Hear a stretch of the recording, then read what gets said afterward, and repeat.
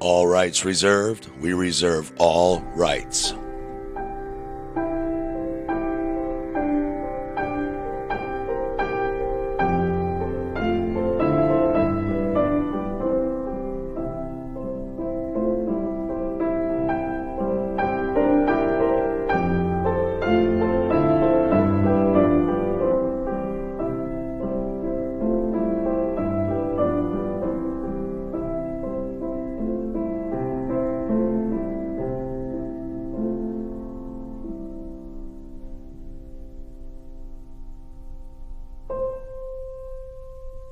A Farewell to Virology Expert Edition was published by Dr. Mark Bailey in 2022.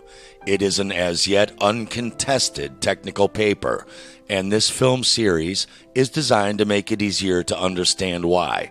The full 29,000-word essay can be downloaded for free at drsambailey.com. Virology invented the fictional theoretical virus model, but has consistently failed to fulfill its own requirements to prove their existence. It is claimed that viruses cause disease after transmitting between hosts such as humans, and yet, outside of cartoons, computer models, and Hollywood movies, the scientific evidence for these claims is missing. One of virology's greatest failures has been the inability to obtain any viral particles directly from the tissues or fluids of organisms like humans said to have viral diseases. In order to obfuscate this state of affairs, virologists have resorted to creating their own pseudo-scientific methods to replace the long-standing scientific method, like rigorous control experiments, to try and disprove their original hypothesis. But virologists have also nefariously changed the dictionary meaning of words in order to mislead the public and support their anti-scientific practices. For instance, to isolate means to cause to be alone or apart from everything else. Yet virologists have never isolated this extracellular vesicle particle alone and apart from the thousands of other particles found in human tissue, fluids, and their petri dish and test tubes full of monkey kidney and fetal bovine calf tissue, to genetically characterize it and prove it even is a virus particle, and not just the usual, normal, regular dead cell tissue debris breakdown particles from dying, rotting cells in their petri dishes. You must isolate that particle, alone and apart, from all of that other stuff to prove it is a virus and not just cellular debris garbage. What do we mean by virus isolation or virus purification? These are jargon words in virology, and they're not very precise. They mean different things to different people. No, it specifically means to remove that particle alone and apart from all of the other identical cellular garbage decay and genetically and chemically characterize it to prove it is a unique thing called a virus and not just more cellular garbage. Isolation, what was it? Isolation and purification. Of the virus? Yes. Well, you isolate a virus by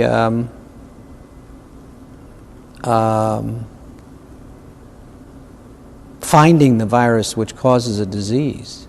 And you purify a virus by making just by purifying it so you get a pure virus. Okay. I don't understand what the issue. They interchanged the two, and I wasn't sure I see. If it was the same thing or if it was two totally different. No, it depends on how they use it. Okay. Can you explain the process of HIV isolation? Well, didn't Dr. Gallo do that? I mean, he actually isolated it. So, Yeah. I mean, why should I do all of this? This is all textbook stuff you're asking me. I'm not quite sure what's behind your question about isolation. I don't want to be your textbook. You know? I got other things to do. A viral particle must fulfill defined physical and biological properties. including being a replication-competent intracellular parasite, meaning it results in identical copies of itself inside a host organism, and also capable of causing disease in a host, such as a human. However, viruses such as SARS-CoV-2 are nothing more than phantom constructs, existing only in imaginations and computer simulations. In this paradigm, cases of invented diseases like COVID-19 are nothing more than the detection of selected, tiny common genetic sequences and proteins purported, or rather pretended, to be viral. The existence of an actual virus is not required in this fallacy loop of circular reasoning, and thus, entire fictional pandemics can be built upon fictional digital creations and then falsely sustained through meaningless in vitro test tube molecular reactions. In Part 1, we'll outline some of the history of virology and its blatant pseudoscience-like failure to follow the scientific method. In Part 2, we'll examine the fraud and deception used to propagate the COVID-19 pandemic. Finally, in Part 3, we'll analyze how health institutions, mainstream media, and governments maintain the virus illusion in tandem through information control and carefully crafted narratives that parrot virology's baseless claims.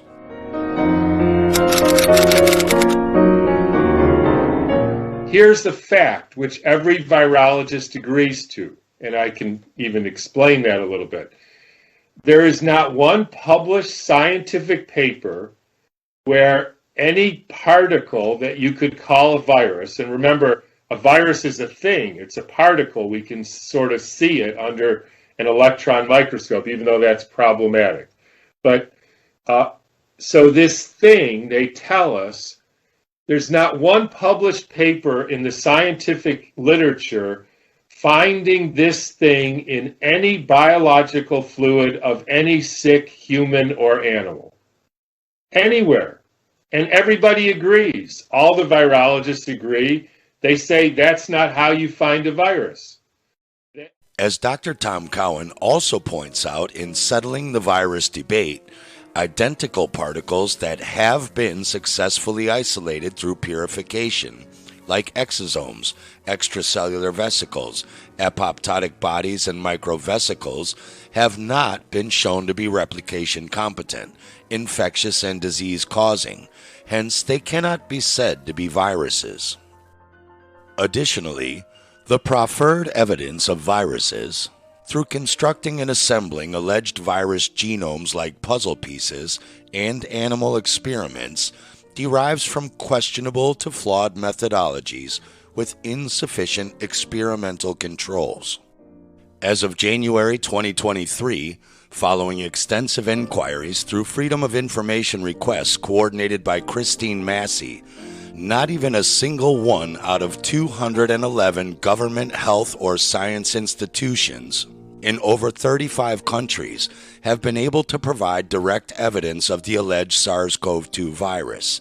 The institutions were asked to produce any documents demonstrating the purification of SARS-CoV-2 said to have caused disease in humans via maceration of the fluid from a human said to be sick with a virus, the filtration of that fluid, and finally the use of an ultracentrifuge to find that virus, also referred to at times by some people as isolation.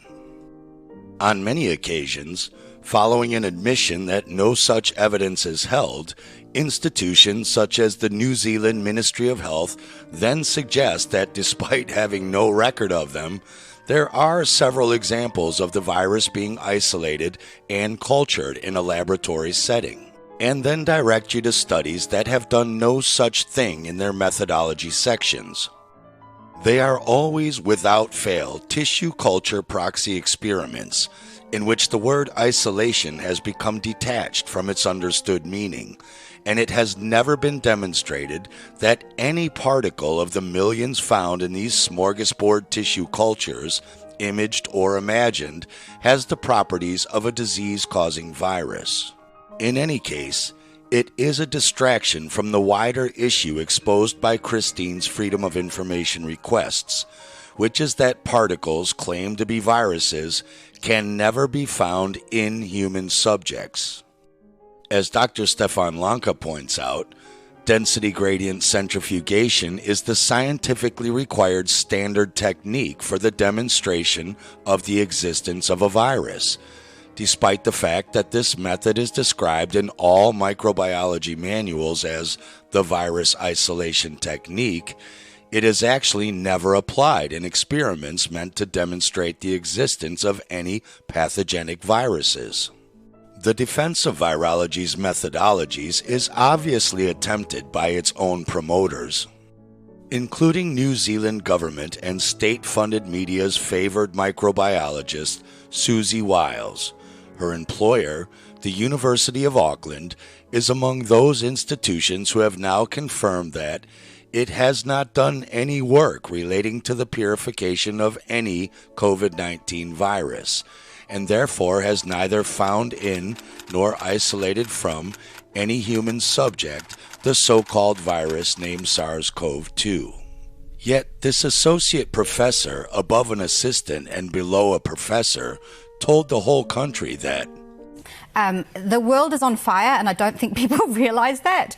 So we just need to, what our government is doing is it's listening to the experts and it's trying to keep us safe. And so we might actually get off this relatively unscathed if we all behave as they're asking us to behave. Yes. And we might end up having to put some more strict measures in the months or so to come. She was then ordained New Zealander of the Year in 2021 for helping millions globally see past the fear and complexities of the pandemic. The world is on fire, and I don't think people realize that.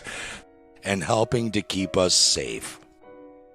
In her November 2020 article, Koch's Postulates, COVID, and Misinformation Rabbit Holes, Wiles alleged that the people like Christine Massey asking for evidence of the existence of SARS-CoV-2 virus responsible for COVID-19 are specifically wording their request to rule out obtaining any evidence that the virus exists.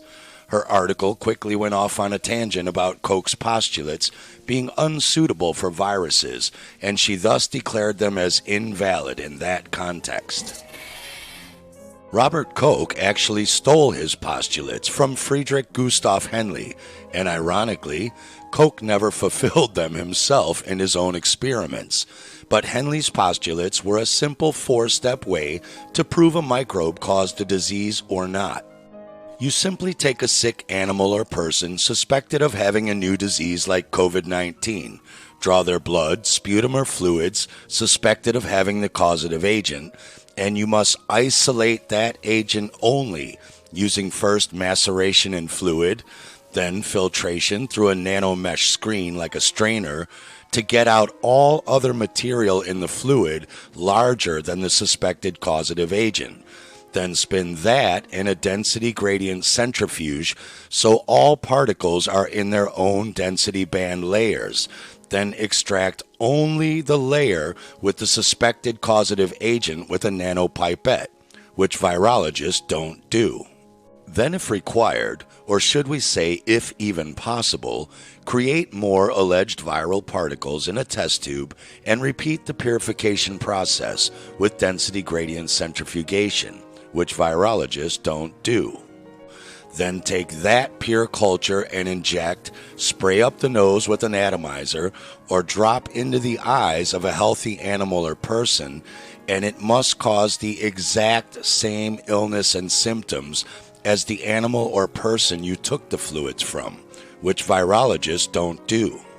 Then you have to draw fluids from that animal and repeat the exact same procedures from the first two steps to see if the suspected causative agent is now in that person's fluid as well, proving transmission, which virologists can't do without cheating steps 1 through 3.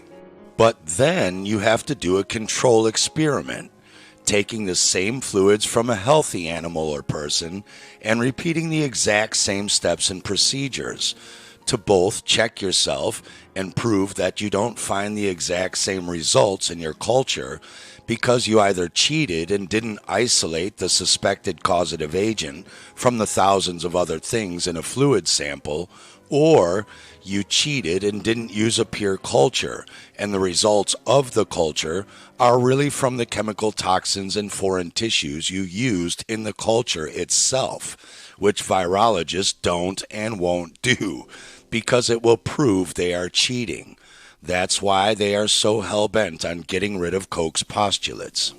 It is strange that nowhere in her article did our associate professor Susie Wiles ever mention Rivers' postulates, which were purposely modified from Koch's postulates to include theoretical viruses, since Koch's were created for bacteria. It was even made much easier, because Rivers allowed for cultivation in unpure cultures in host cells, like monkey kidney tissue, dog epithelial cells, and even human lung cancer cells, plus toxic chemicals and antibiotics. Plus, injecting that rotting cell culture into an animal only had to produce a comparable disease and not the exact same symptoms or disease. But it is not clear on the meaning of comparable. And I want to poll the audience. If you could just shout out, what are the symptoms of COVID-19? What? Fever. Cough. Shortness of breath. Good. Fever, cough, and difficulty breathing, right? So what symptoms did they actually have? Weight loss and slightly bristled fur. Anyone hear news reports of bristled fur in COVID patients? Weight loss also not a symptom of COVID-19 that's reported. It's a very non-specific symptom. So once again, the experiment fails on this count, that this is not the same symptoms as the disease in question. Perhaps Wiles didn't mention Rivers' postulates because she would have to admit that these postulates have never been fulfilled either, and that virologists have spent much of the 20th century trying to identify viruses directly from sick humans without any success. Awkwardly for Wiles, the World Health Organization stated back in 2003 that with regard to SARS-CoV-1, conclusive identification of a causative agent must meet all criteria in the so-called Koch's postulate. The additional experiments needed to fulfill these criteria for SARS-CoV-1 are currently underway at a laboratory in the Netherlands. The World Health Organization removed that article from their website in 2021, obviously because those experiments failed and people were asking questions about SARS-CoV-2. Luckily, we have the Internet Archive.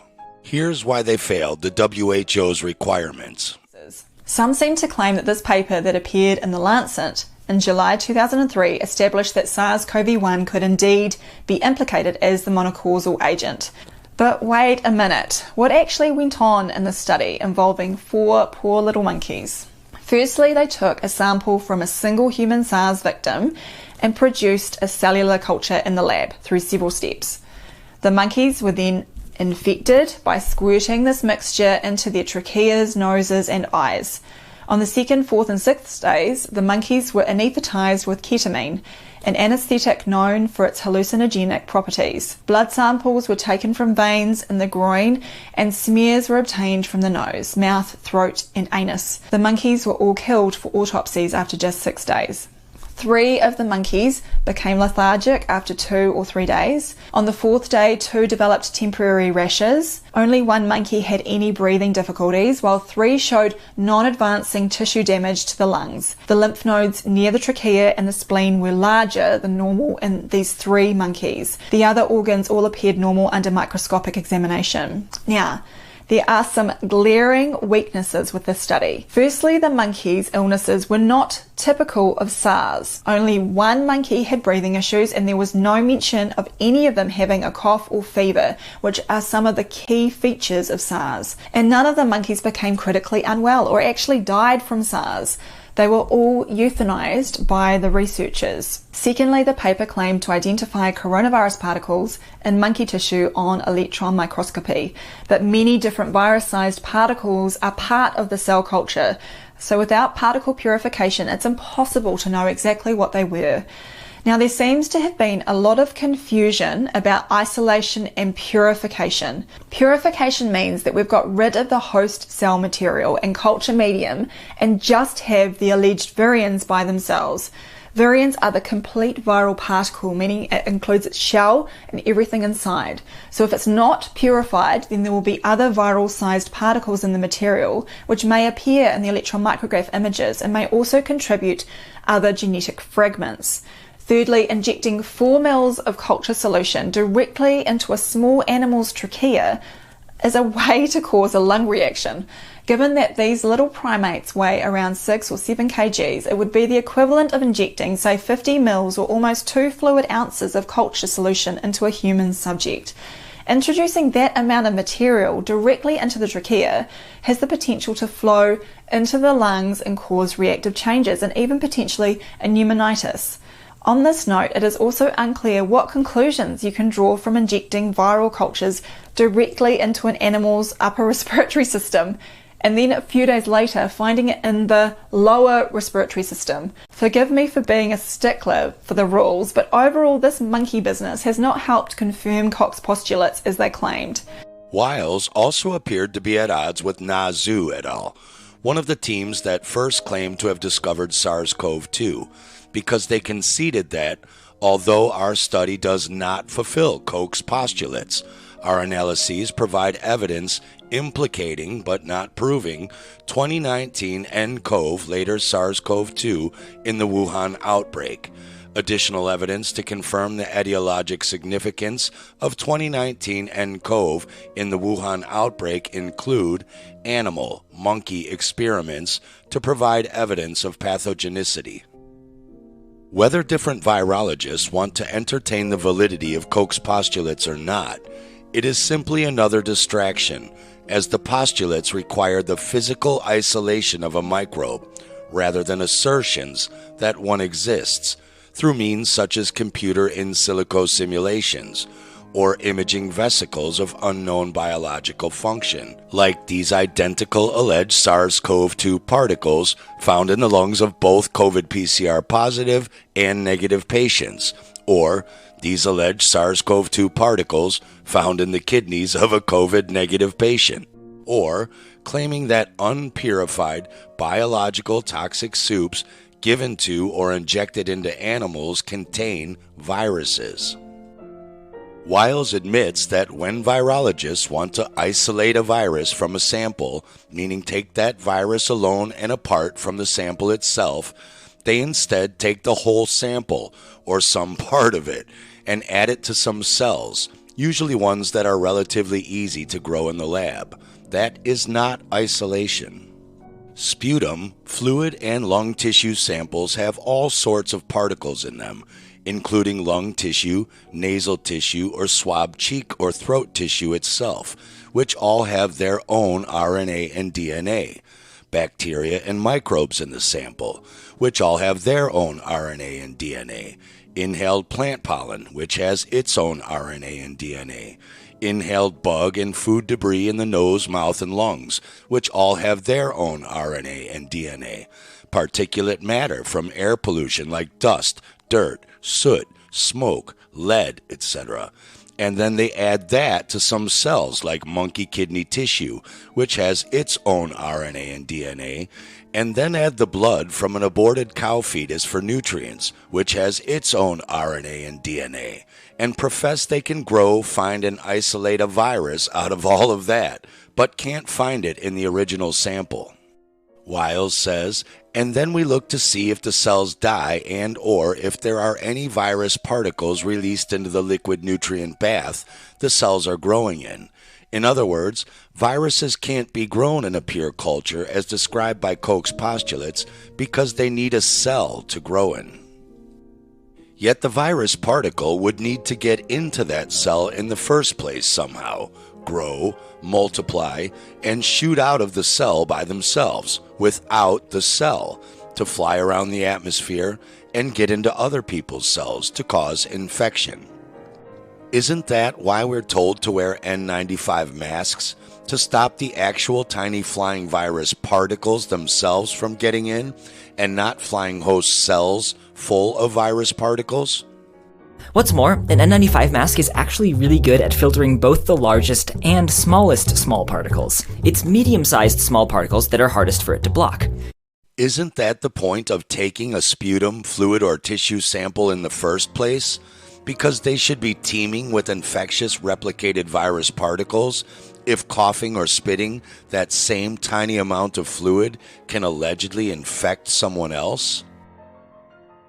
Despite never isolating one to check, virologists postulate that virus particles are protein and lipid shells around a capsid containing DNA or RNA, and anywhere from 50 to 140 nanometers in diameter. What biologists call exosomes, or extracellular vesicles, for example, are also claimed to be a protein shell around messenger RNA and are also 30 to 150 nanometers in diameter, exactly the same as alleged viruses. And Wiles admits, yes, exosomes, more commonly referred to as vesicles, are small particles that can be separated from samples by centrifugation. But the important distinction here is that they are bits of our cells that bud off and generally require huge volumes of material to isolate them from. The same process just can't be applied to a small sample of cells from someone's nasal swab. Yet, molecular chemists find and isolate molecules smaller than just 1 nanometer, much smaller than 150 nanometer exosome vesicles or alleged virus particles every single day without problem, and do all sorts of things with them. And IBM unveiled in 2021 the world's first 2 nanometer chip technology with 2 nanometer nanosheets, which they are easily able to manufacture, find, isolate, and even attach to other nanostrips that are only 12 to 44 nanometers wide and only 75 nanometers long, which they can clearly manufacture, find, and isolate in order to attach the smaller 2 nanometer nanosheets onto them. Yet, virologists can't find this in a large sputum sample? Wiles admitted it can be done for same-sized exosomes and vesicles with a large enough sample, but then a virologist 20 times her senior said this. We asked a guy who was 20 years, senior virologist at Wuhan Institute of Virology, 20 years head of Yale Virology Laboratory. Can you find SARS-CoV-2 in any fluid of any person you say has COVID? He said no. Why not? Because there's not enough virus to find. Okay, we asked him, what about if you put 10 people with supposed COVID and you mix their bronchial fluid together? Is there enough? No. 100 people? No. 1,000 people? No, not enough to see. 10,000 people, you mix their fluid together. Would you then have enough virus to see? And he said no, and then he wouldn't answer anymore. Yet this minuscule amount of fluid is supposed to contain enough virus particles to make a person dangerously sick from up to 6 feet away? As Dr. Bailey points out, it is unclear if Susie Wiles is implying that isolating a virus is established by taking the entire cocktail sputum soup of various materials from a sick person, or just some part of that sputum soup, or adding either of those to foreign tissues and fluids in a test tube that have nothing to do with that sick person, or is it just seeing some foreign tissue die in a nutrient-starved and poisoned test tube? Or is it the release of the dead tissue debris claimed to be virus particles in that test tube or tissue culture, or all or some combination of these elements? In fact, nothing Susie Wiles describes even requires the existence of viruses, as Dr. Stefan Lanka's control experiments finally proved, repeating their same foreign tissue culture procedures and getting the exact same cytopathic results with no added sputum sample at all. It is all a game of deception, whether realized or not, and it is time we all see through how it is being played against us. The claims that SARS-CoV-2 has been shown to exist through this methodology are all scientifically invalid, as none of the experiments were performed with valid scientific controls. Virologists are supposed to be studying alleged viruses that spread between, attack, affect, and harm human tissues, not monkeys. So why are they using green monkey kidney tissue in these cell cultures? In fact, the issue extends beyond just SARS-CoV-2. With the exception of bacteriophages, which are very real and not viruses, every virus asserted to exist relies on similar pseudoscience. The history of virology reveals that the types of cells eventually selected for these experiments have been those that have a propensity to break down with the claim of virus-induced cytopathic effects or cell destruction. For example, Vero E6 monkey cells from the kidneys of African green monkeys have long been favored by virologists, supposedly due to their suitability to host many viruses, but suspiciously also because the aneuploid kidney line with an irregular number of chromosomes is more susceptible to toxic insults from the additional ingredients they add, such as the kidney nephrotoxic antibiotics and antifungals added to their culture mix. So this is how they do the procedure, very different from what I described. They call this virus isolation. It's really a tissue culture experiment. And they take the fluid from the sick person that they suspect has a viral disease. They filter it very coarsely. Sometimes they do a basic centrifugation. This is not purification. It's just to remove debris that forms a pellet, but it doesn't even remove all of the cells. And then they do a tissue culture, but they vary the conditions of the cells. They usually use foreign cells, like monkey kidney cells. They may use other foreign cells. Occasionally, they use human cells. They also use fetal cells on occasion. But they don't continue the normal culture conditions. Instead, they reduce the nutrition to 10%, generally speaking, sometimes lower of the normal amount. Then they use a modified nutrition, which has is less nutrient dense. And then what they do is they add fetal calf serum, and that, because it's from a fetal animal, it has some factors in there that improve the survival of the cells in the culture and also is a source of protein nutrition. But of course, it's a foreign material, blood product. So if there are such a thing as viral particles, it would certainly be a source of contamination. It's also been shown in the literature to be a source of contamination for any downstream genetic testing. So if they were to do a PCR test, for example, on the culture fluid, the results would be contaminated by the fetal bovine or fetal calf serum. There are papers that looked at that that basically say that the genetic testing would be worthless if you add this constituent. Then they add the antibiotics, and they do these at higher than normal concentrations, usually 2 or 3 times the normal concentration. They often pick antibiotics with nephrotoxicity like gentamicin, aminoglycosides, amphotericin, and streptomycin when they're using kidney cells. And under these conditions, they observe the culture and they find what they call cytopathic effects. As you can see, there is some changes in the morphology. There are these plaques that form, and this is a sign of, the cells are in the dying process. And this is what's put forth as the proof that there was a virus way back in the original sample of the lung fluid, even though it's not known what else was in that lung fluid. They sometimes do some molecular testing to rule out certain known bacteria and viruses, but there are flaws because many of those tests are not validated. But they really don't do a compositional analysis and say what's everything that's in there. And of course, there's no control experiment. So it's really erroneous to interpret it this way. So back to the issue of control experiments. Were any control experiments ever performed?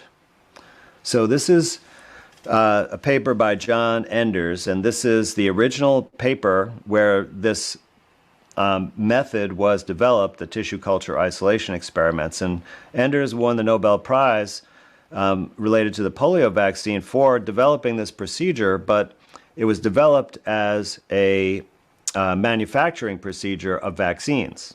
So they used to think you could only, quote unquote, culture viruses using the type of cells that it infects. So for polio, using spinal cord or nerve cells. As some of you may know, those are very difficult to culture in a laboratory. So he had the idea to use some kind of fetal cells, which were much easier to grow. They're, practically immortal in the laboratory. And he mixed in, the toxic ground up spinal cord from people who died of polio in with the fetal cell culture, and was able to use that to manufacture the polio vaccine. And I think he helped either Salk or Sabin, I don't remember for sure. But nonetheless, in this paper, which is about measles, he used the same procedure with a different cell line, but it wasn't necessarily for the purpose of manufacturing a vaccine. In this case, or at least it wasn't published, it was for investigation. They talked about propagation in the tissue cultures. But in this experiment where they did, essentially what I just described, except they added a few other things like milk to the sample, they did the procedure without a source of measles and got the same exact results, the cytopathic effects. And they, wrote in here that could either be from another virus from the kidney cells, unknown, of course, always blame a virus, or it could be from unknown factors, right? But never considered that it was the tissue culture conditions themselves that could have been the cause, even though that is the purpose of doing a control experiment. And in the conclusion of this paper, by the way, it doesn't say that it proves the existence of a virus, the cytopathic effects. And it also says specifically that what they found in vitro does not necessarily correlate with anything that happens in the patient with measles. It was only after this publication and after the Nobel Prize was awarded that virologists began adapting this procedure suddenly to prove the existence of viruses rather than to study viruses or manufacture vaccines. In plain English, alleged viruses should break down the cells from healthy human adults in a test tube as well. But since their experiments failed to do any such thing, they switched to more susceptible, chromosome unstable kidney tissue from green monkeys, or alveolar A549 cells from human lung cells sick and dying with cancer, already breaking down naturally by cytopathic effect instead. Dr. Charles Dauger, the electron microscopist for Dr. Luc Montagnier, credited for discovering the alleged HIV virus particle, said, quote, "We have never seen HIV virus particles in the purified virus gradient. What we have seen all the time was cellular debris, or the aftermath of already broken down cells, not HIV virus particles." It doesn't matter how cellular tissue dies, whether you starve and poison it via necrosis, or it dies naturally from apoptosis, or you just squish it to death between two glass plates like this. When you look at the aftermath under an electron microscope, you get this dead cellular debris that looks like what are alleged to be virus particles.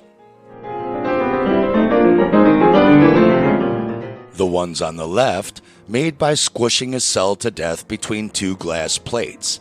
The ones on the right, made by virologists starving and poisoning a cell to death in a test tube or petri dish, and then poisoning and destroying it even further to view under an electron microscope.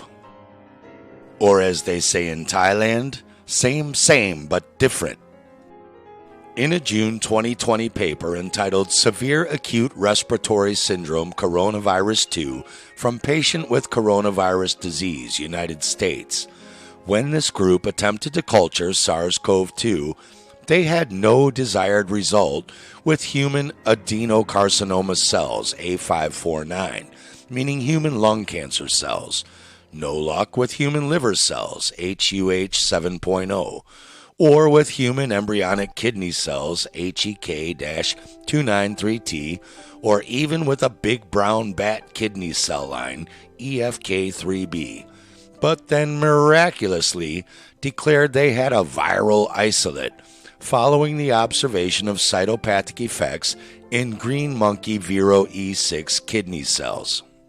They admitted from the wells in which cytopathic effect, meaning the killing, breakdown, and deterioration of cells into small particles, were observed, meaning after adding the exact same lung sputum sample from a single patient alleged to have SARS-CoV-2 to 5 different types of cell tissue lines, then starving and poisoning those tissues, they still only found that procedure only killed the cells of green monkey kidney tissue and not the rest. Hey, 1 out of 5 ain't bad. Of course, if you only had a 1 out of 5 chance of your parachute opening, would you trust the parachute science enough to jump out of an airplane? As is typical, there seemed to be no sense of irony for them that the purported human respiratory virus cannot be shown to infect the relevant cell type, let alone the relevant human species, and their experiments were once again invalidated by the absence of appropriate control cultures. Why not at least use African green monkey lung cells instead of kidney cells, if this is an alleged respiratory virus and not a kidney virus? And if you're not an African green monkey yourself, and even their own experiments can't break down decrepit alveolar A549 human lung cells already dying of cancer in a test tube, why would you believe your own healthy lung cells in your own nutrient-dense body would be more susceptible to such an alleged but unproven theoretical virus? Nonsense. And since they refuse to scientifically control their own cell culture experiments and debunk themselves, they instead control our societal culture itself by changing the societally agreed language definition of the word isolation to propagate their germ theory fraud. And that's why isolation matters. A further and major embarrassment for virology is that alleged viral particles that have been successfully purified after an unpurified cell culture beginning have not been shown to be replication competent, meaning able to multiply in a new host cell, or disease-causing by themselves.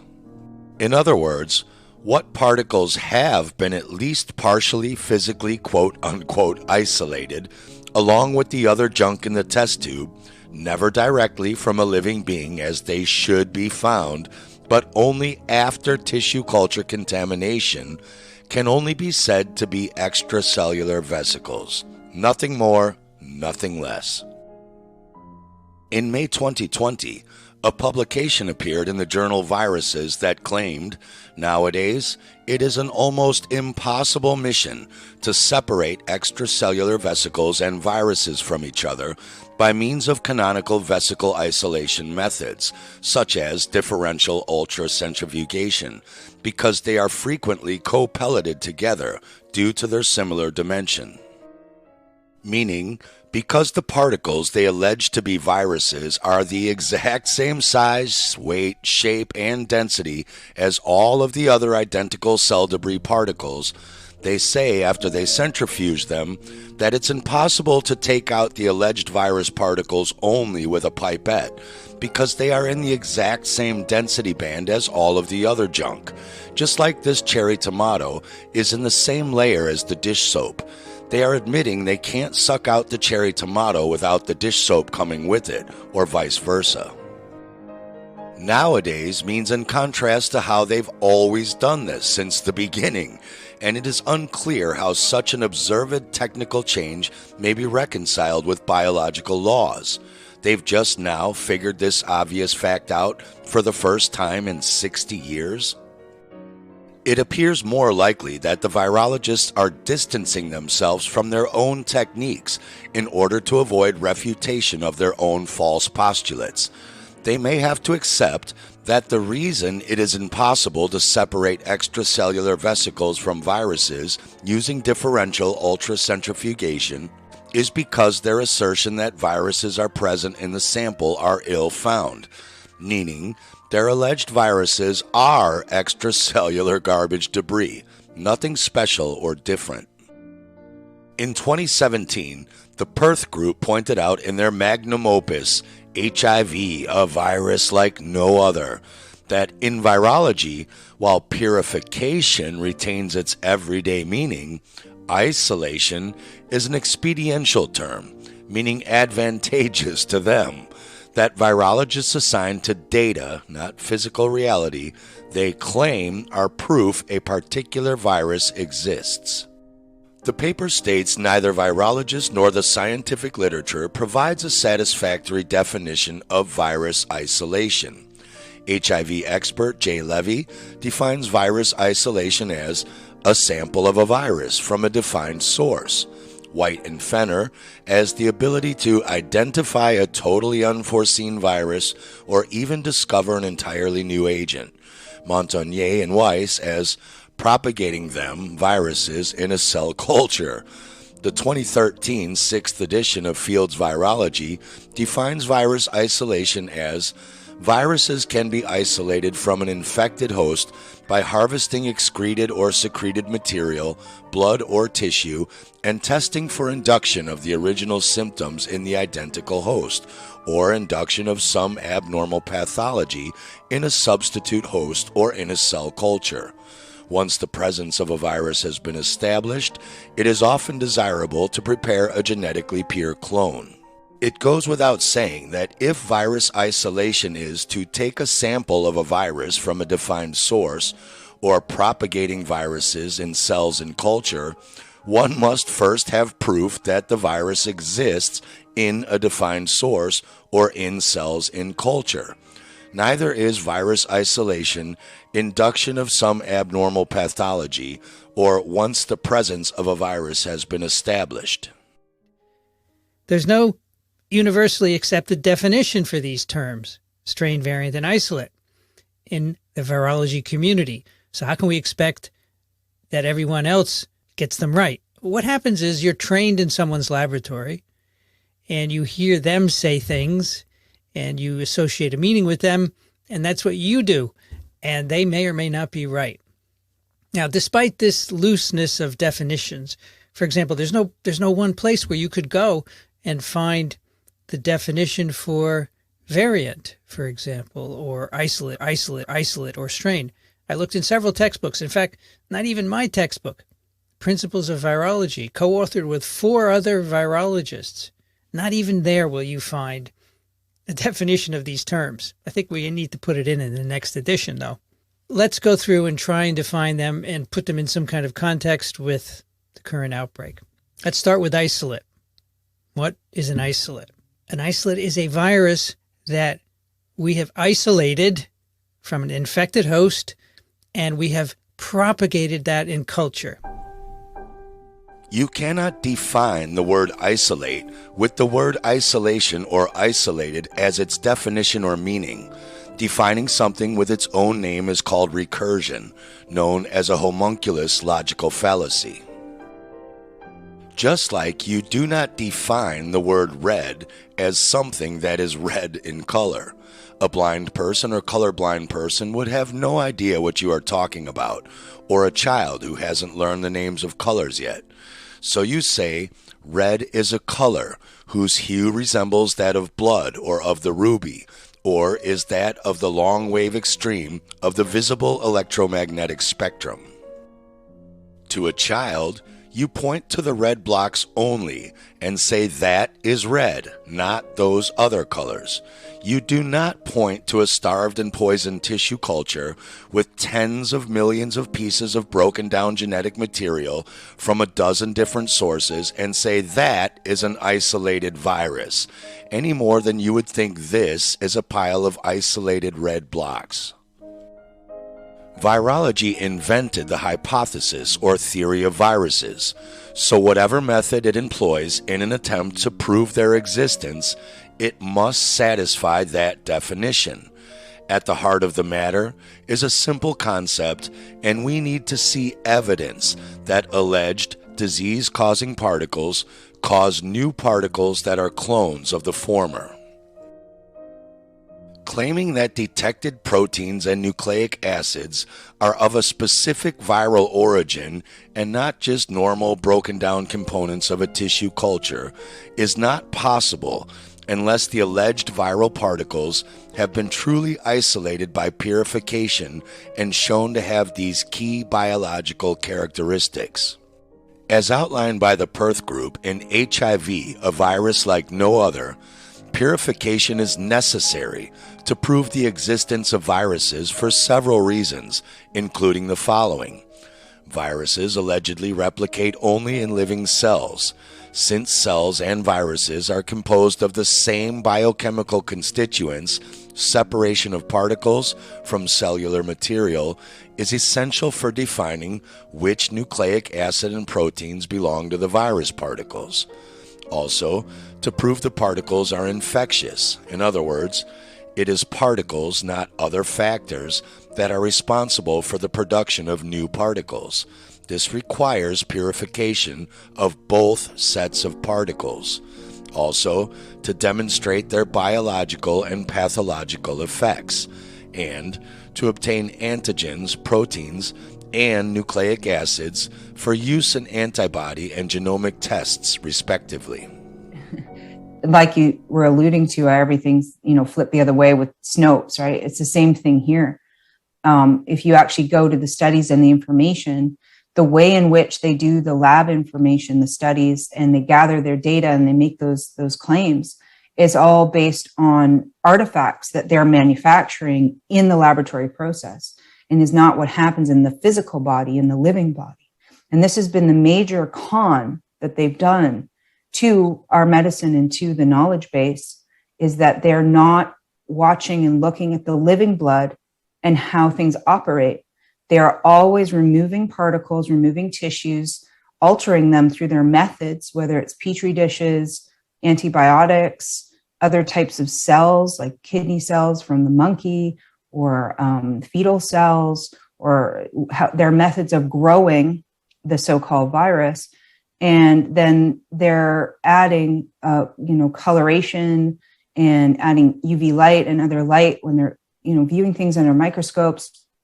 And they're actually manufacturing an illusion with artifact production. And now they're taking artifacts and trying to study them further and make claims about them.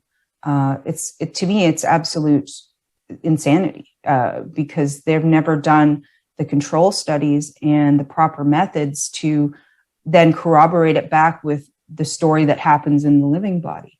They're assuming that what happens in the petri dish or under the microscope is what happens inside of us. That is a huge glaring error of science. It's not scientific method structured. and it's not validated. They don't ever validate those things. You've probably heard the term virion, meaning a theoretical complete viral particle consisting of RNA or DNA surrounded by a protein shell and constituting the infective form of a virus, though no proof of one exists other than a wild guess as to what these destroyed tissue culture particle images may possibly be made of or possibly do. They theorize them to be possibly like this, just like a pink-horned unicorn horse theoretically might look something like this, or maybe even something like this. Although less common, virologists will sometimes obfuscate the meaning of purification as well. Purification means the removal of contaminants from something, meaning getting rid of everything else in the tissue culture and leaving only the alleged virus particles, or the process of extracting something from a substance, meaning taking out the alleged virus particles only and leaving all the other tissue culture garbage there. On May 23, 2022, Belgian professor of virology Mark van Ranst claimed that with regards to SARS-CoV-2, in another article, they have further purified the virus by ultracentrifugation in beta-cyclodextrin. Van Ranst was referring to a 2008 paper that described large-scale preparation of UV inactivated SARS coronavirus virions, which related to the purported SARS-CoV-1 virus. However, this paper simply outlines a protocol claiming to purify virions, and there is no part of the paper that demonstrated the existence of any replication-competent particle. All that was shown were some low-quality images purporting to show infected Viro E6 cells.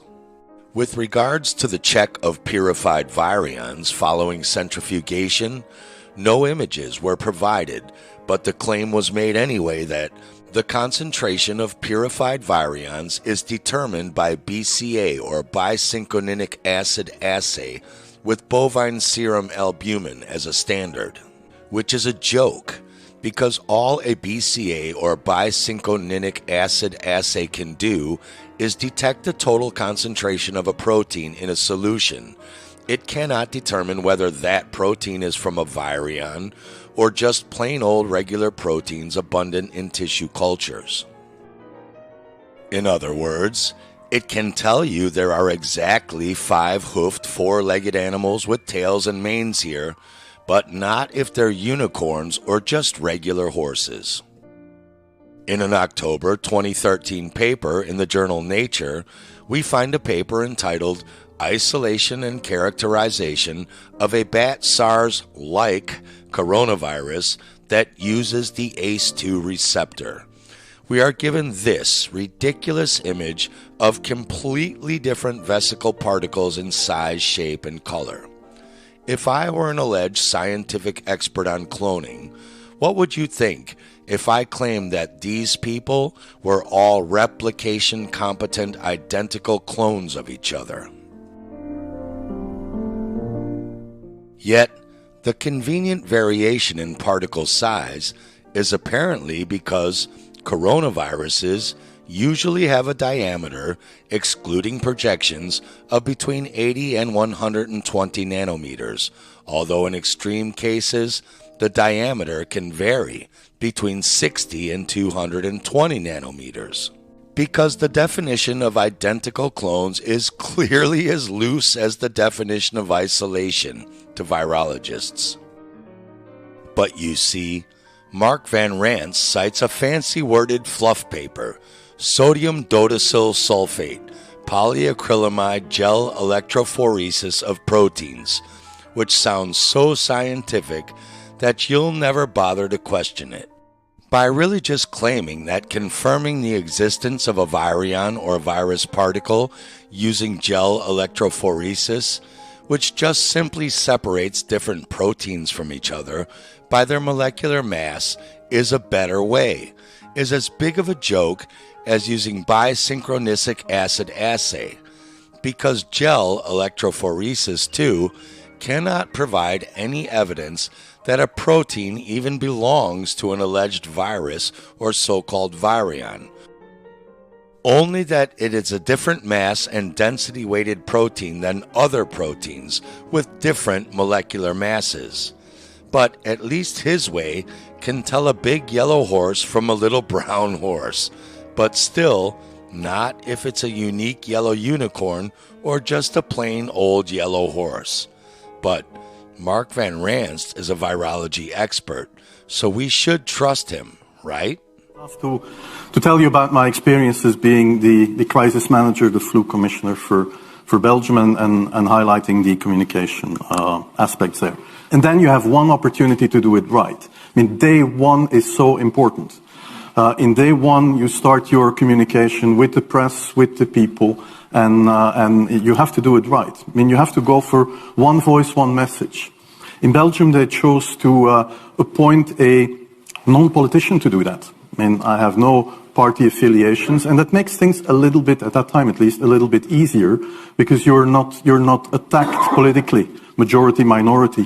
That doesn't come into play, and that was a huge advantage. The second advantage is that you can play in Brussels the complete naive guy and get a lot more done than you would otherwise be able to do. You have to be omnipresent that first day or the first days, so that you attract the media attention. You make an agreement with them that you will tell them all, and if they call, you will pick up the phone. When you do that, then you can profit from these early days to get complete carpet coverage of the field, and they're not going to search for alternative voices there. And if you do that, that makes things a lot easier. And then you have to say, okay, well, we will have H1N1 deaths. Of course, that would be unavoidable. I used there Sir Donaldson's quote, where he said that in the UK, by the peak of the epidemic, 40 people would die per day at the end of the summer.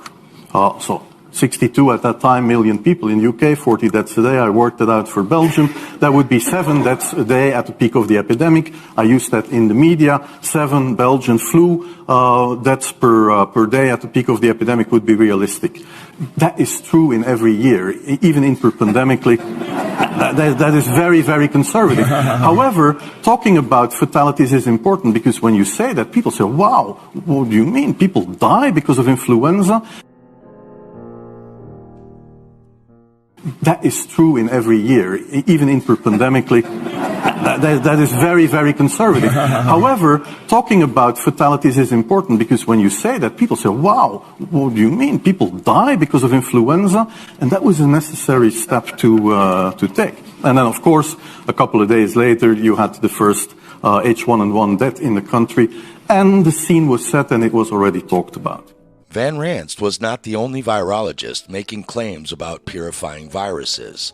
In response to an email inquiry, Dr. Marissa Grossages from the Robert Koch Institute responded that we purified SARS particles by density gradient. However, just, meaning only, from the cell culture-derived virus, as you wrote. The challenge with purifying SARS from patient samples is that you won't get a visible band. Meaning, according to her, if you take the sputum from a person who is allegedly sick from millions or billions of SARS replicating viruses in their lungs, and hence in their lung sputum, and centrifuge that, they can't find a density band consisting of any of these alleged SARS virions anywhere in the test tube. But they can magically find particles they claim to be SARS virions after their tissue cultures are starved and poisoned and break down into a million pieces. Or should we say, rather, conveniently find them.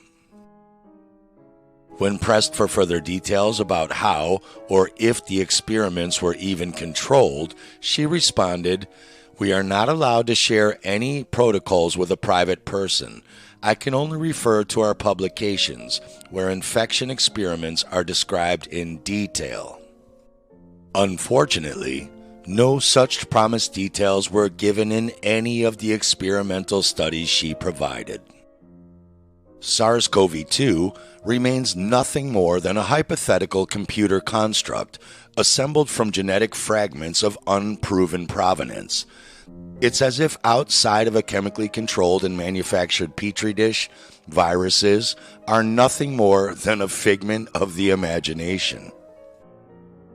As Mark Bailey points out, there has never been a physically isolated, i.e. purified particle shown to be responsible for the production of identical particles or a particle shown to be the cause of pathological effects in any human or in an experimental animal model.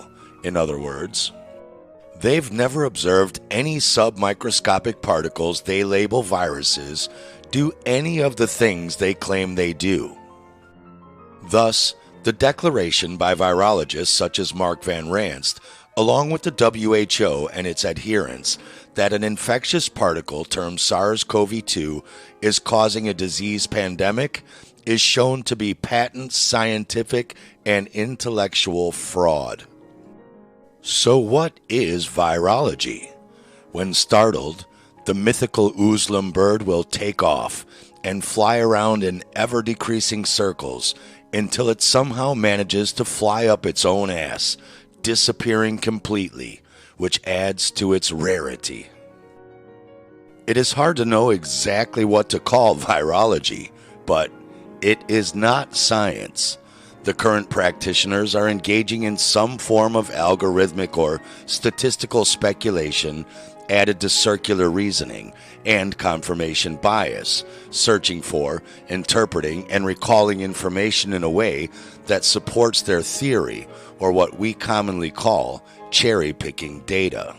With a complete absence of what should be the corresponding process of refutation that lies at the heart of the scientific method, i.e., trying to debunk their own theory with valid control experiments in the lab and actual observations of isolated particles causing contagion and illness in the real world, not just cartoons and Hollywood movies. While the abandonment of the scientific method may be accidental or unnoticed by lower-level virologists and lab technicians, there are almost certainly conspiratorial motivations at higher levels of the globalist hierarchy. For example, the WHO, the Center for Disease Control, and the United Kingdom's Health Security Agency are all parties to virology's deceptive practices. However, the anti-scientific practices are also replicated in most other countries, whether this relates to claims of virus isolation and the wholesale misapplication of the polymerase chain reaction, or PCR test, for clinical diagnostics, or a failure to disclose the crucial control details involved in virus culture and genome creation.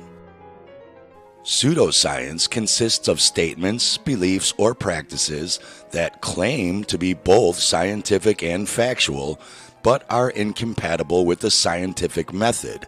In other words, pseudoscience cannot be proven, tested, or repeated. It's just a baseless theory, like the pseudoscience germ theory of disease.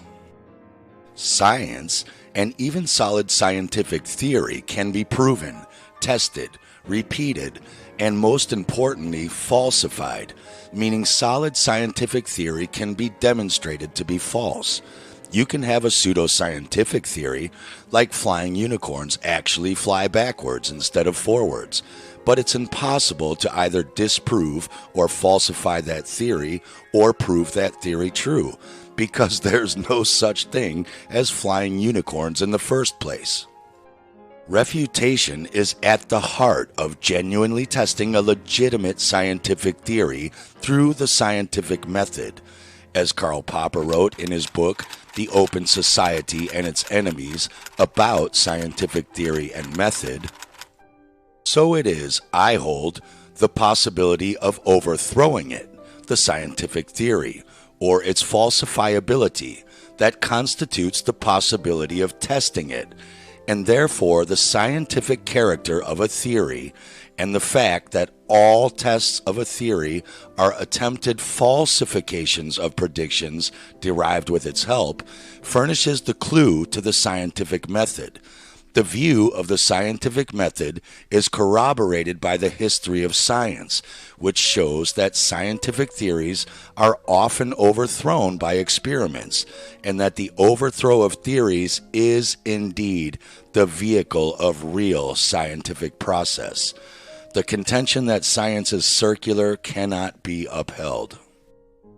But for science to be true and not just pseudoscience, it must be logical and reasonable. Yet circular reasoning is a logical fallacy, meaning illogical and unreasonable, in which the reasoner begins with what they are trying to end with. The components of a circular argument often seem logically valid, which is why the pseudo-virologists use circular reasoning, because if the premises are true, the conclusion must be true. But a premise simply means an assumption or theory. As Karl Popper said, your control experiments are there to try and debunk your own premise, assumption, theory. Real science does not fix and rig experiments through dodgy, unscientific methods to make their baseless claims appear to be true, and then not bother to run any control experiments to debunk or falsify their own premise. But I'll tell you who does do that: con men. This woman is sick with flu symptoms. I wonder if there are submicroscopic particles called viruses inside of her causing these symptoms. Virologists will tell us. Step 1. Collect her lung sputum containing the virus particles. That is circular reasoning. You are supposed to try and disprove through falsification experiments your premise that those particles are even there in the first place, not baselessly assume for no reason whatsoever other than your virology school-taught belief that they are there before you even start. Circular reasoning is illogical, unreasonable, and thus unscientific. Dr. Bailey was correct when he stated, "It is thus a reasonable question to ask. Has virology ever been a scientific pursuit?"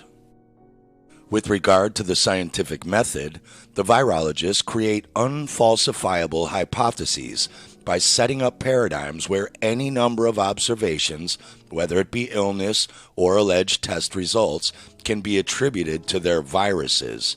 The observations are passed off as proof of virus existence in the manner of a circular loop of reasoning that no longer requires the demonstrable existence of a virus. Any claims of reproducibility, for example, in the form of a PCR process or purported viral genome, are simply more circuits of the same loop. Historically, virology has been characterized by a lack of valid control experiments, and none of its foundational claims have been established through proper exercise of the scientific method. Again, falsifiability. They should take sputum from a completely healthy person and assume there is no virus. At least make sure that person tests virus negative with the PCR test, even though it doesn't matter. Then poison and starve that healthy sputum on the exact same cell culture using the exact same chemicals for the exact same period of time. Let it all break down into 56 million tiny genetic fragments, and then tell their computer to arrange those fragments like a puzzle until they match the fictional computer in silico genome for that alleged virus. If they can do that, which virologist Dr. Stefan Lanka did successfully do himself, it proves it is their procedure causing the cytopathic effect breakdown of tissue in their culture and not an alleged virus. The first alleged virus to be discovered was the tobacco mosaic virus, which looks remarkably just like rotting lettuce in your cold fridge. And one of the proofs for this is said to be contained in Dmitry Ivanovsky's 1903 treatise about the mosaic disease of the tobacco plant. However, it is patently clear that Ivanovsky's described experiments lack any valid control comparisons and were thus, surprise, surprise, unscientific and inconclusive. Here we've got the conflation of sick plants with a virus, where, we're jumping from A to Z here without any of the proof that's required in the middle. So one thing, we got sick of hearing this too, that Ivanovsky is the father of modern virology, and he's got this great paper, late 1800s, 1900, we're talking now, and that this proves that this was the first ever documentation of a virus. But if you read that paper, Ivanovsky doesn't claim that he's found a virus in the modern conception, and I think that's where the public get confused, and even people who are doctors and scientists in the system get confused as well, because they don't actually read the source material. Ivanovsky simply observed that some plants got sick and others didn't. He even notes that it seems to be related to where they're planted, i.e. the terrain, the environment. And we all know that you can't plant lemon trees in Greenland. We don't say that, goodness. We don't say every single citrus tree we've planted in Greenland has come down with some sort of virus, because it just won't take, So if you actually read Ivanovsky's paper, he talks about this contagious fluid that he's run through filters. But again, the methodologies he used were insufficient, because he's simply taking material from one sick plant and injecting it into a healthy one and watching it get sick and saying, well, there must be some sort of agent, transmissible agent. And yes, there is an agent, but it's not contagious or transmissible, because grounding it up and injecting it into another plant doesn't replicate what happens in nature. So Ivanovsky, there's nothing there. And it's clear, he even says in those experiments that he planted a sick plant, which was alleged to have the tobacco mosaic virus, but we should just say it's got tobacco mosaic disease is more accurate. And he planted healthy plants right next to it, like, within centimeters. And hey presto, that plant didn't get sick. Yeah, so where's the virus? Yeah, his own experiments basically document that it didn't transmit, and unless he did these abnormal kind of grind up and inject methods, which went completely out of control. It is tempting to forgive the early pioneers of virology that their uncontrolled and unscientific methodologies were simply typical practices for that era. However, germ theory critic Claude Bernard offered the following insight into the importance of control experiments when adhering to the scientific method decades earlier in 1865.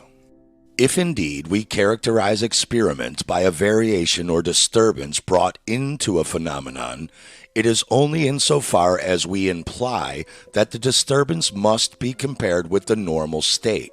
As experiments indeed are only judgments, they necessarily require comparison between two things, and the intentional or active element in an experiment is really the comparison which the mind intends to make. Bernard was advising the need to have a valid control or some suitable comparison to ensure it was only the new experimental element that was causing an outcome. In plain English, if you suspect a dress makes you look a bit fat, you need to try on a bunch of other dresses to see if you look skinny in those, to make sure it's not just the fat underneath the dress that makes you look fat. It is possible Bernard was the only scientist of his time in virology's pursuit of invisible enemies who actually understood the scientific method, but not probable. Moving forward to another early claimed virus discovery, the textbook Retroviruses informs us that, in 1911, Peyton Rouse at the Rockefeller Institute in New York reported the cell-free transmission of a sarcoma, meaning a tumor arising from the connective tissue, in chickens. The virus, isolated by Rouse, bears the name of its discoverer, Rouse sarcoma virus. However, a review of Rouse's paper, A Sarcoma of the Fowl, transmissible by an agent separable from the tumor cells, reveals that he did not claim to isolate anything, let alone anything that met the definition of a virus. His methodology involved grinding up chicken tumor material, filtering it, and injecting it directly into other chickens, with the observation that some of them would also develop tumors. He reported that the control experiments consisted of injecting unfiltered tumor material into chickens, which tended to result in much larger tumors. Rouse postulated, meaning took a wild guess, at the presence of a causative ultramicroscopic organism, but conceded that an agency of another sort is not out of the question. Indeed, the experiment failed to provide any evidence of an infectious and replicating particle. It simply showed that diseased tissue introduced by an unnatural and invasive route into another animal could cause it to exhibit a similar disease process. Would you be shocked if someone ground up this rotting sarcoma tumor, injected it into your connective tissue, and you developed a tumor at the injection site? Would you say you caught a sarcoma virus there? This debunks William Guy's 1925 work, because finding a tumor is not proof that a virus caused the tumor. It simply demonstrated tumor formation following injection of diseased tissue. Further, it was determined in 1927 that sarcoma of the fowl could be induced by the injection of dilute arsenious acid in foreign embryonic pulp. The carcinogenic effects were also replicated following the equivalent bacteriological filtration that Roos performed, and the disease was shown to arise from the foreign tissue, not from the host tissues. Carell's summary stated, "We have discovered the presence of an important phenomenon, the formation by the tissue under the influence of a nonspecific chemical substance of a principle which resembles a virus, acts in a specific fashion on the cells of a certain type, and reproduces itself indefinitely in the presence of these cells." The viral hypothesis should have been thrown out right there, but instead, half a century later, the establishment kept it alive and rewarded Roos with a Nobel Prize in 1966 for his discovery of tumor-inducing viruses. Then in 1954, when John Enders and Thomas Peebles claimed they had propagated the measles virus in human and monkey kidney cells, no further tolerance should have been extended to virology's unscientific experiments. Enders and Peebles added throat washings and blood to their cell cultures, and on observing cytopathic effects, or the dying and breaking down of cells in their test tubes, concluded that the in vitro or in scientific test tube appearances might be associated with the virus of measles. Might is used to indicate a condition or state contrary to fact, or used to indicate a possibility or probability that is even weaker than may. They did at least warn that cytopathic effects, which superficially resemble those resulting from infection by the measles agents, may possibly be induced by other viral agents present in the monkey kidney tissue itself or by unknown factors, but then went on to inappropriately conclude that this group of agents is composed of representatives of the viral species responsible for measles. They did do one lazy control experiment where they admitted a second agent was obtained from an uninoculated culture of monkey kidney cells, meaning they didn't put any material from a person with measles in there, and that the cytopathic changes it induced in the unstained preparations could not be distinguished with confidence from the viruses isolated from measles. That actually invalidated the evidence for their conclusion, but ideally, several control experiments should have been done, some with no human-derived samples added, some with human-derived samples added but from people who are well, and some with human-derived samples from unwell subjects but said not to have measles clinically or some other alleged viral condition, just sick people. That is how you do real science, and this is how you do not.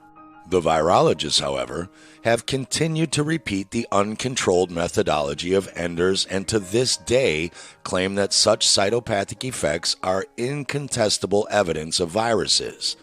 Dr. Stefan Lanka has documented the history of these unscientific practices and in 2021 demonstrated that cytopathic effects could be induced in cell cultures by the laboratory process itself.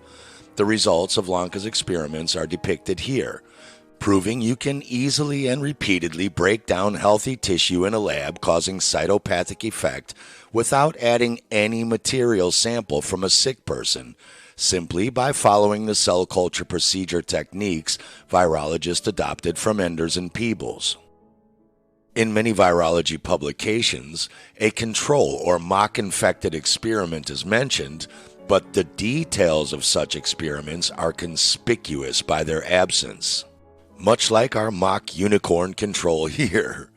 A Northwestern University, Illinois webpage states that mock-infected means a control used in infection experiments. 2 specimens are used, one that is infected with the virus vector of an interest, and the other is treated the same way except without the virus. The definition is already flawed, as terms such as virus and infected have been introduced and thus presumed to exist before actually being established.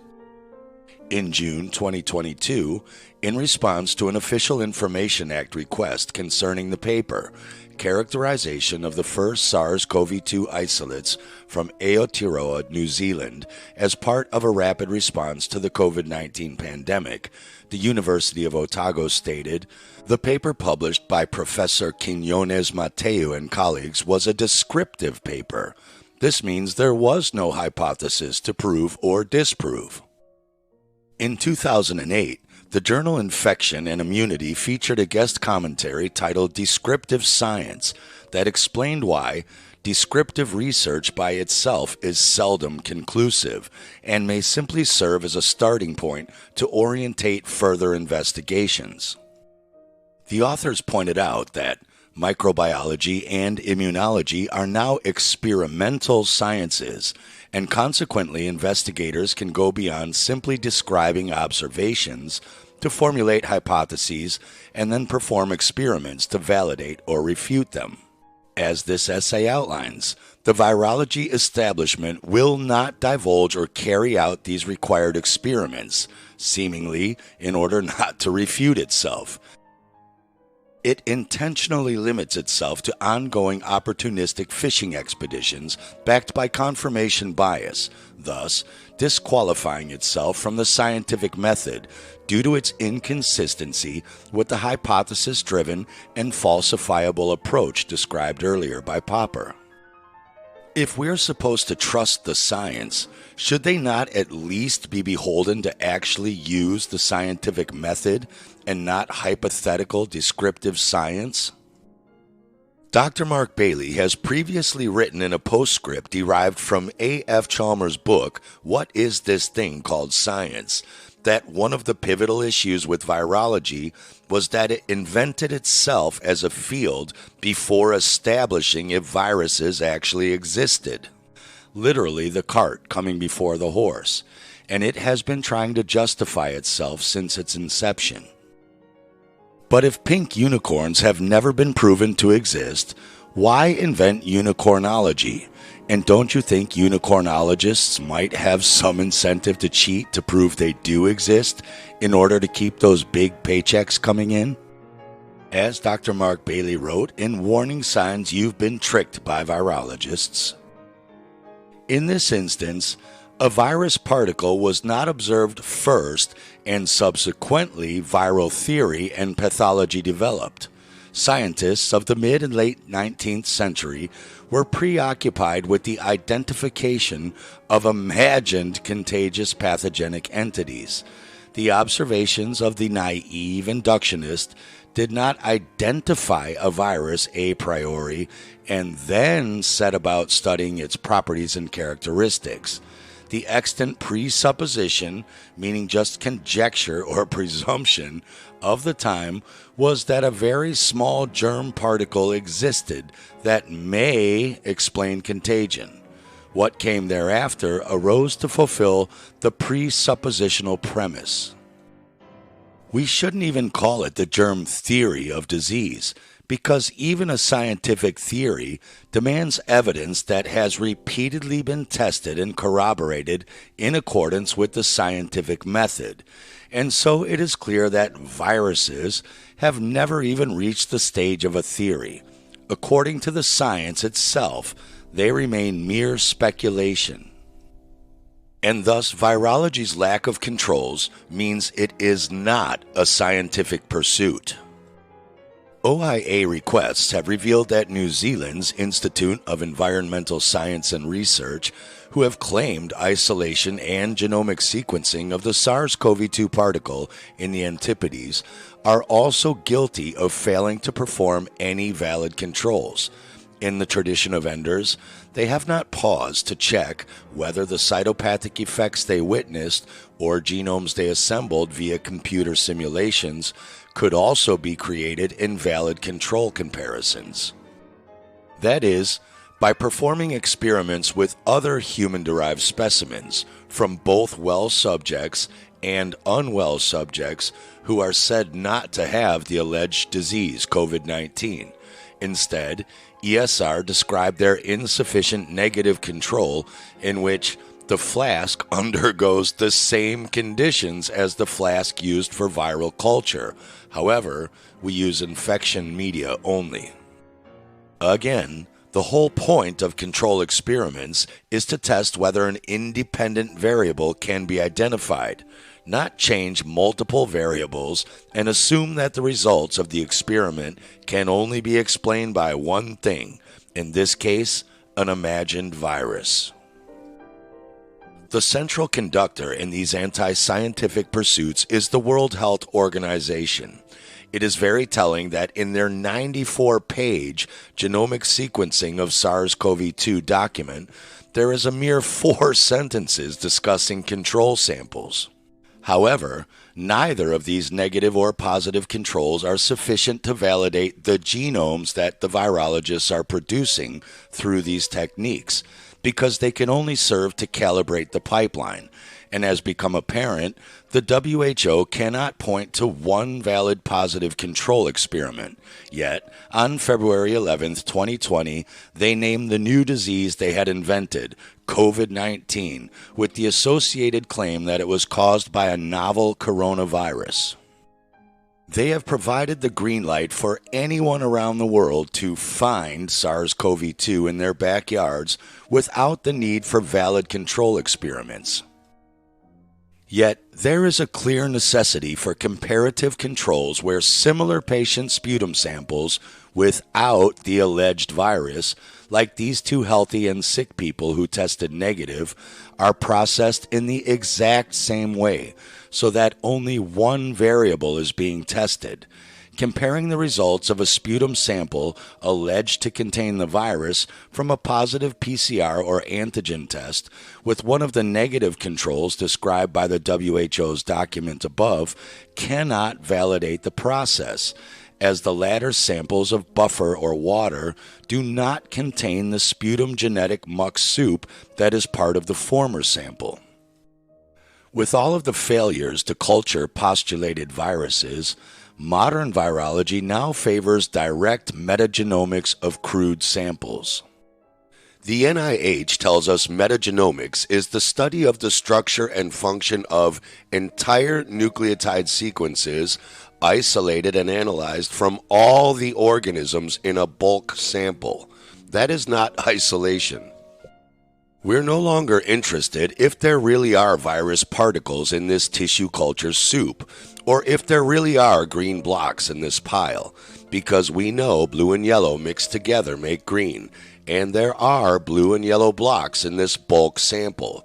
So if our computer Castle block genome template requires green blocks that aren't in the sample, we'll just sequence all the blue and yellow blocks in this pile together and say this bulk sample technically has green blocks in it where the blue and yellow primers meet. Could you make this castle out of these blocks? Virologists can. That's exactly how metagenomic computer software can assemble 56 million random short 150 long ACGT nucleotide sequences from a tissue culture rich with multiple broken down genetic sources into any 30,000 sequence long genome you tell it to, be it an alleged virus genome or a banana genome. And that doesn't even include the probability algorithms programmed into the software when it can't fit certain pieces together precisely and needs to take a wild guess, a fictional computer-created genomic band-aid, if you will. Is there any recipe you couldn't make if you had 56 million ingredients at your disposal? They sometimes call this shotgun sequencing, and subsequent artificial computer assembly of these genetic fragments allows virologists to create new in silico viruses, meaning viruses existing in a fictional computer model construct only, out of thin air. This software invention then provides other virus hunters with pre-designed PCR primer panels, so they can also discover the same meaningless sequences and claim it is the same virus. The artist no longer has to manually mix yellow and blue to make green.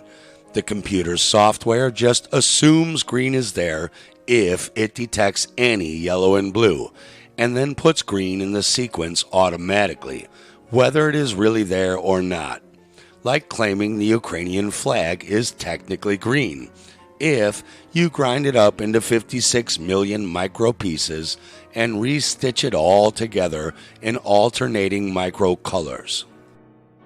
ESR were involved in a publication in which they proclaimed the discovery of SARS-CoV-2 in 9 subjects through this methodology.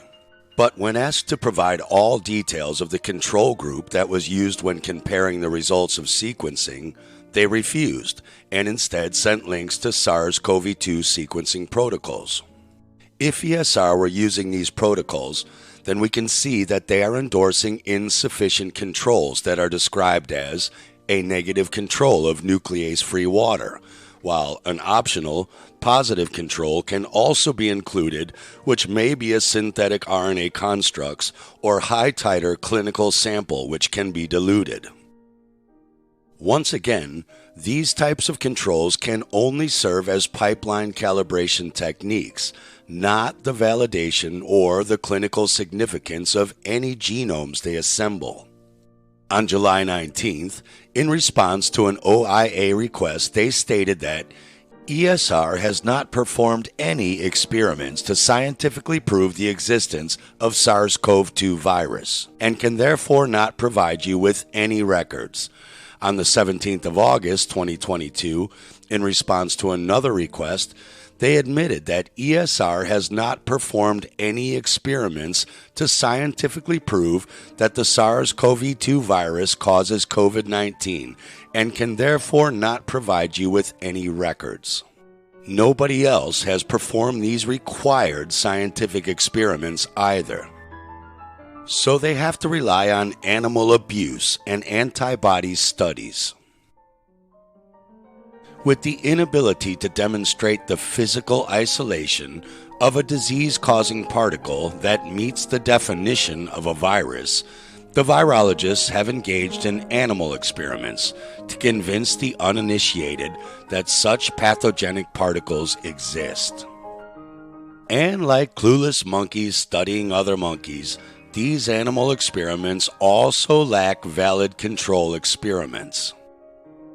An illustrative example of this monkey business was the paper, Comparative Pathogenesis of COVID-19, MERS, and SARS in a Non-Human Primate Model, published in May 2020 by a team that included none other than Christian Drosten and Ron Fauchier. The nonsense of what was published in Science can be summarized as follows.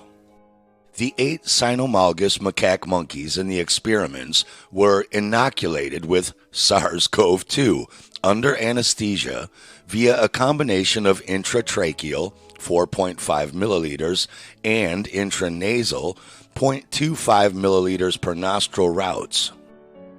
Pouring fluids down the nose and throat of a sleeping monkey is not a natural exposure route, and 4.5 milliliters poured into a small 3 to 5 kilo monkey's lungs is equivalent to pouring around 1/3 cup of foreign biological material into a human's lungs while they're asleep. The inoculum poured into their lungs and nose was made from SARS-CoV-2 isolate beta-CoV Munich BAVPAT1 2020, obtained from a clinical case in Germany from a German traveler returning from China. The virus was propagated on Viro E6 cells, unstable green monkey kidney tissue cells, in Optimum, Glutamax, and then supplemented with kidney nephrotoxins, penicillin, and streptomycin, not to mention the kidney-dissolving enzyme trypsin. They have asserted that they have a viral isolate, yet neither they nor their supplier have demonstrated the existence of a virus in the sample. All that can be said is that the sample contains foreign biological material from the human-derived clinical sample and monkey kidney cells, in addition to cellular breakdown products and 2 antibiotics. Even after being waterboarded in the nose and lungs with this noxious fluid, none of the older macaques showed the severe symptoms that humans do. In fact, no overt clinical signs were observed in any of the infected animals, except for a thin serous nasal discharge in one aged animal on day 14 post-inoculation. No significant weight loss was observed in any of the animals during the study. In other words, despite the direct entry into the lungs with what they claimed was the SARS-CoV-2 virus, it didn't make any of the monkeys noticeably sick. But yet it allegedly killed nearly 7 million people? By day 14 post-inoculation, or being waterboarded with toxic muck, all remaining animals seroconverted, meaning they developed antibodies in their blood serum, allegedly as a result of infection or immunization, as revealed by the presence of SARS-CoV-2 specific antibodies against the virus S1 domain and nucleocapsid proteins in the sera. Yet these S1 and nucleocapsid proteins have never been shown to be viral in origin, regardless of whether they induce the detection of other proteins termed antibodies in a host. The virologists once again employ circular reasoning to claim that the detection of an antibody proves the existence of a virus because the antibody is declared to be specific to only the alleged virus. Despite antibody scientists themselves assuring us that these so-called antibody proteins bind to all sorts of non-specific things or nothing at all, depending on the environment, the state of the proteins, whether acidic or basic, oxidized or reduced. Every scientist who has carried out such experiments or studied them knows this, yet every virologist conveniently seems blindly or willfully ignorant of this simple fact. In fact, we see this same circular reasoning with vaccines. How do I know the COVID-19 vaccine works? We can reliably prove it with an antibody test. Yeah, but an antibody test confirmed that I'm already immune to COVID-19. You can't reliably prove that with an antibody test. As a measure of so-called virus shedding, nasal, throat, and sticking Q-tips up the rectum of the monkeys were analyzed for virus by reverse transcription quantitative polymerase chain reaction, or RT-PCR. But there was no virus shedding. There was simply detection of the same sequences that had been recently poured into the monkey's respiratory tracts. It's like pouring a third cup of milk into a monkey's lungs and 2 weeks later saying, "Oh my God, we found milk in there." Of course you did. You put it there. And you are specifically only looking for short genetic milk sequences with your PCR test. Yet these foreign nucleic acid sequences, unsurprisingly, disappeared from the monkeys' bodies over the next few days through natural clearance mechanisms, despite not being given any vaccines or antiviral medication. So why are you taking them? SARS-CoV-2 RNA was only detected in a rectal swab from 1 out of the 8 animals on day 14, and no viral RNA was detected in whole blood at any time in any monkey throughout the study. No viral RNA was detected in the blood, aside from our moving nervous system fluids, which should be able to spread alleged respiratory virus particles from our lung tissue up to our brain and out to all the other connected organ of the body they allegedly never also spread to. And seeing as our digestive system doesn't connect our lungs to our rectum because it bypasses the lungs and starts at the stomach, the blood circulatory system is the only other way alleged respiratory virus particles could possibly get from our lungs to our rectum without infecting every other organ tissue in between on the way. It's the only other moving body transport system that connect the two.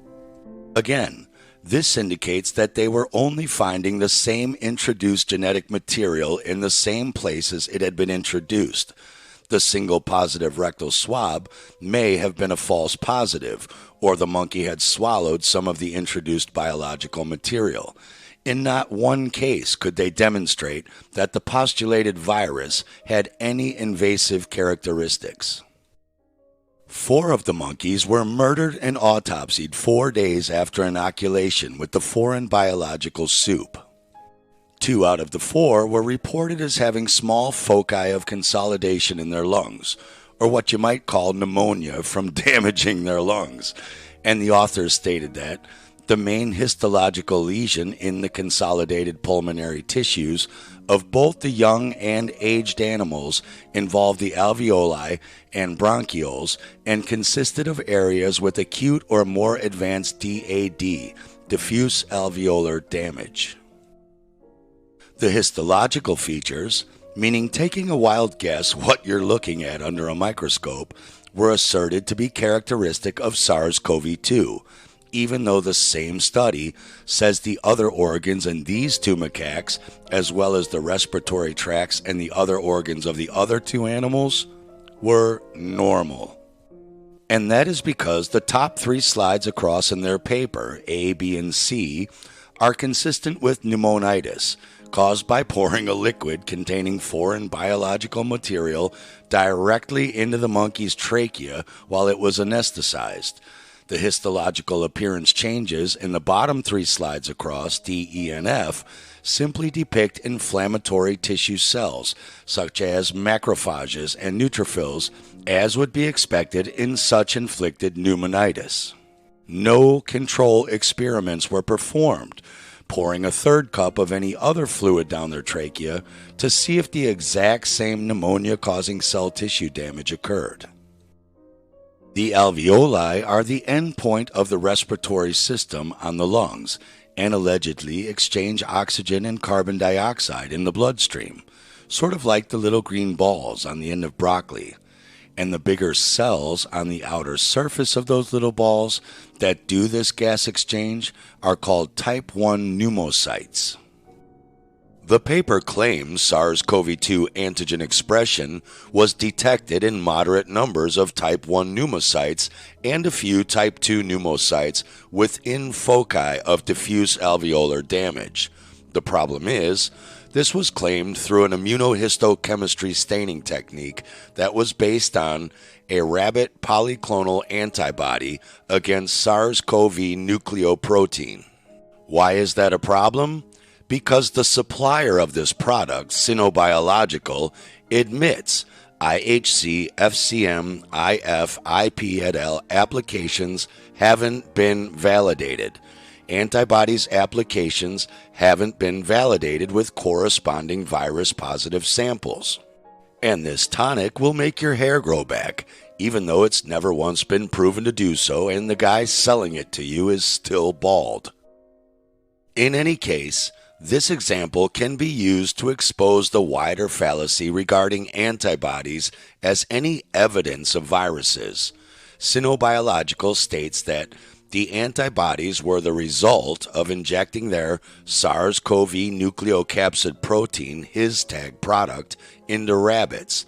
This nucleocapsid protein was in turn produced from a DNA sequence encoding the SARS-CoV isolate TOR2 nucleoprotein by use of a product on the market with testing in progress.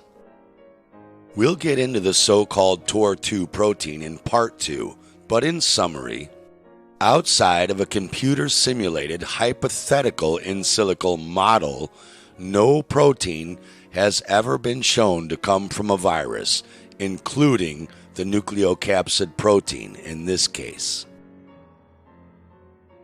It was baselessly asserted that they injected viral proteins into animals instead of just other regular foreign proteins, and in response, the animals produced other proteins that are claimed to be antibodies. A virus was neither shown to exist nor required to exist for this sort of pointless exercise. Again, we're told a specific viral protein like SARS-CoV-2 will make the body create a specific antibody protein that will only bind to that alleged SARS-2 virus protein and nothing else.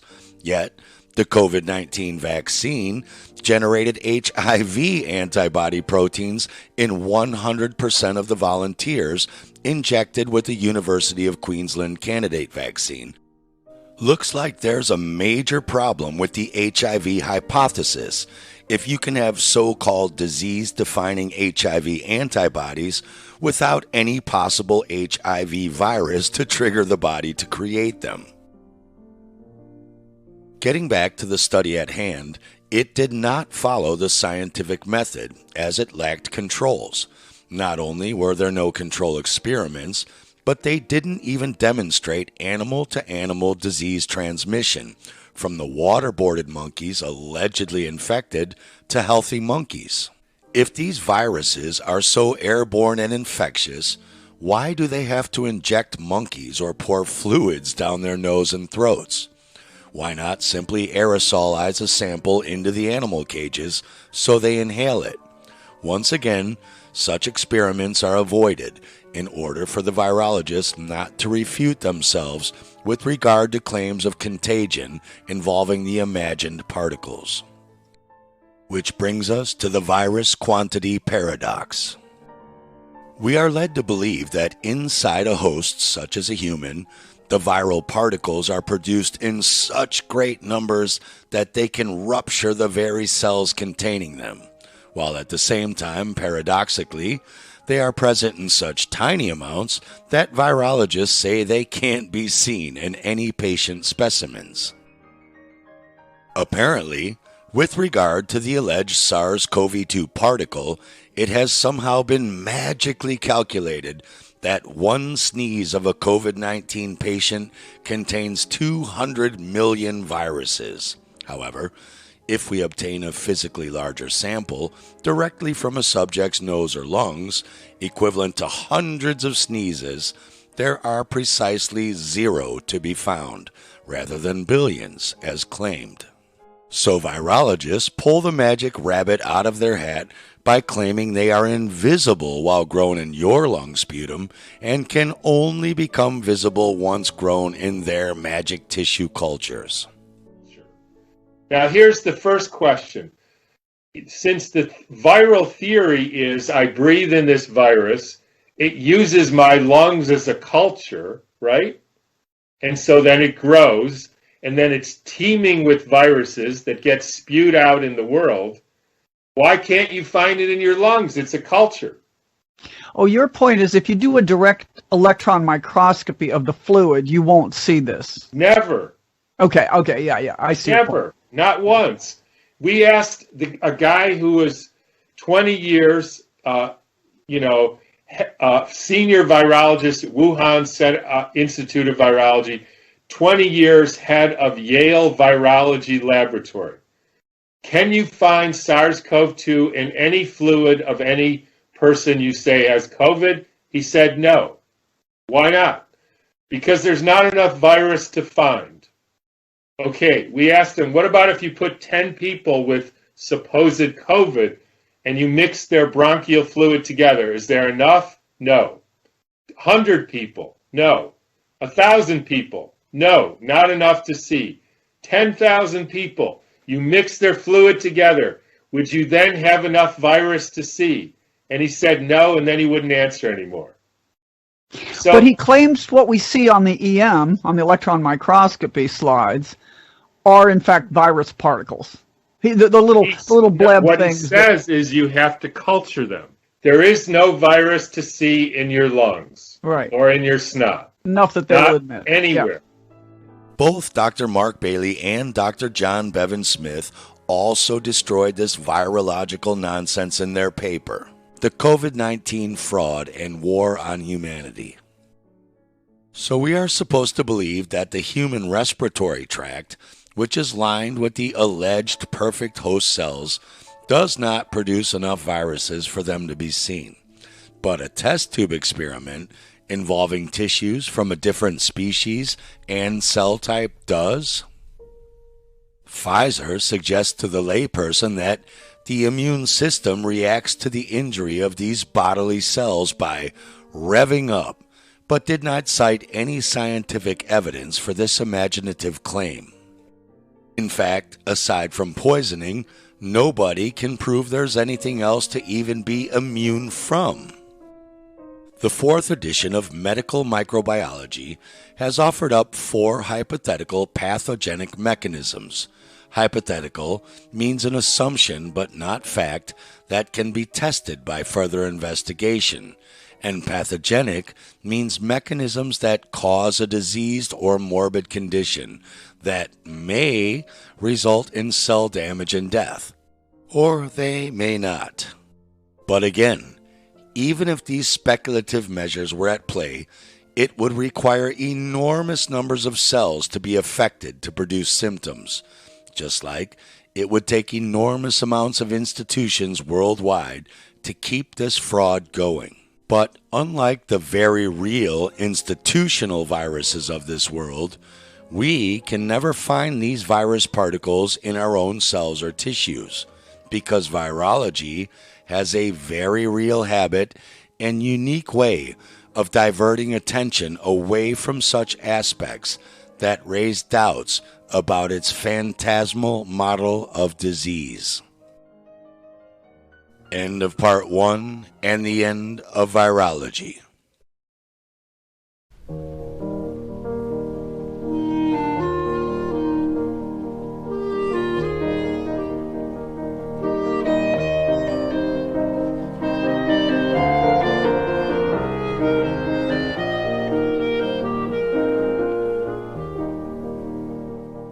Part 2. The fraud used to propagate the COVID-19 plandemic. This virus is done in a single individual, a single human being. All right. There were 44 cases of pneumonia in December, I guess it was, of 2019. And the World Health Organization office there in China cataloged these 44 people of pneumonia that they had no explanation for. And this is in a country that has about 1 million pneumonias every year. All right. What is so important about 44 cases? They say don't know what's causing it. Lots of things can cause pneumonia. Chemicals can. Malnutrition can. Drugs can. Being old can. Being in a hospital can. Chronic diseases. I mean, there's all kinds of things that cause pneumonia. And with this one guy, okay, so now they have this one guy in a country of over 1 billion people. So then they did this massive, what I call a dragnet, for all of the RNA. They bound and determined to find a virus as a cause for this guy. So they did this dragnet for all of this RNA, millions of little strands of RNA in this person, using technology that's called metatranscriptomics. One of these gene things is technology-driven stuff. All this technology is technology-driven, not science-driven. So I got this person's lung sample of his lung. They do all this stuff, have all this fancy equipment. They zero down to get all these segments. Then they have a computer that stitches all these little segments, these little fragments of RNA together, out of millions and millions and billions of these things. All right, and they came up with a sequence, and then they decided that they had discovered this virus, even though they never touched the virus at all, and they said that was the cause of this guy's pneumonia. In the COVID-19 fraud and war on humanity, Dr. Mark Bailey and Dr. John Bevan Smith documented the invention of SARS-CoV-2 by Fan Wu's team, who assembled an in silico genome from genetic fragments of unknown provenance found in the crude lung washings of a single case and documented in a new coronavirus associated with human respiratory disease in China. In silico simply means in or on a computer, done or produced by using computer software or simulation, not what's actually in that patient's lung fluid in reality. It just means taking the tens of millions of genetic sequences in that one patient's sputum sample and having the computer rearrange whatever small fragments it needs from the entire bulk sputum sample, as we covered in Part 1 on metagenomics, into a much, much smaller 30,000 genome sequence. They want to accredit to either matching an old in silico computer-created virus genome like SARS-CoV-1, or even to creating a new computer in silico novel virus template like SARS-CoV-2 by using software such as the Trimomatic program, Megahit, Trinity, BLAST-N, Diamond Blast X, RSEM, Bowtie 2, or in Fan Wu's case, all of the above together. Italian plumber, in silico Italian plumber. The claim that anyone can declare they identified a new RNA virus strain from the family Coronaviridae, which is designated here WH-human1 coronavirus, from a single human subject diagnosed with pneumonia is farcical in itself. The authors tried to justify this by stating, although the isolation of the virus from only a single patient is not sufficient to conclude that it caused these respiratory symptoms, our findings have been independently corroborated in further patients in a separate study. Firstly, there was no isolation of any alleged virus due to using metagenomic RNA sequencing, as taking an entire bulk sputum sample for metagenomic sequencing is not isolation of only one minute portion of unique identical particles out of that entire bulk sample, alone and apart from the rest of the sample, as covered ad nauseum in Part 1. Secondly, their claim of being independently corroborated is a reference to the February 2020 paper of Peng Zhao et al., a pneumonia outbreak associated with a new coronavirus of probable but not proven bat origin, which cannot corroborate anything, and we'll dissect the fallacy of that paper later in this film. All that can be said about Fan Wu's paper is that if circular reasoning is employed, then finding similar genetic sequences on more than one occasion is seen as confirmation of a virus. See, it's not different. It's the same, just changed. Look, I work for the phone company. I've had a lot of experience with semantics, so don't try to lure me into some maze of circular logic.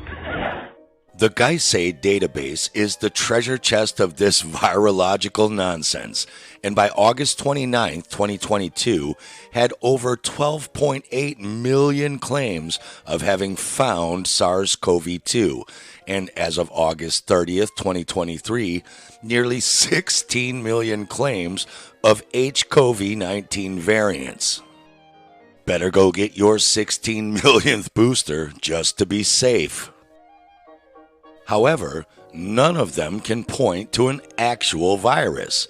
They are simply calling bingo by assembling similar sequences which they have aligned with Fan Wu et al. And other previous assemblies. No actual virus required. Febrile is a fancy word for characterized by or accompanied by a fever. It should be noted that while the Fan Wu paper does not make any pronouncement as to the cause of any case of pneumonia or acute febrile respiratory syndromes, stating, "Here we report on a series of cases caused by an unidentified pneumonia disease outbreak in Wuhan." Even the general medical community acknowledges that no quote-unquote pathogen is identified in around half of these cases.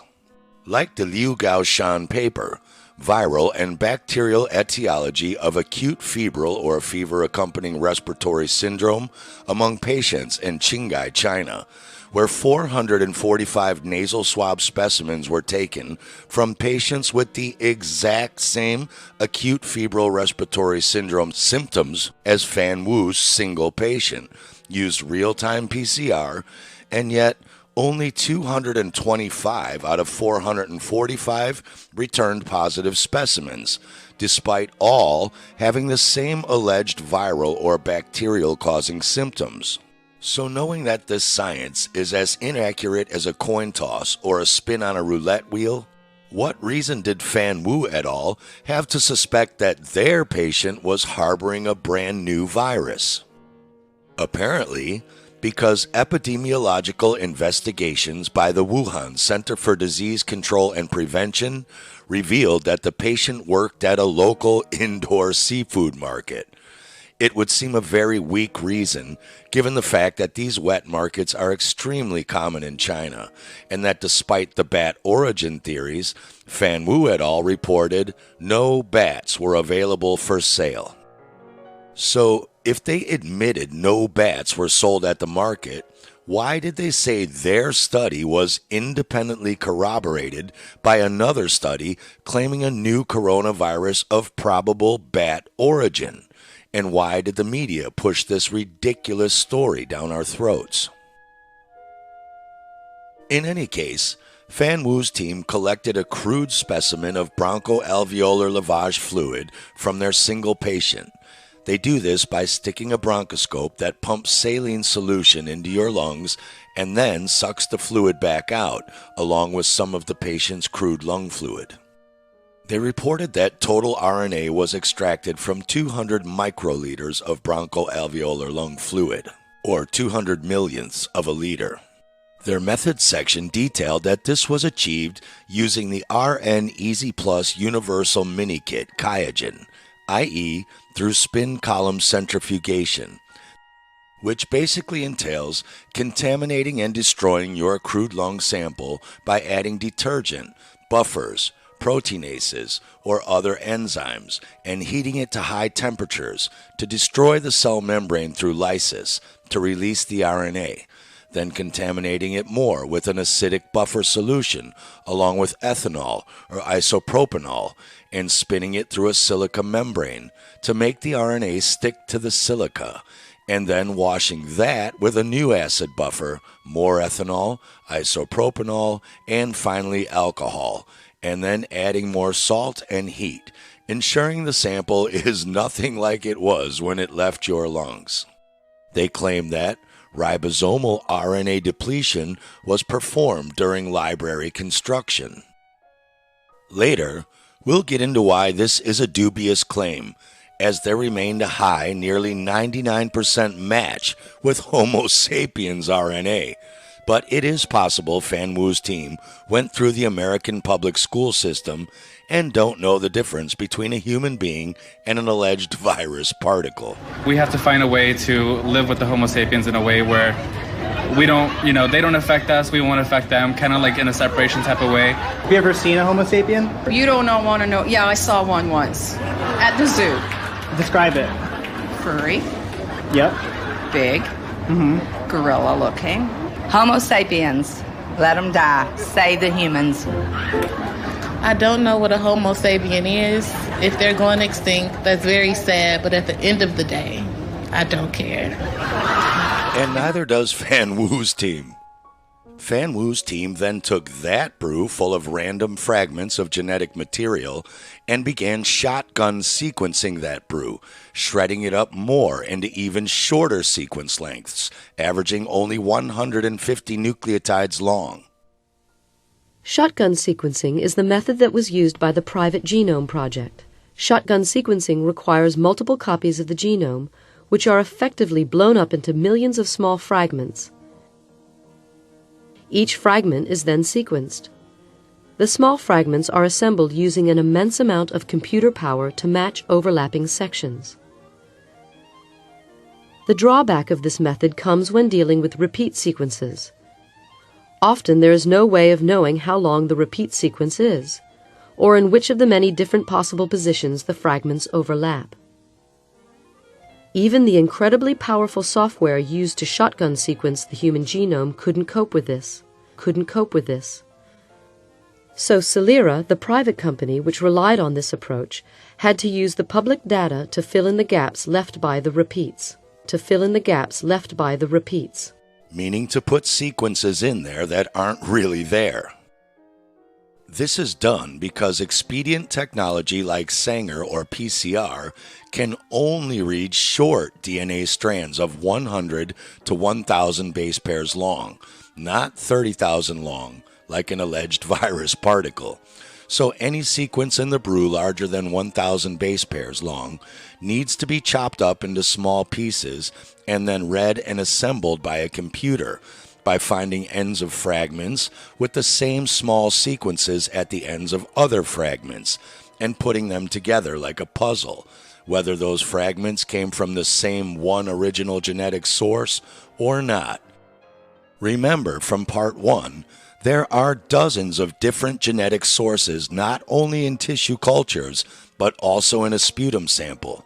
Once you blend them all up into tiny fragments, the computer can reassemble any of them it likes together to create something that was never really there in the first place, like an alleged virus, no different than Frankenstein, as both are fiction. Fan Wu's team also converted the RNA to DNA using a reverse transcriptase enzyme using Illumina Minisec technology. In total, they generated more than 56.5 million of these short sequence reads from that one lung sample and then fed those sequences into both Megahit and Trinity software for de novo algorithm-based assembly into longer segments, like trying to put a puzzle together without the picture on the box. Contigs are just hypothetical overlapping long sequences created in a computer by assembling gel readings of thousands of tiny sequences whose ends have identical overlapping nucleotide sequences with the ends of other tiny sequences. It doesn't matter if those tiny sequences all came from multiple different genetic sources in the lung fluid sample. Once all broken down into 56 million pieces and mixed together, they can be pieced together into tens and tens of thousands of new contig genomes that weren't even there in the original lung fluid sample. It is fitting that the word contig starts with con, because this procedure is one giant con job. Through Megahit software, Fan Wu's team generated just over 384,000 different contig sequences, and the longest one generated was 30,474 nucleotides long, roughly in the ballpark for the alleged 30,000 long genome sequence of alleged SARS-type coronavirus particles. They don't say how many tens or hundreds of thousands weren't even remotely close. That sequence was said to have a nucleotide identity match of 89.1% to BAT SL-CoV-ZC45, another fictional construct. BAT in silico BAT. Ironically, They already admitted in the same paper there were no bats sold or eaten at the wet market they suspected. But facts don't matter to virologists. Remarkably, 89.1% is pretty close to the alleged 87% genomic match humans are supposed to share with a mouse, or maybe even a flying one. Hell, 89.1% is even closer to the alleged 90% genetic similarity between a human and a cat. Would you find a stray cat in your yard and say, "Honey, I found a lost child in the woods"? Well, that's what Fan Wu's team did. Even more comical, the other software program, Trinity, generated over 1.3 million different contigs out of the 56.5 million small random sequences. But the longest genome it could fictionally assemble was only 11,760 nucleotides long, only 1/3 of any alleged virus particle genome. In other words, they would never have even found the genome in the first place if they had just used the Trinity software platform alone. In true pseudoscience fashion, they just went with the mega-hit program that was at least closer to partially seeming to confirm their theory, rather than investigating why the other Trinity program they rely on debunked it completely. That's like blaming this guy for stealing your car. The word virus suddenly appeared out of nowhere when they stated the genome sequence of this virus, as well as its termini, meaning boundary or border, were determined and confirmed by reverse transcription PCR. This is just more sleight of hand. PCR has no capacity or technical ability to either confirm or detect a full previously unknown genome. That is why using a PCR test to detect if you have an alleged virus is as comical as looking at one tiny fragment of one single white hair under a microscope to determine if you have been trampled by a white horse, a zebra, a unicorn, a pack of sled dog huskies, or even your old grandma for that matter.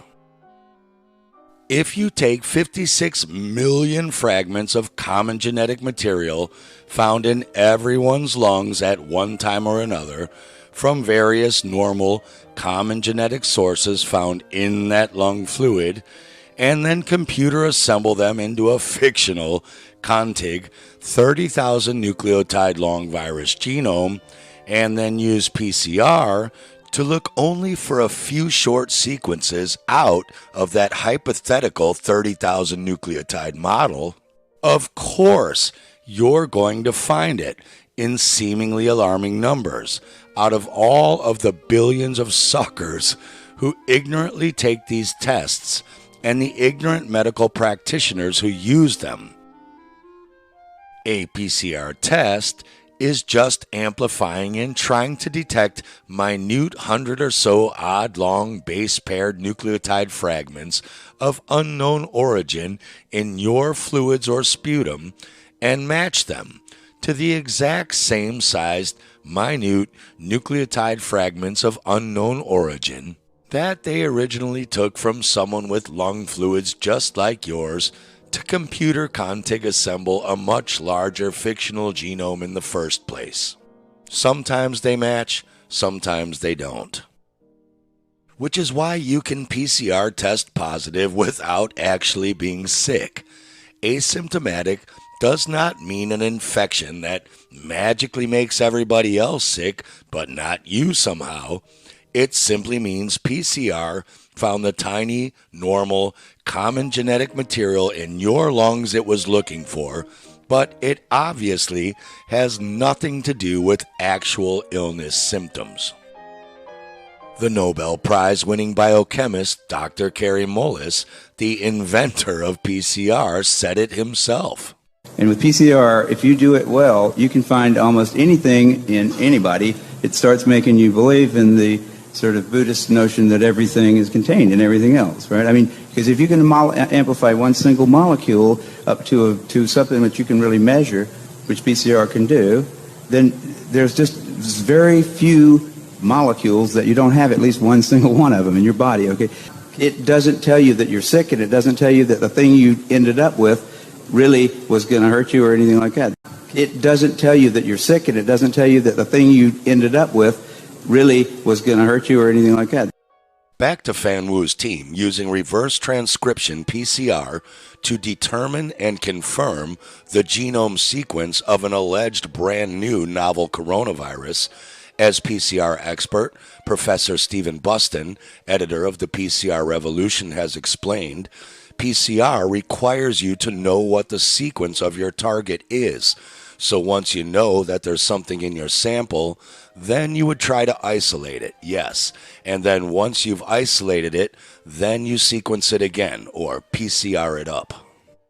In other words, PCR itself cannot identify the origins of the sequences, and the methodology of Fan Wu's team did not establish the origin of their described sequences.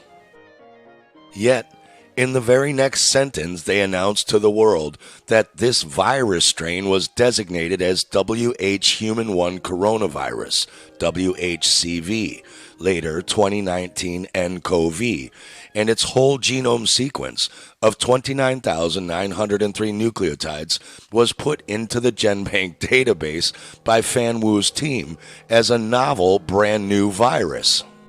What new virus?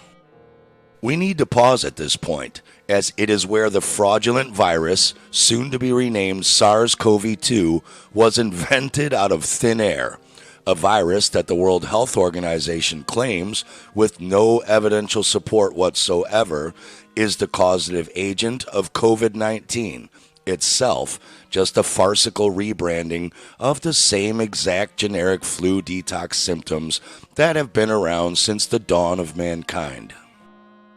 For it is this genome that was submitted to GenBank on the 5th of January 2020 that was seized on by Christian Drosten et al., never forget that name and face, to help produce their phony PCR protocol assay sequences.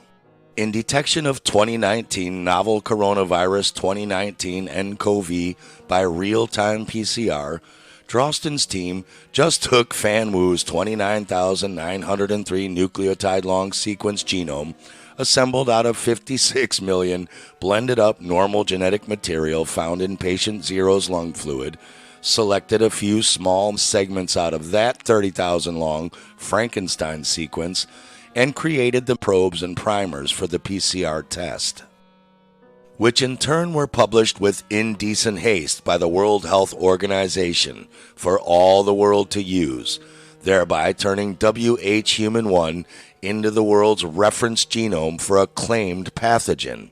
It is this invention that is responsible for the whole bag of destructive tricks imposed upon the world following the announcement of the pandemic by the WHO on the 11th of March 2020. WHO has been assessing this outbreak around the clock, and we're deeply concerned both by the alarming levels of spread and severity and by the alarming levels of inaction.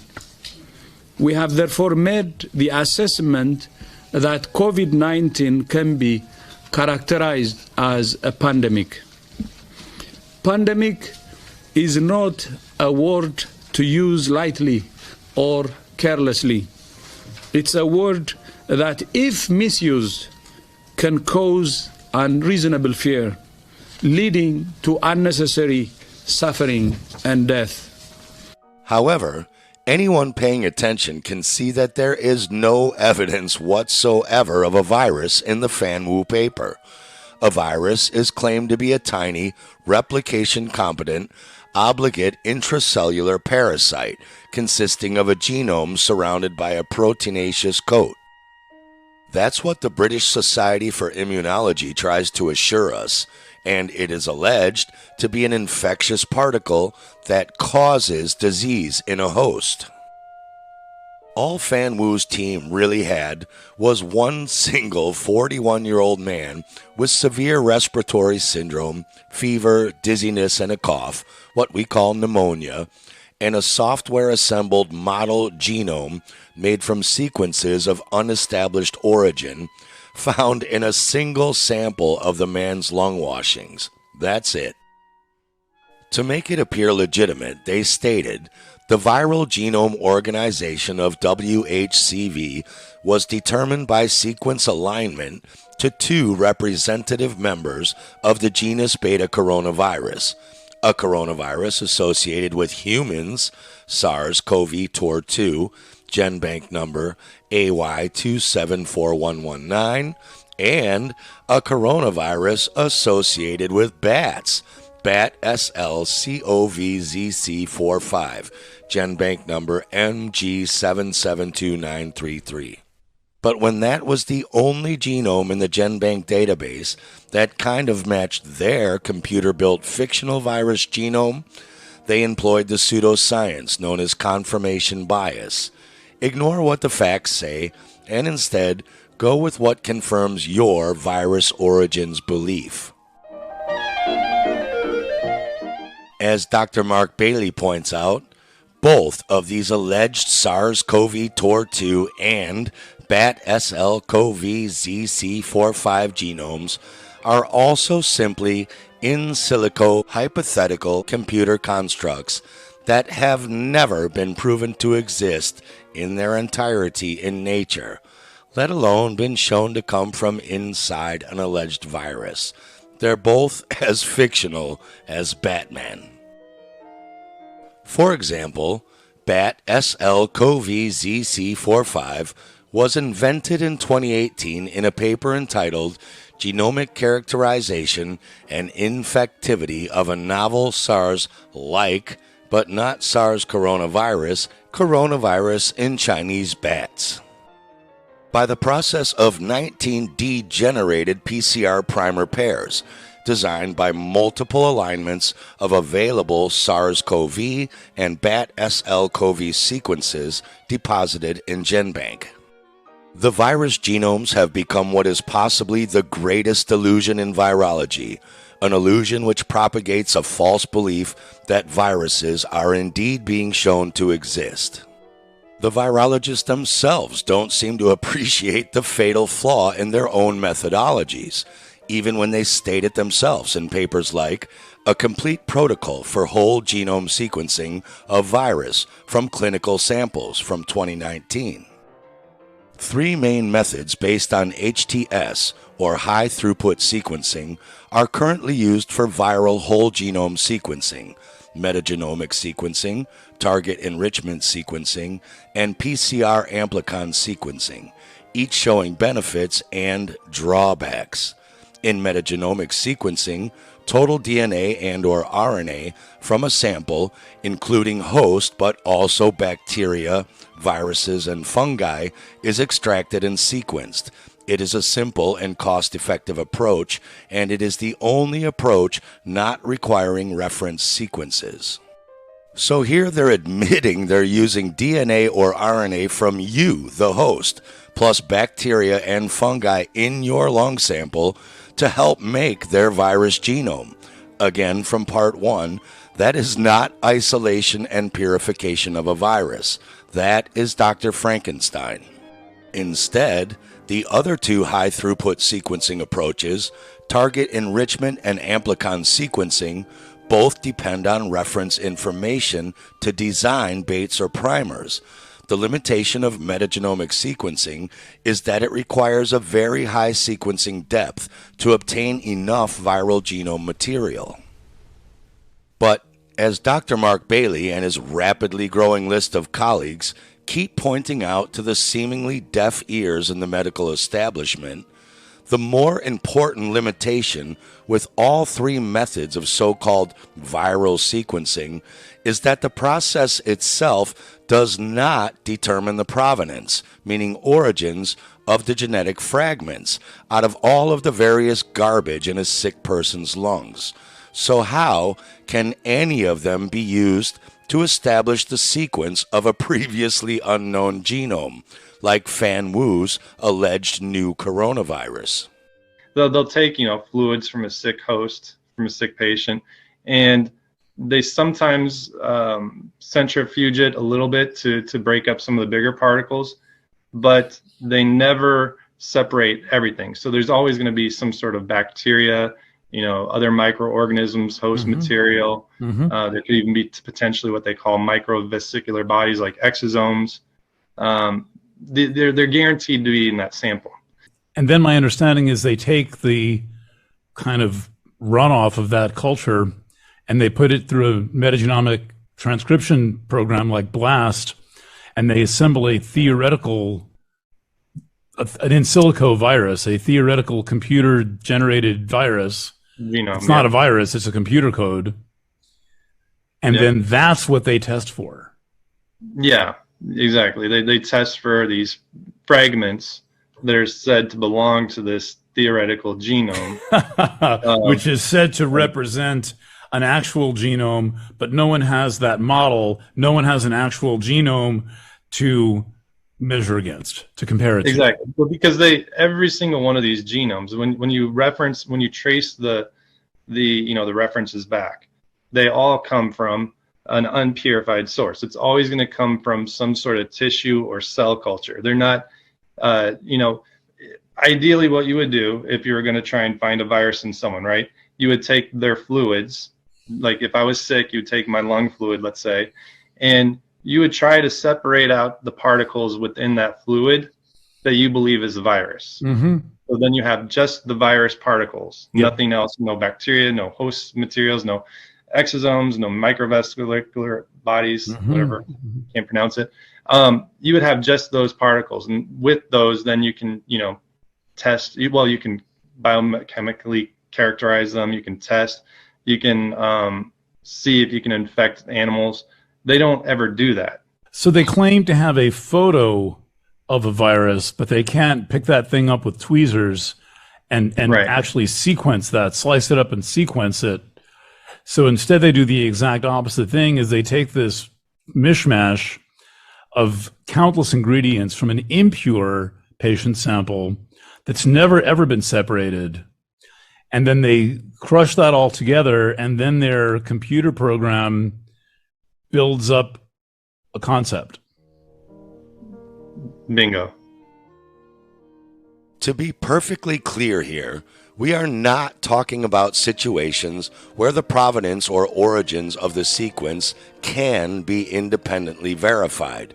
For example, physically isolated bacterial cells, which is an easily manageable task, even for undergraduate medical students. Additionally, it is nonsensical to arbitrarily declare that sequences are somehow viral by a process of elimination, that is, based on the fact that they do not have a previously conflicting assignation on the genetic databanks. Why not assume they're unicorn sequences? They're not in the databanks either. As Mike Stone just pointed out, none of the virologists are demonstrating that the sequences are viral in nature when they assemble the very first template and declare they have discovered a pathogenic virus. That includes the two fictional human and bat virus genomes Fan Wu's team found in the databases, made the exact same way as his fictional virus genome.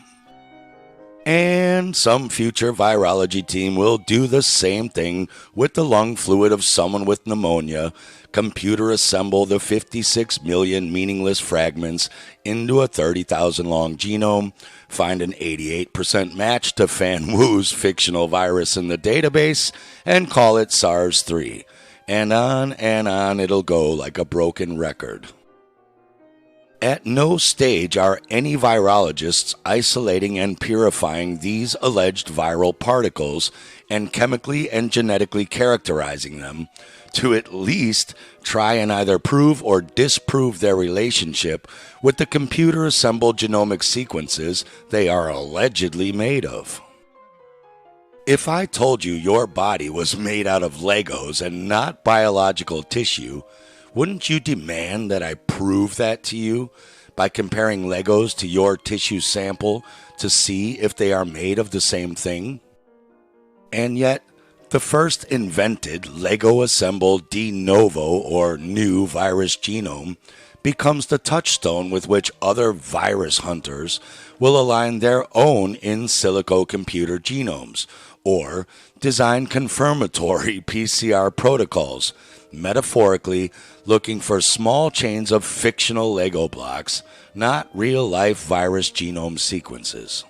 We would like to see proof that virologists even have any laboratory techniques that even can confirm the existence of a 30,000 long RNA strand in any of their samples.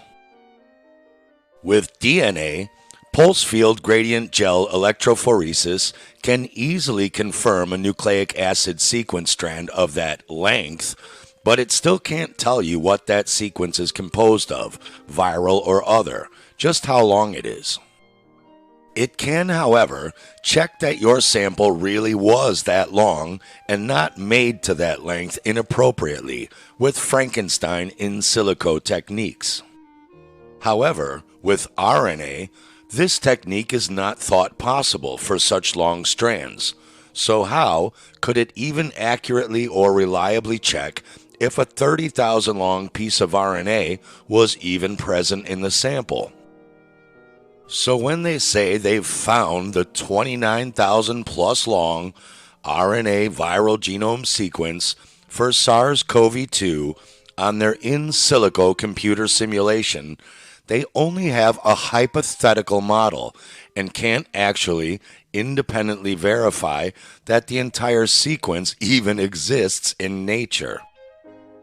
In any case, these computer genome simulations remain a distraction because even if they did exist in nature, which they don't, as we also covered ad nauseum in Part 1, the virologists would still have to demonstrate that this genome sequence belongs to a disease-causing, replication-competent particle that can make a person ill and not just claim that it does through fictional Hollywood movies.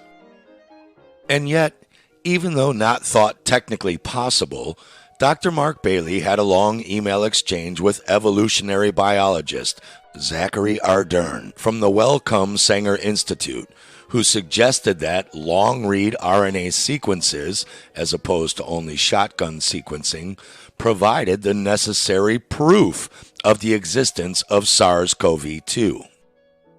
Ardern referred to this April 2022 publication in Frontiers. Long-read RNA sequencing identifies polyadenylation elongation and differential transcript usage of host transcripts during SARS-CoV-2 in vitro, or in a test tube, not in vivo, in a living organism, infection, involving implementing RNA sequencing using Oxford Nanopore Technologies ONT long reads, claiming that it confirmed the validity of the virus genomes that had been previously artificially constructed through short-read shotgun sequencing. The preferred study describes an experiment comparing responses between various SARS-CoV-2 infected and mock-infected cell lines. But infected by what? The experimental cells were alleged to be infected with SARS-CoV-2 Australia virus, Australia VIC01 2020, claimed by its authors, Leon Kelly et al., to be a virus isolate, when isolation of a virus was never demonstrated in Kelly's original paper of that alleged Australia virus. Kelly's team claimed they isolated SARS-CoV-2 from a 58-year-old man from Wuhan, China, who arrived in Melbourne on the 19th of January 2020 with a fever, cough, and difficulty breathing. So they had to be looking for an alleged coronavirus, named after its unique appearance from other alleged virus particles because of the spikes sticking off its surface, like the sun's corona. But they admit they didn't find anything like that in their cultures. Instead, they found spherical-looking particles, of at least nearly the same size as an alleged coronavirus, about 90 to 110 nanometers in diameter, but then admitted, following several failures to recover virions with the characteristic fringe of surface spike proteins, it was found that adding trypsin to the cell culture medium immediately improved virion morphology, meaning appearance. Meaning the particles didn't even look anything like alleged coronavirus particles until after the added enzyme trypsin digested the outer proteins to make them look more like an alleged coronavirus. As usual, there was no valid control experiment performed with another human specimen to see if the trypsin and culture procedure gave the same resulting particles. You may ask, well, if there were no coronavirus particles in this 58-year-old man's sample, how did Cayley's team sequence his genetic material and get a greater than 99.99% sequence identity match with other publicly available genomes in the database, like Fan Wu's, from totally different people? Isn't that a slam dunk proof they must have the same virus? No. Because when we look at the details in the Medical Journal of Australia of what Cayley's team actually did, we see that they prepared an Illumina library with a Nextera XT kit to break all of his genetic material down into tiny 75 base pair end fragments, and were then able to get 30 million fragment reads using CISPA, sequence-independent single primer amplification, which, unlike PCR, requires target sequence modification to tell it what tiny sequence to build out of that entire genetic muck. You have to tell it what sequences you want it to make, and it does it. Then Cayley's team took those 30 million purposely CISPA tailor-made tiny sequences, chopped into millions of tiny Lego pieces out of all of the larger crap in this guy's lungs that should fit perfectly like Legos into the larger genome they were trying to build, and used both de novo assembly, not telling the computer what long contig sequences to assemble them into, but seeing what it comes up with randomly on its own, and more importantly, also alignment to reference sequencing, telling the predictive algorithm software to make an assembly that matches already existing genomes like Fan Wu's from the database. Then they mixed the best results from both of those techniques together to get a 99.99% match to what they wanted to find. That is why, even though Fan Wu's team had 56.6 million sequences to play with rather than Cayley's 30 million, Fan Wu only used random de novo sequencing with no assigned target genomes, and then afterwards checked if any of those 1.6 million total contig assemblies matched any already existing genomes, and only got one with an 88% match to two already existing database genomes. It makes you wonder, if Fan Wu had used 75 nucleotide long segments and the Cayley dual method approach, if they could have got a 99% match to some other alleged genomes. It's like telling the computer to assemble these random Lego blocks into this castle, which is what Cayley's team did, or telling the computer to take these blocks and assemble hundreds of thousands of random castles out of them, and then check the castle database to see if any of them were at least kind of close in structure to this castle, which is what Fan Wu's team did. And because 99.99% is not 100%, missed it by that much. You now have Cayley's Beta Cov Australia VIC01 2020 genome to add to the other 16 million variants of HCoV-19, aka SARS-CoV-2, created the exact same bogus way. They are all doing the same scientifically flawed process on an infinite loop of circular reasoning, There is no independent validation of their result, and they have no valid controls in place. All they can say is that if you go on a fishing trip for genetic sequences in mixed biological soups, then you can produce such results. Hence, the evolutionary biologist Zachary Ardern's argument relied on the fraudulent product of a fraudulent long RNA sequence read experiment, as just described, being compared with a mock infection, where the former is invalidated by the misleading declaration of virus isolation, and the latter mock infection invalidates itself, as covered in Part 1, as the virologists have changed its definition to allow too many other variables to be altered to be a scientifically valid control. Since phosphate buffered saline solution contains 0 of the dozens of various rotting material sources and toxic chemical additives found in a sputum soup sample prepared for any such dodgy, invalid control experiment. Obtaining meaningless longer reads does not change these foundational issues. Ardern was asserting that variations in monitored sequences and proteins over time represented evidence of an evolving virus. Just like this butterfly must be evidence of a caterpillar virus, because there are apparently no other possible reasons protein sequences might evolve into other protein sequences over time, or extreme changes in environmental conditions. Let alone virologists chemically chopping up one thing into millions of pieces and purposely rearranging it all into something that wasn't even there in the first place. As virologist Dr. Stefan Lanka explains, these particles here are shown to us as viruses, but what are they really? They take broken down tissue, isolate this tissue from everything around the core that can still survive, and chunks of the tissue develop little fingers, spikes or crowns very quickly, like an amoeba that wants to rebuild the tissue again.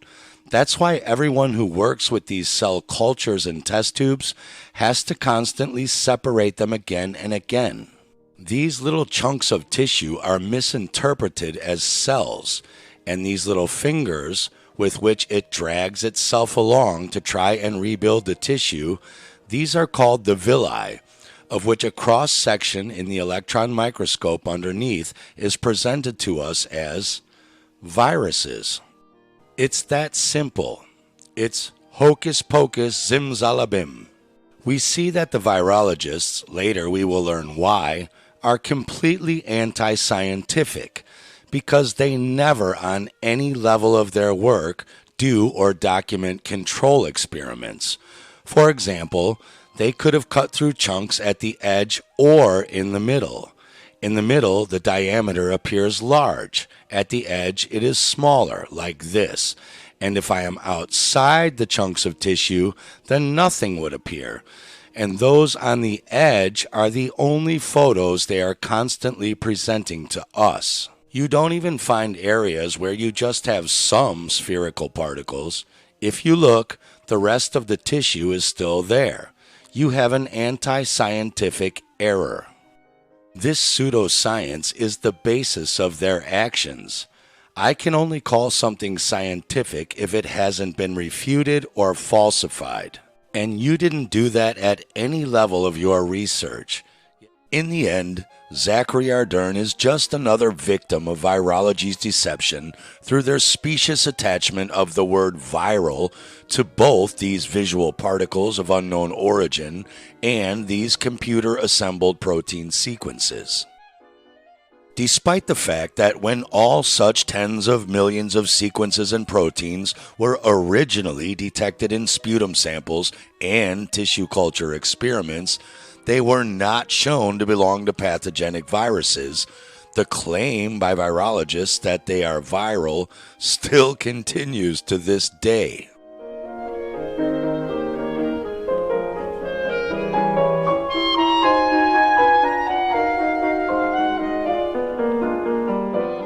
Virologist Dr. Stefan Lanka summed up virology perfectly in 5 seconds. what they have in reality in their test tubes, right? They have nothing.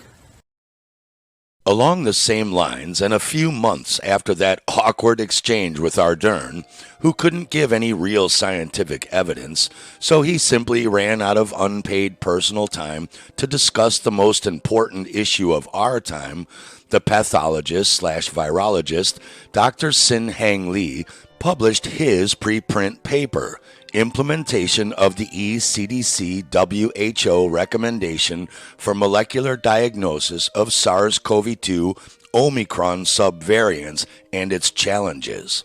I'll say, it is challenging to detect a subvariant mutation of something that never existed in the first place, but that never stops virologists. Lee claimed that his paper provided irrefutable Sanger sequencing evidence that the virus SARS-CoV-2 exists and keeps mutating, with an open invitation to critique and challenge his data and interpretation online in the open, where other scientists can join in for the debate. So Dr. Mark Bailey responded, "To expose the problems of virology, it is crucial to examine the methodology section of any publication, and in Sin Lee's case, it is no different." In his material and methods section, Lee stated that 5 selected nasopharyngeal swab specimens collected from non-hospitalized patients with respiratory infection were confirmed to be true positive for SARS-CoV-2 Omicron variant by Sanger sequencing.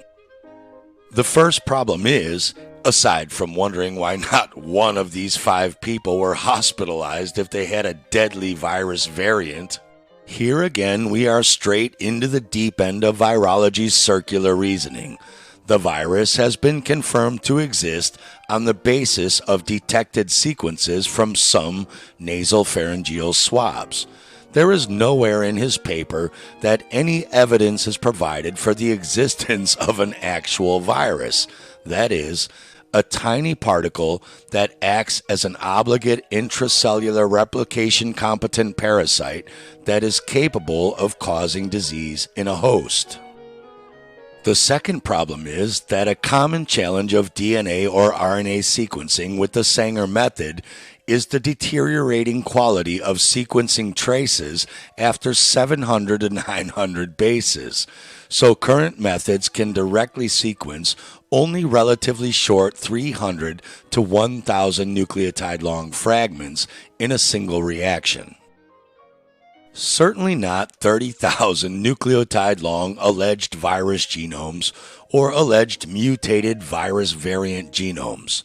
So the obstacle to sequencing fragments above this size limit is the insufficient power of separation for resolving large fragments that differ in length by even only 1 nucleotide. So in Lee's irrefutable Sanger sequencing evidence wisdom, he chose anyway to just pick 3 small genomic targets for these 5 nasal swabs, and found matches to 3 different, smaller target variant sequence matches, 3 of them matching Omicron BA2, 1 matching Omicron BA4 or BA5, close enough either way, despite just 1 nucleotide difference being a problem with this method, and 1 matching Omicron BA1. Out of the nearly 16 million target choices to choose from in the computer database. What a miracle!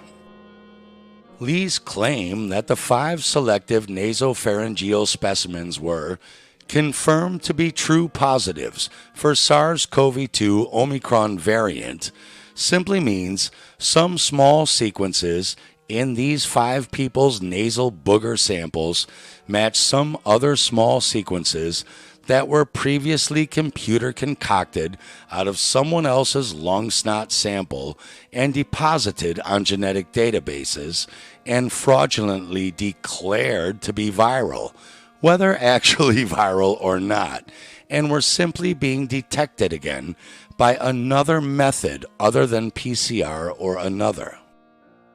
Is that why none of them were sick in hospital, despite having 4 deadly variants of this virus? It doesn't make any difference which sequencing technique is used to detect a genomic sequence, because the crucial issue is none of them can determine either the origin or the clinical relevance of any of the sequences they can detect.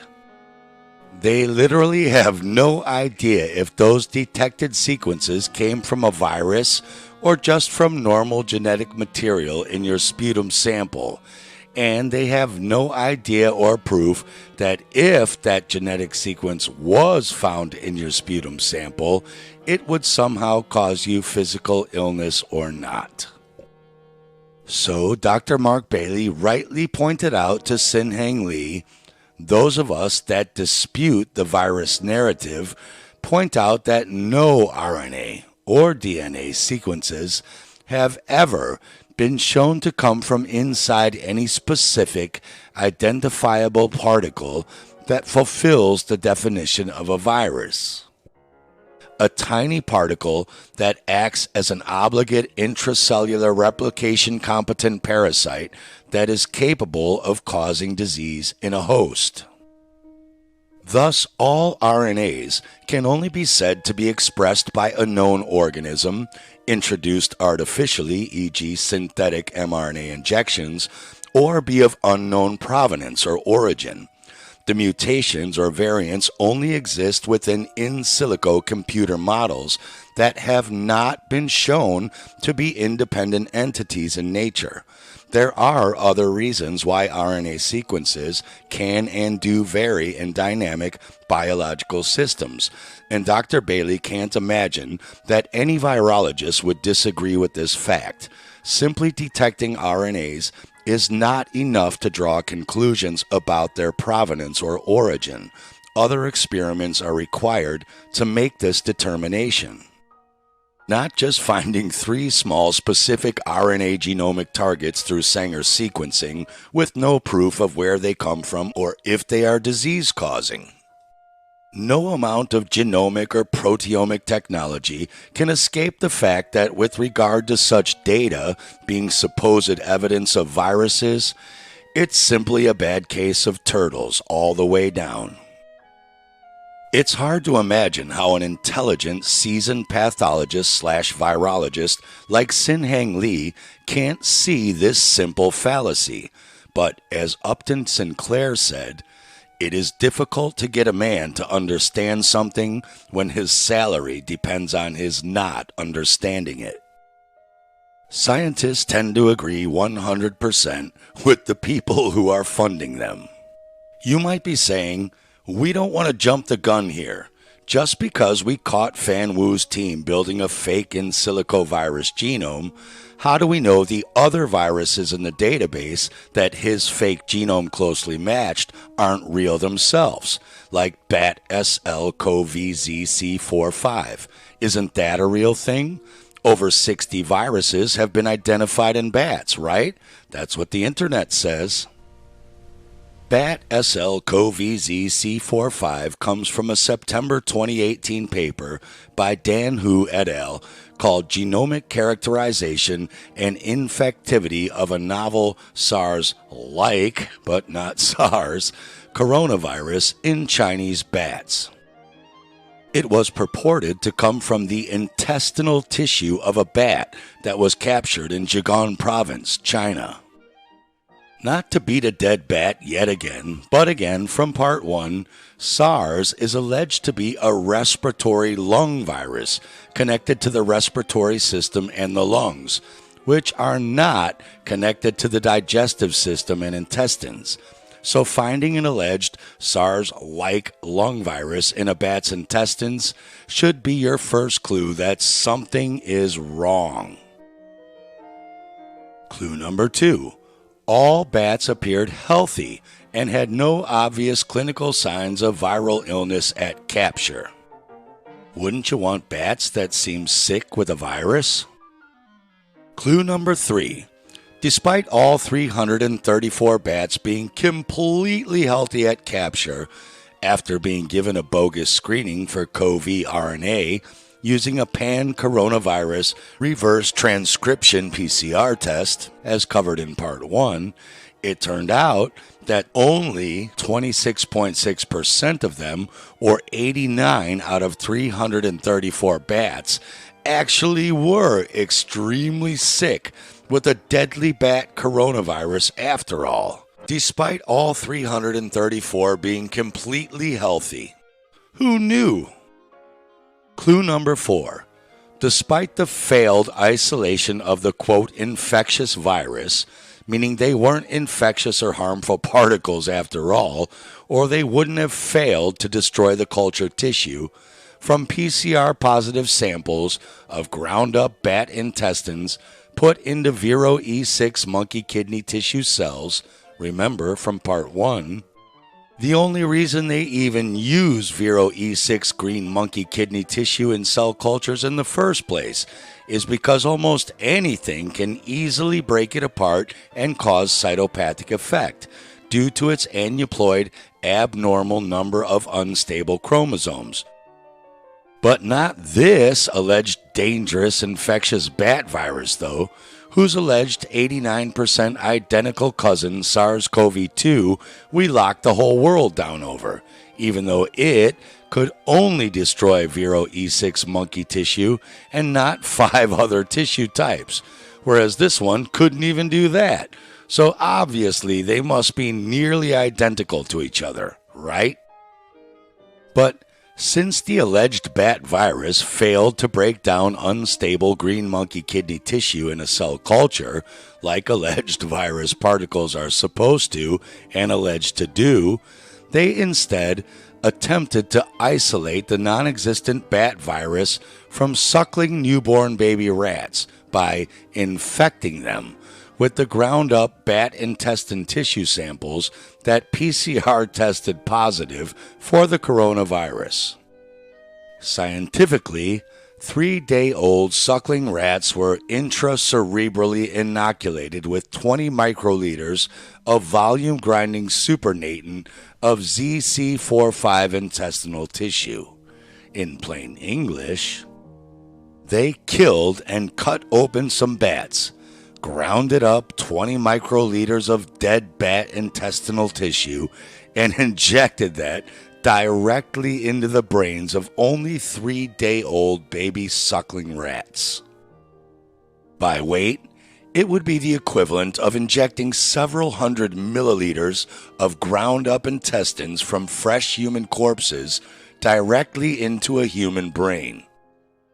The nonsense of injecting such biological tissue directly into the brains of inbred, compromised neonatal animals shouldn't need any further explanation.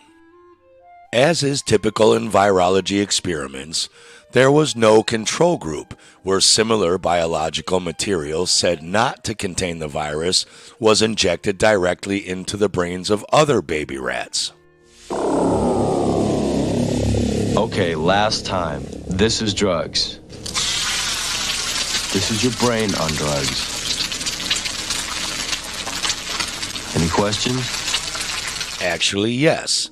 Is it just possible that taking ground-up bat intestines and adding the highly toxic poisonous drugs amikacin, vancomycin, and nystatin, injecting those drugs into the brains of newborn suckling rats, then killing them, grinding up their brains, and adding more toxic formalin or formaldehyde, alcohol, paraffin, aka kerosene wax from petroleum, toxic color dye irritant, hematoxylin, and eosin, a fluorescent acid used in paints, then adding more toxic dialdehyde, highly poisonous osmium tetroxide dye, ethanol, epoxy resin, chemically toxic and radioactive uranyl acetate from uranium, and finally, poisonous lead citrate might be the actual reason their brain tissue ends up looking like this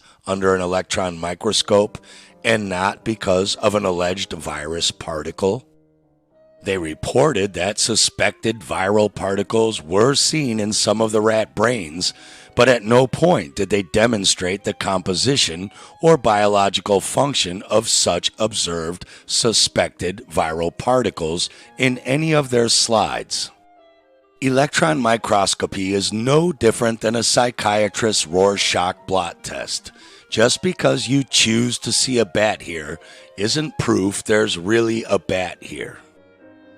Additionally, infection was declared on the basis of positive RT-PCR tests that detected the same RNA sequences in the baby rats at the time of their sacrifice as had been injected into them recently.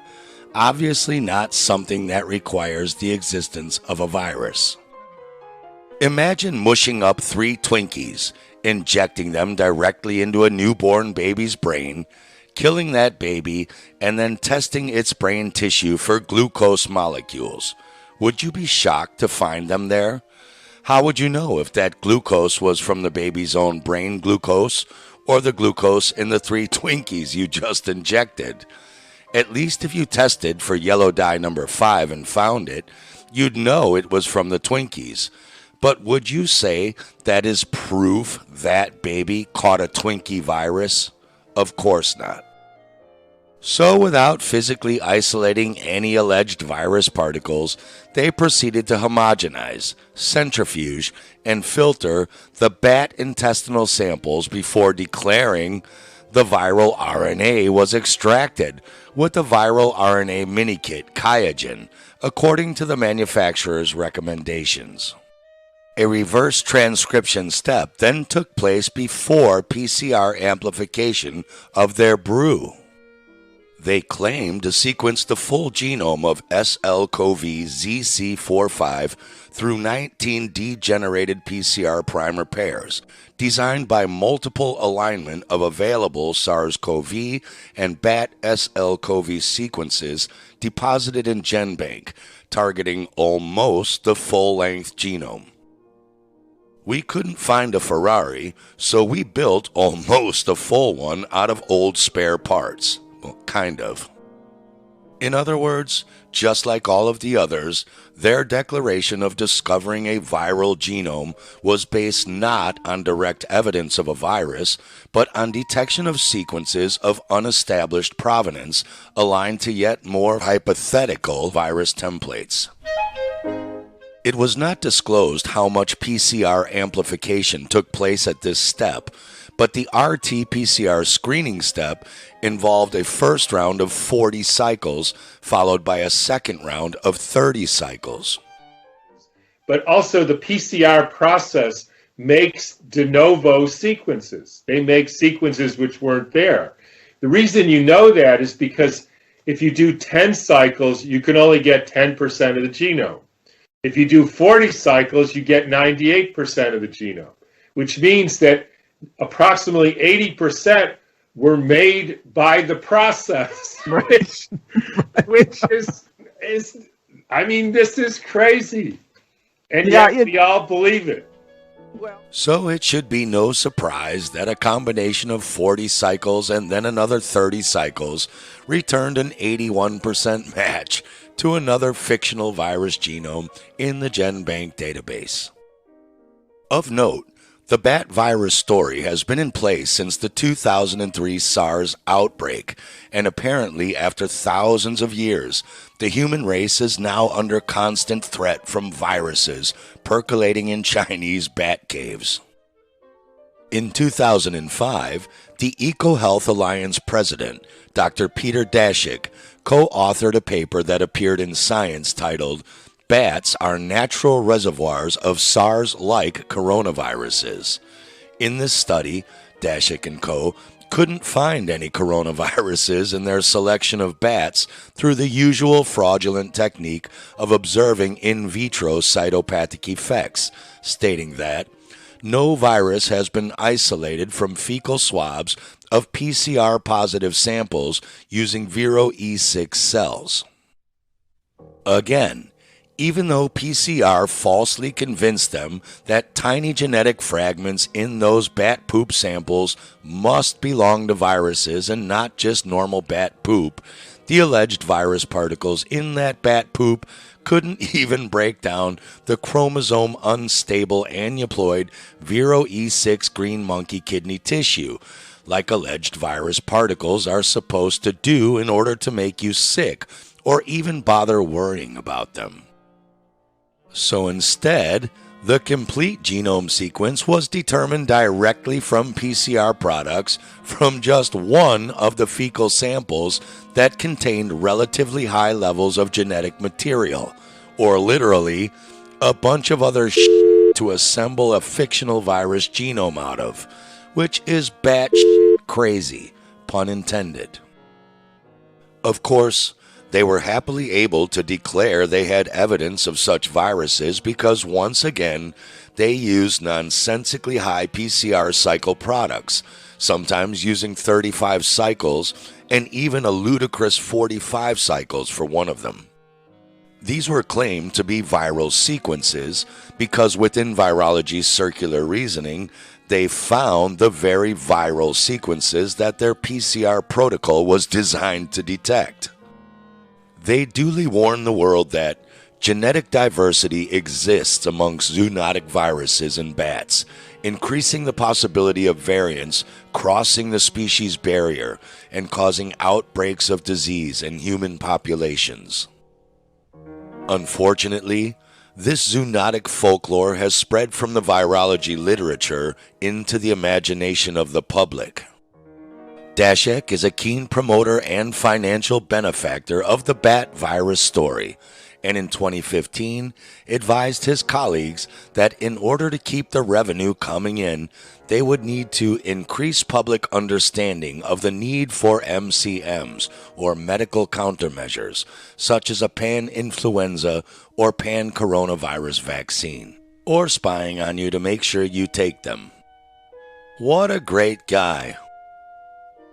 In any case, a branch of one of the imaginary coronavirus template trails leads back to one of the original claims made regarding the SARS-CoV genome, alleged to be the cause of the first SARS outbreak. In April 2003, Yi-Jun Ruan et al. Submitted to GenBank their SARS coronavirus SIN 2500 complete genome, which became a session number AY283794.1.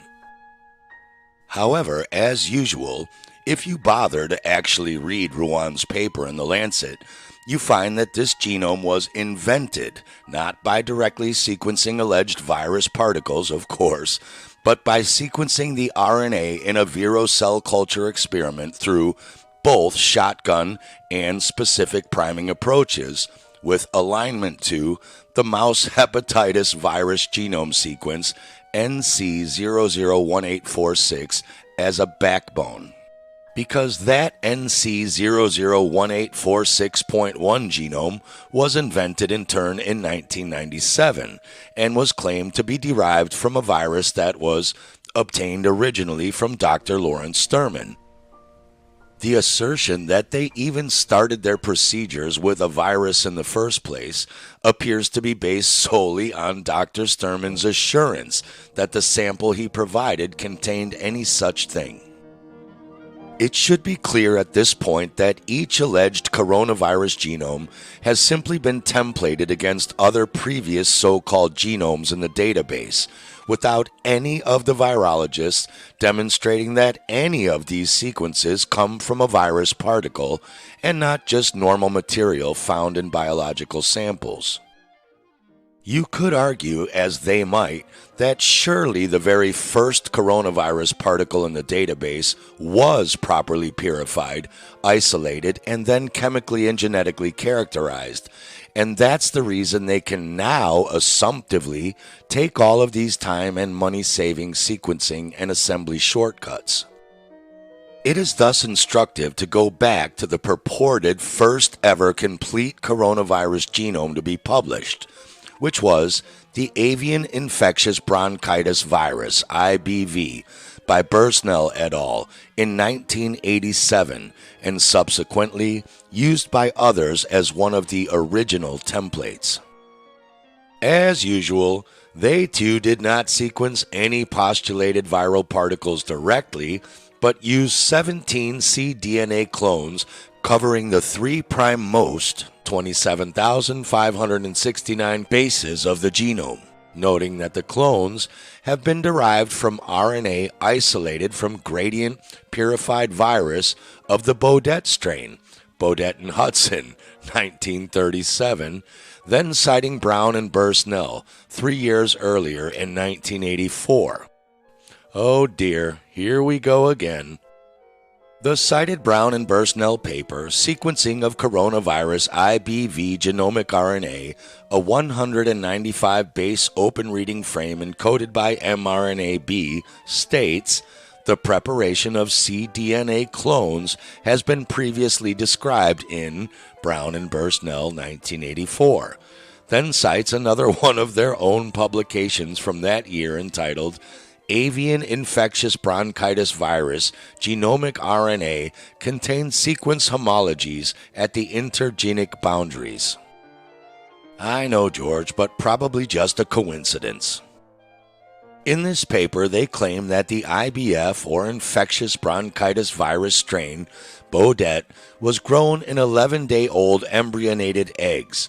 Virions, or virus particles, were isolated from allantoic fluid, meaning the outer fluid in part of an egg yolk, and purified by isopycnic centrifugation on sucrose gradients.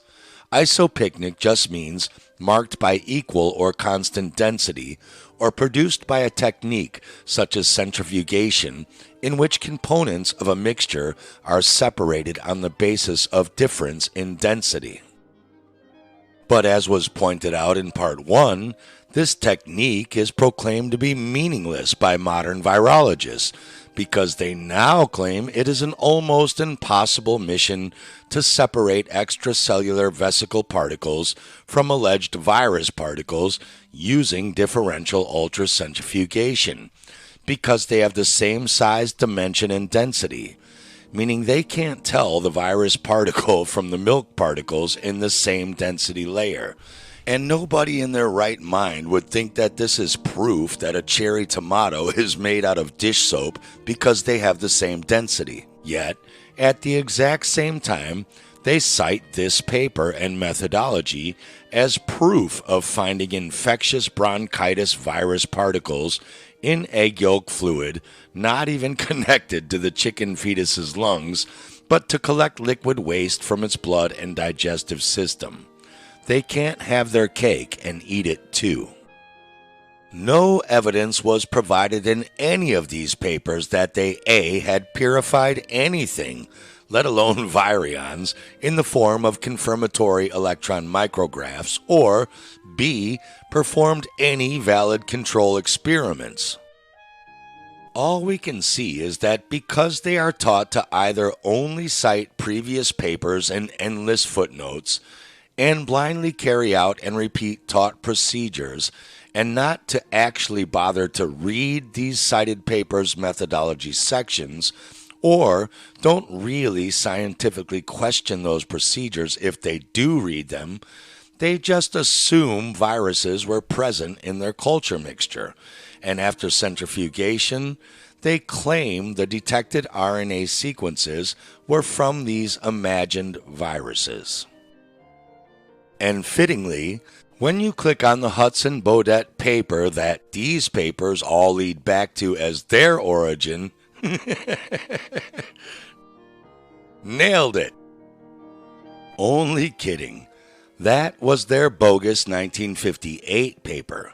As always, their bogus 1937 paper was based on a bogus 1935 paper by J.R. Beach and O.W. Schaum called A Filterable Virus, Distinct from That of Laryngotracheitis, or what singers call losing your voice for several weeks from overexertion and muscular exhaustion, the cause of respiratory disease of baby chicks, who never stop chirping loudly despite their untrained vocal cords, 24/7 for days on end. Apparently, in the case of IBV or infectious bronchitis virus, both strains of the disease could be regularly transmitted to healthy baby chicks by injecting into their noses or throat trachea exudate, meaning a substance that has oozed forth, or what we'd call the phlegm or boogers from the respiratory passages of diseased chickens.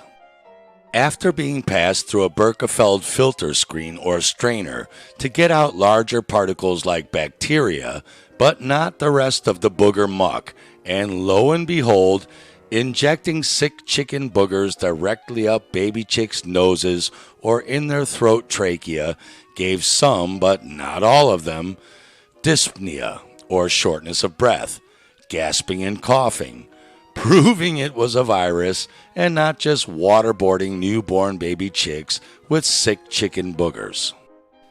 Injecting mucus into a baby chick and making it react with shortness of breath, gasping, or coughing does not prove an infectious particle in that mucus made it react that way, and not all of the other toxic debris from our bodies that is found abundantly in and removed naturally via our mucus, or the unnatural introduction method of that mucus via injection for that matter. Ironically, the real danger to humanity is not the imaginary particles that virology claims to be protecting us from, but that the fictional coronavirus genomes that have been templated out of the virologist's false speculations are now used as templates to create and inject real products into hapless recipients who were conned and gulled into believing that virology's latest invention was real. That is, virology's fictional genomic inventions have been relied upon to create wholly unnecessary medical and political interventions. The dangerous and highly experimental mRNA and nanolipid biotechnology has killed more people the last 3 years than all other vaccines combined over the last 30 years, and we have only just begun counting. Sadly, the average virologist really believes they are helping humanity, clueless that there is nothing to protect us from except their own products. Agencies like the U.S. Center for Disease Control are also propagating this madness, and the CDC took 8 months to respond to a Freedom of Information request surrounding their claim of isolating SARS-CoV-2 in their June 2020 Emerging Infectious Diseases publication, Severe Acute Respiratory Syndrome Coronavirus 2 from Patient with Coronavirus Disease, United States, by Jennifer Harcourt et al. The questions that were put to the CDC were simple and included the following. Did the scientists for this paper use control groups? If so, did the control groups use the same formulations of cell culture mixtures as the experimental groups, sans the sample containing the alleged viruses? In summary, if control groups were used, please list the details of the control groups. The reason she's asking is that we know for a fact through virologist Stefan Lanka's control experiments that these toxic antibiotics they use in their cell cultures cause the same cytopathic effect breakdown as the alleged viruses they claim are doing it. And the cell culture itself has genetic material from the Vero cells and fetal bovine calf serum that get used to assemble the in silico virus genome, even though they aren't alleged viruses. So you can easily cheat a control experiment by using 1 times or less of those toxic antibiotics in the control sample than the real one, or by leaving some or all of them out altogether and using a saline buffer solution instead, or by reducing or withholding the fetal bovine calf blood serum, which you can see keeps the cells alive and healthy longer, as opposed to reducing it to 1% and seeing cytopathic effects from just reducing that alone, or by not letting the control sample break down for the same amount of days as the original sample. Leave some meat out for 1 or 2 days compared to 5 days without any alleged virus or doing anything to it and see what happens. That's cytopathic effect breakdown. Strangely, instead of asking Jennifer Harcourt, a microbiologist who actually works for the CDC, or one of her team who actually wrote the paper, to answer this simple request, instead, on March 29, 2022, the CDC responded that they had located 37 pages of responsive records and one Excel spreadsheet, allegedly pursuant to the material requested.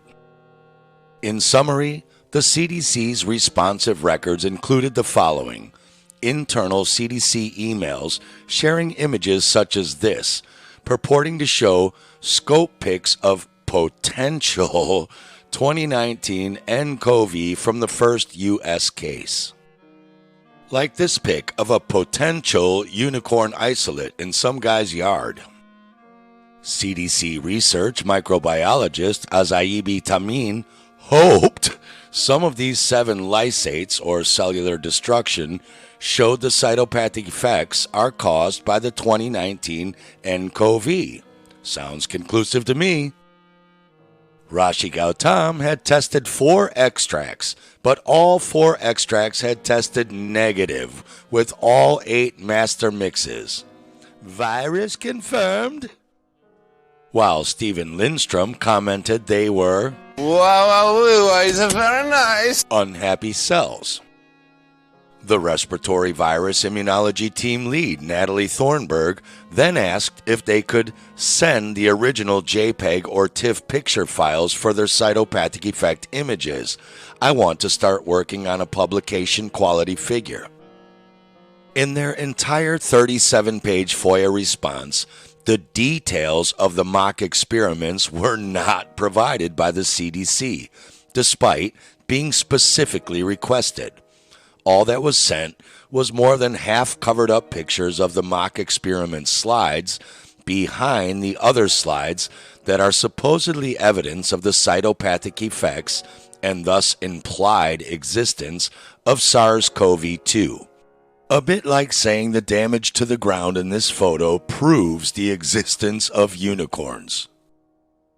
They then claimed it was legit by including GenBank accession numbers MTO20880 and MTO20881, which were listed in the Harcourt et al. CDC publication and already publicly available without need of a FOIA request, even though you could use these same bogus techniques on a horse's bottom, submit it to GenBank as a novel unicorn genome, and future genealogists could claim Clydesdale horses are unicorns because they can make an 81% genetic match out of their ground-up bottoms to your GenBank unicorn genome.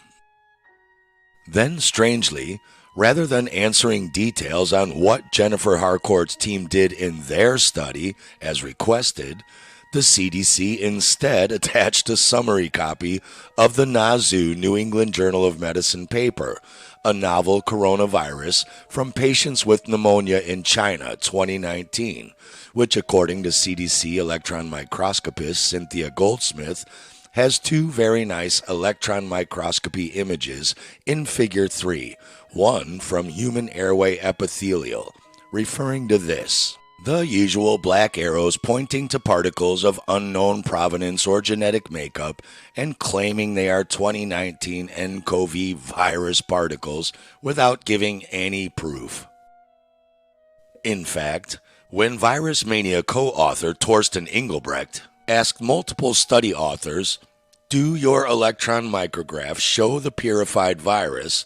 Dr. Wenji Tan from the NAZU team responded, "We show an image of sedimented virus particles, not purified ones."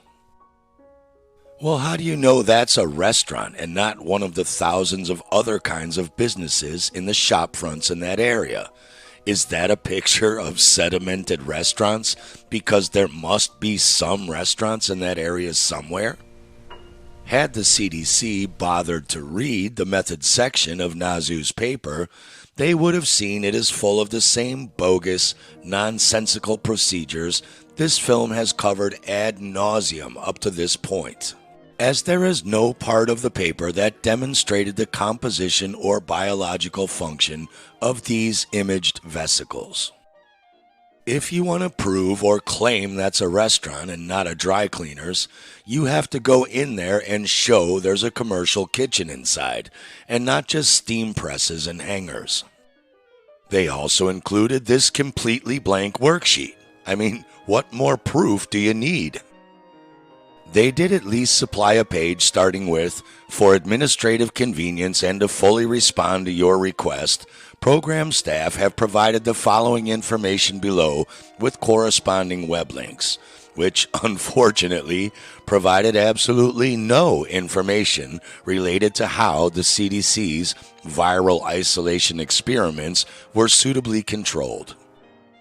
On December 23, 2021, Christine Massey also submitted a request to the CDC seeking full details of the Harcourt et al. Mock infected experiment, including the quantity of material from uninfected nasopharyngeal and oropharyngeal swab specimens that was added to the cell culture control group.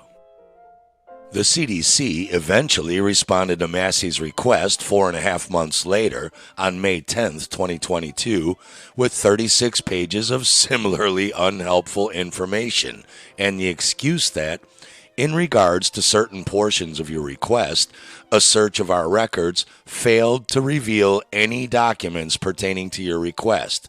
These portions relate to your request for specific cell culture experimental group details and cell culture mock infected control group details and whole genome sequencing purity and control details. Your request was sent to the National Center for Immunization and Respiratory Diseases, NCIRD, for search. They responded that certain details in your request were not available as records controlled or maintained by the CDC. In other words, the CDC appear completely ignorant to the fact that they are not following the scientific method, or they have realized that the game is up and are engaging in disingenuous responses, like purposely withholding revealing information under Exemption 6 because it might also contain personal information such as a cell phone number. Well, that didn't seem so hard. Either way, the CDC cannot be taken seriously as a source of reliable scientific information if they are also promoting uncontrolled experiments as proof of viruses. Now that you understand more about virology than the $116,000 a year public tax-paid microbiologists like Jennifer Harcourt at the U.S. Center for Disease Control, let's circle back to the February 2020 Peng Zhou paper in Nature, a pneumonia outbreak associated with a new coronavirus of probable bat origin, claiming the identification and characterization of a new coronavirus 2019 nCoV. In their alleged isolation experiment, the authors produced images showing apparent cytopathic effects after 24 hours in the alleged 2019 nCoV infected Viro E6 monkey kidney tissue cells, but no cytopathic effects in the mock infected cells, the latter purported to be a control. There you see it. The mock-infected cells look normal. The alleged 2019 nCoV infected cells are clearly showing cytopathic effects. Case closed, right? Wrong. Because aside from at least admitting the experiments were not randomized and the investigators were not blinded to allocation during experiments, nowhere in the methodology section did they provide details on how they did these alleged mock infection control experiments.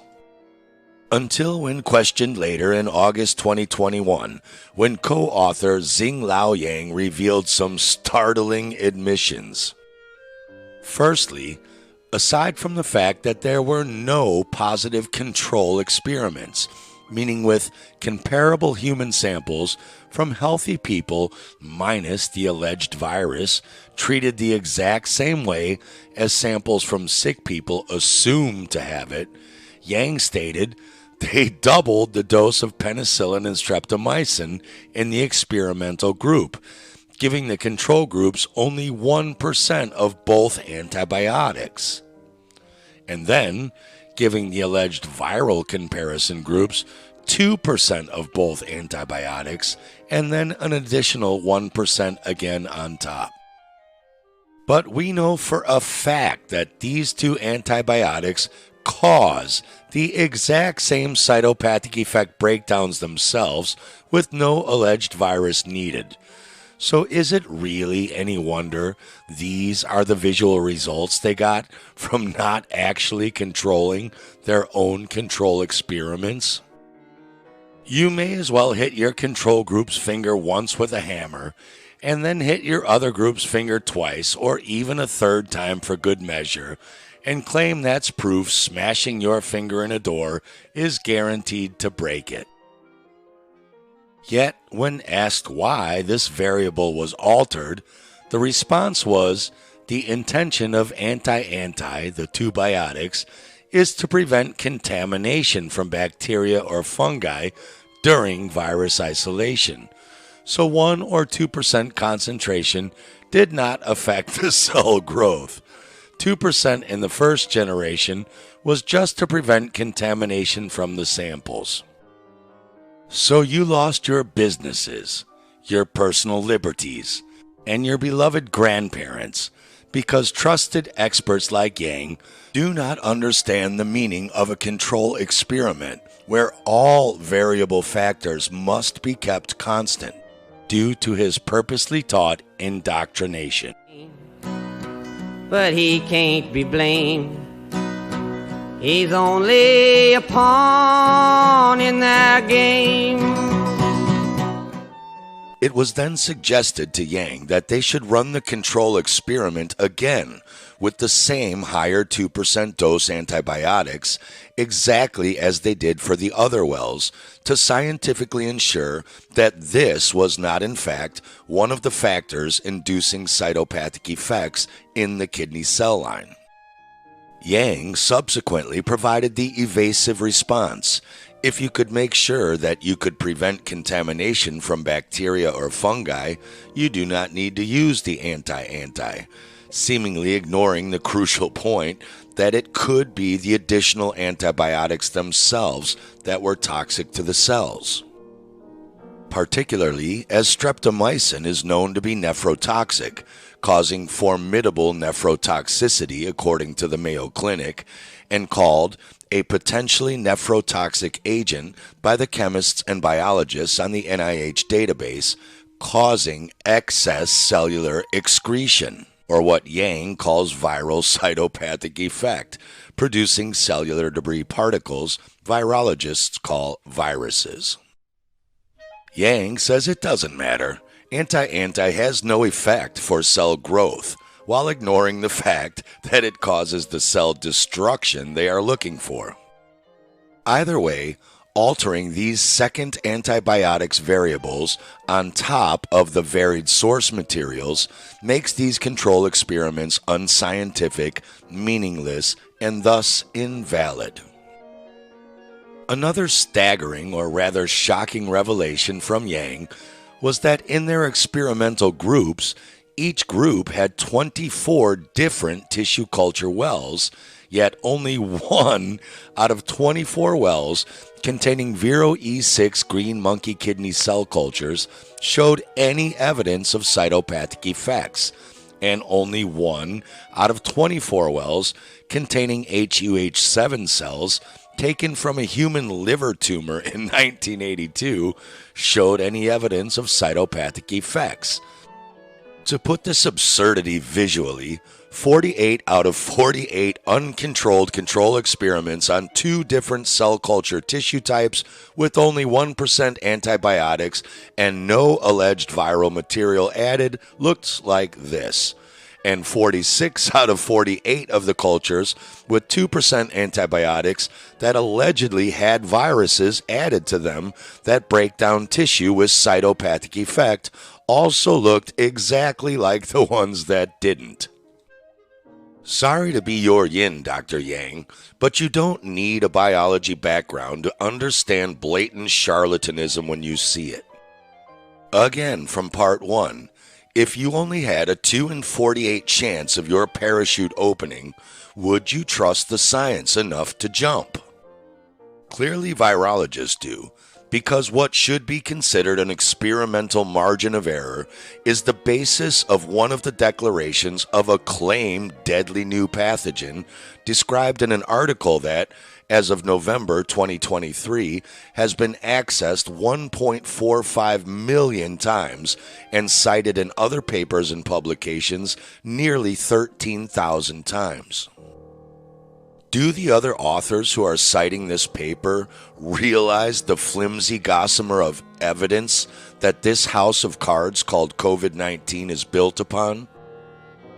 Perhaps they would not even be bothered by such a revelation, as actual biological experiments are being increasingly abandoned, while man and his computer-created in silico genomes are absurdly claimed to provide adequate evidence for the existence of viruses. In the case of Peng Zhao et al., their computer simulation was proudly proclaimed to be 96% identical at the whole genome level to a bat coronavirus. They decided to template their new viral invention against this bat sequence based on the nonsense that previous studies have shown that some bat SARS-CoV-2s have the potential to infect humans. Their computer software assembled what became GenBank accession numbers MN996527 and MN996532 from this form of faux evidence, which also lacks valid controls. Yet, every virologist in the world can now computer assemble your boogers into either of these fictional genomes and claim, oh my God, you must have the Batman virus. In early 2022, a mathematician working with virologist Dr. Stefan Lanka released an analysis of the associated sequence data produced by Fan Wu et al.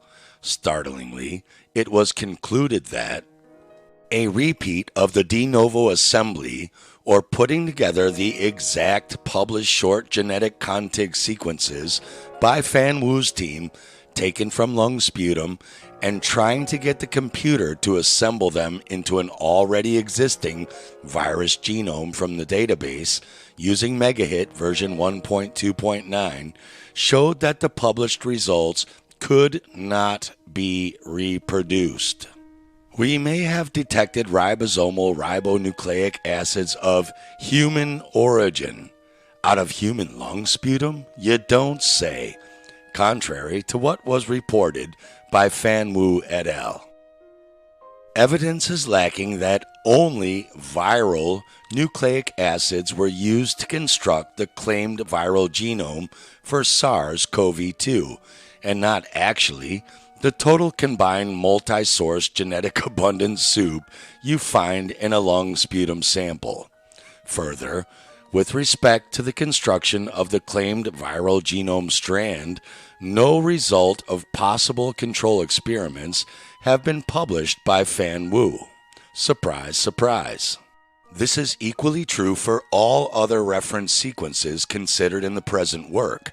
In the case of SARS-CoV-2, an obvious control would be that the claimed viral genome cannot be assembled from unsuspected RNA sources of human or even other origin.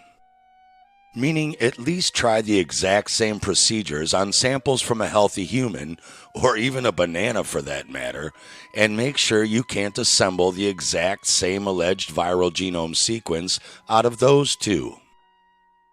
It doesn't matter how many thousands of monkey see, monkey do's can cite a bogus experiment like Fan Wu's in their own reference sections without even bothering to double check its methods, or how many scientific advisors cite those thousands of monkey see, monkey do's citing that bogus experiment as proof, if the actual scientists trying to repeat the experiment aren't able to get the same results and confirm it as valid as the scientific method demands. Indeed, this independent analysis only obtained 28,459 contigs, significantly less than the 384,096 described by Fan Wu et al., meaning there were 356,309 missing assembled genetic sequences, or nearly 93% short of what was claimed to be there, if you want to get nitpicky about it. So where did you get those, Fan Wu?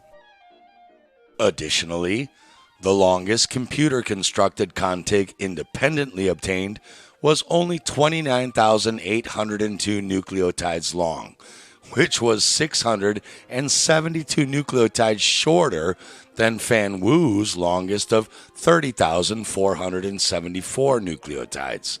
Like Subway, claiming this is a foot-long sandwich, meaning the published sequence data from Fan Wu et al. Cannot be the original reads used for assembly. Which means Fan Wu's team is either grossly incompetent at their jobs or purposely publishing lies. The independent analysis also concluded that alignment with the nucleotide database on 5/12/2021 showed a high match, 98.85%, with human Homo sapien RNA. Have you ever seen a Homo sapien? You don't want to know. Yeah, I saw one once at the zoo. This 98.5% Homo sapien RNA match was to pre-ribosomal N4 RNA 45SN4 ribosomal RNA found in GenBank on 4/7/2020, which also just happens to be found on human chromosomes 13, 14, 15, 21, and 22. But if genomic nucleotide sequences allegedly determine the unique makeup of different organisms, like a human from a bacteriophage, and this alleged virus allegedly came from a bat first and later jumped to humans, then how is its genetic sequence made out of common human sequences if a virus isn't human and didn't even come from humans? Obviously, because Fan Wu's team assembled the fake virus genome out of chopped up bits, including the human lung sputum sample. It's a smoking gun. This observation contradicts Fan Wu's claim that ribosomal RNA depletion was performed and the human sequence reads were filtered out using the human reference genome, human release 32 GRCH38.P13. If you filtered out the human reads, then why are they still in your virus genome? Of particular note here is the fact that the human ribosomal RNA sequence NR146117.1, dated April 7th, 2020, was not even published until 2 months after Fan Wu's publication of the SRR1097138.1 sequence on February 3rd, 2020. So how did they filter out a human reference genome read that didn't even exist in the database yet? And again, given the high error rate, it raised the question of whether some of the sequences were simply those generated by the PCR amplification conditions themselves. So in their independent study, Virologist Dr. Stefan Lanka and his mathematician took the original published genomic sequence data for the original work on coronavirus SARS-CoV-2 from Fan Wu's team, remember, based on the lung sputum fluid from a single patient in Wuhan, said to have only an 89.1% match to a group of SARS-like beta coronaviruses alleged to have been previously found in bats in China, and started running this one patient's sequences in GenBank against other available reference sequences for not only things like bat SARS-CoV, but also other alleged virus genomes that have nothing to do with SARS, like HIV, hepatitis delta virus, measles virus, Zika virus, Ebola virus, and Marburg virus. And lo and behold, they were able to get anywhere from 82% to predominantly 96 to 100% matches to all of these other viruses from this same one patient sample sequences, much more than Fan Wu's 89% match to an alleged bat coronavirus. This must be one unlucky patient to have caught SARS-CoV-2, bat SARS-CoV, HIV, hepatitis delta virus, measles, Zika, Ebola, and Marburg all at the exact same time. Of course, the truth is, if the virologists want to find a virus, it all just depends on how they design their protocols and what they ask the computer to look for, and it will find it. And how would these fortune tellers know what to even look for? To sustain the illusion of the COVID-19 pandemic, cases were required. Look at that scary number on the Johns Hopkins dashboard. Over 676.5 million cases of COVID-19 in just under 3.5 years. That's just over 0.8% of the population, or just less than 1 out of 100 people tested positive or were diagnosed with COVID-19. And look, just under 1 out of every 10,000 people allegedly died from it. But did they really? These alleged cases were provided by the world's largest ever human testing program, involving billions of PCR kits from dozens of manufacturers distributed around the world. It remains unclear as to why the doctor in molecular genetics, Professor Stephen Buston, who is a world-renowned expert on quantitative PCR, whose research focuses on translating molecular techniques into practical, robust, and reliable tools for clinical and diagnostic use, failed to decisively point out the inappropriate use of the PCR process. And he should know better, as Stephen Buston was the lead author for the 2009 publication, the MIQE Guidelines, Minimum Information for Publication of Quantitative Real-Time or RT-PCR Experiments, in which the key conceptual considerations for RT-PCR experiments were outlined by him and his team as follows. Analytical specificity refers to the qPCR assay or test detecting the appropriate target sequence, rather than all of the other non-specific targets also present in the sample. Diagnostic specificity is the percentage of individuals without a given condition, meaning not sick with any symptoms, whom the assay also identifies as negative for that condition. A PCR molecular detection test only designed to detect normal peanut fragments in a mixed snack bag if you dig deep enough to find them, can't tell you if you're going to have a deadly allergic reaction to those peanuts or not. It just tells you if there are peanut traces in that bag or not.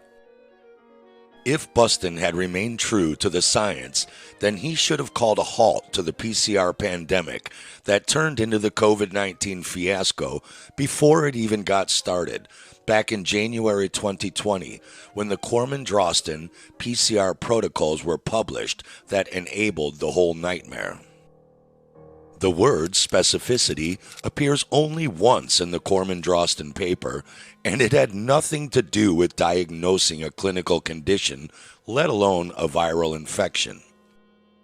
There was no detection of 2019 nCoV as the paper claimed. All that was established was the analytical specificity of their assay to detect selected target sequences of the published 2019 nCoV in silico genome. It was an in vitro molecular reaction experiment that they generated themselves with synthetic nucleic acid technology that does not require the existence of a virus. In fact, they admit there was no virus. In the present case of 2019 nCoV, virus isolates or samples from infected patients have so far not become available to the international health community. So their test was designed in absence of available virus isolates or original patient specimens by creating synthetic sequences that looked close to published sequences from the 2003 SARS-CoV sequences. You can't design a valid PCR test to detect something you don't even have possession of or know what to really look for in the first place. And unfortunately, all of these people bought this con job hook, line, and sinker. Furthermore, there was no establishment of how the PCR positive result related to a clinical condition or symptoms, i.e., the COVID-19 PCR kits were never shown to diagnose anything in a human subject. This PCR test created an invented new disease based on a fictional virus.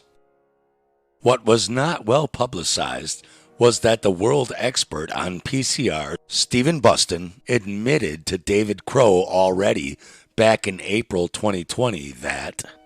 So what I've seen with the coronavirus testing is that they choose a cycle number. I've seen 36 and 37. I haven't seen it published very much.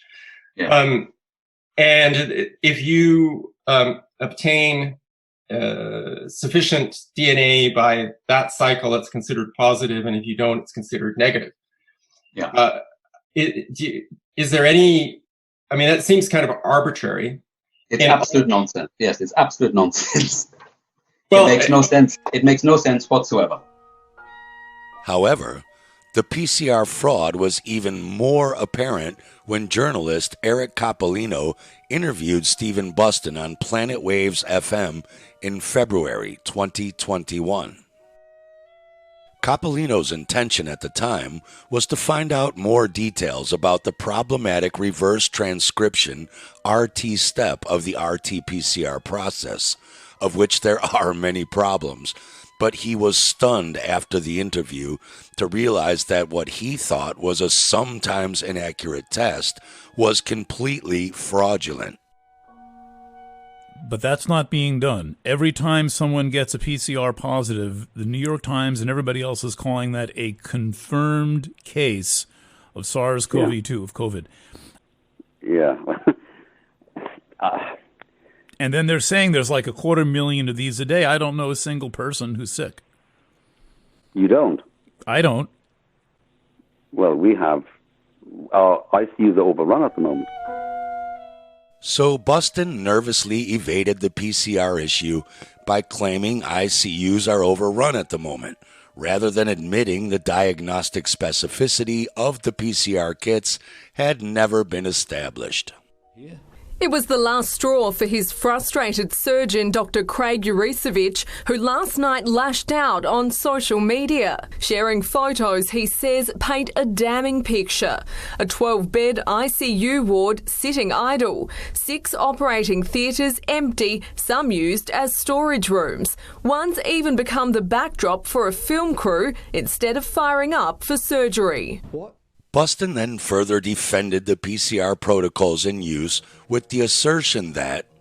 I'm not quite sure what the problem is, because what was obvious was that the disease, this pneumonia, was being caused by this virus, and this virus started cropping up in all the places where more and more people were coming down with the same symptoms. And these primers were detecting those that virus. Well, the problem is, Stephen, these people were getting the exact same symptoms everyone has always gotten during flu detox season since time immemorial, and nothing on this symptom list is new or special. And these primers can't detect a virus because the sequences they are looking for weren't taken from a virus. They were computer assembled from normal genetic material into a virus. The idea of, true purification, you separate it in a centrifuge and you've got of only that. Mm-hmm. And then you can, then that is the thing that is sequenced and then used to prime the PCR. It does not appear that that's what's happening. Well, the way the sequence was established was by taking the sample from the original patients, growing up something, and then sequencing it, and then just assembling the sequence. And what came out of that was a SARS virus. And here we have the crux of the problem.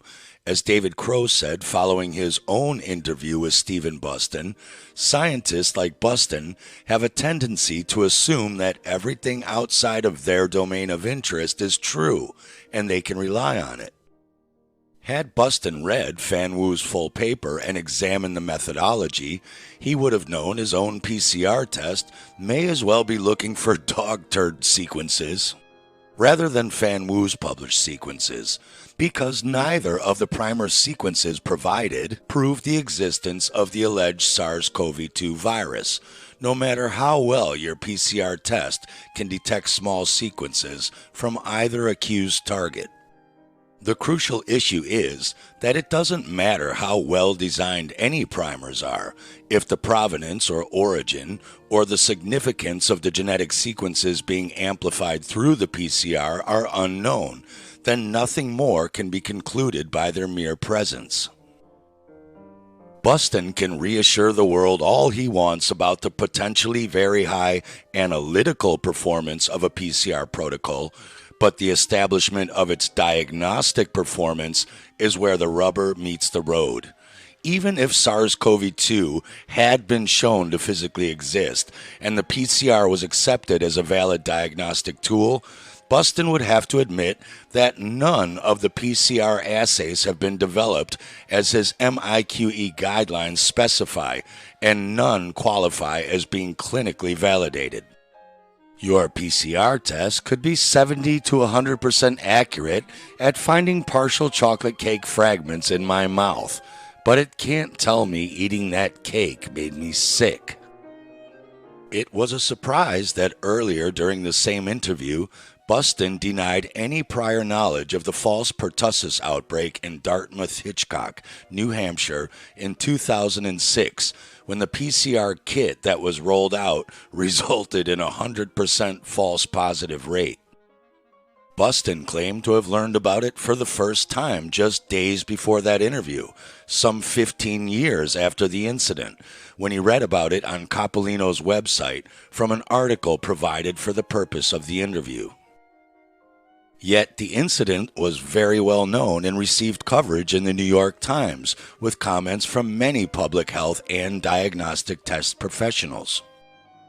By 2006, Buston was a professor of molecular biology at 2 different universities, so it's a small wonder that the PCR specialist had not had any inquiries from medical colleagues back in 2006 when the incident happened.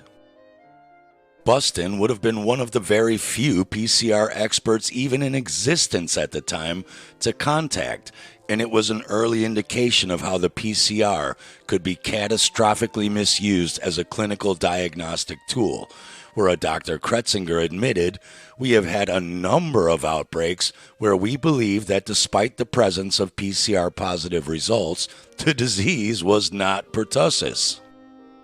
If that wasn't bad enough, It related to an incident where the purportedly causal microbe, the bacterium Bordetella pertussis, is something real that can be physically isolated, genetically and chemically characterized, and sequenced, and its genetic sequences confirmed for the PCR to be calibrated against, and it still failed miserably. Whereas in contrast, the SARS-CoV-2 PCR protocols are simply calibrated to genetic fragments of unknown origin from human lung sputum. By the time Buston was interviewed by Coppolino, he had already co-authored and submitted a paper titled COVID-19 and Diagnostic Testing for SARS-CoV-2 by RT-qPCR, Facts and Fallacies, that was published later in February 2021. In this paper, Buston and Co. stated that the Corman-Drosten assay worked and was specific and demonstrated astounding sagacity, meaning sound and reason, and selflessness by the scientists involved, as well as the remarkable speed with which PCR-based tests can be developed and put into practice. Specific for what? And sound and reason how? We already saw the Corman-Drosten paper made fake synthetic sequences based on a blind guess from SARS-1 16 years earlier because they had no virus isolates or patient samples to even design a test for SARS-CoV-2. The obvious question remains, specific for what? Were Buston and Co. implying that the PCR tests are specific for short-targeted RNA sequences, a coronavirus known as SARS-CoV-2, or the WHO-invented disease known as COVID-19? The Corman-Drosten paper only established the analytical specificity for amplifying some selected RNA sequences. It had nothing to do with the establishment of a virus or diagnosing a disease because it admitted it had no virus isolates of SARS-CoV-2 nor samples from a patient specimen to determine any clinical COVID-19 disease. So Buston, the developer of the MIQE guidelines, surely knows that of the three, only the first was scientifically established and nothing was or has been validated for clinical application. And yet, his paper goes on to make the ridiculous, illogical claim that PCR testing is highly suitable for large-scale testing, as demonstrated daily by the millions of tests carried out to date. And Monsanto's Roundup is safe to consume, demonstrated daily by the millions of crops it is sprayed on. Has world-renowned PCR expert Buston forgotten that the tests are simply a molecular amplification tool and not for diagnostic use? I don't think you can misuse PCR. No, the results, the interpretation of it, it doesn't tell you that you're sick, and it doesn't tell you that the thing you ended up with really was going to hurt you or anything like that. That's because the PCR simply amplifies invisible genetic sequences through molecular reactions until there are millions and millions of copies to be able to detect that small sequence.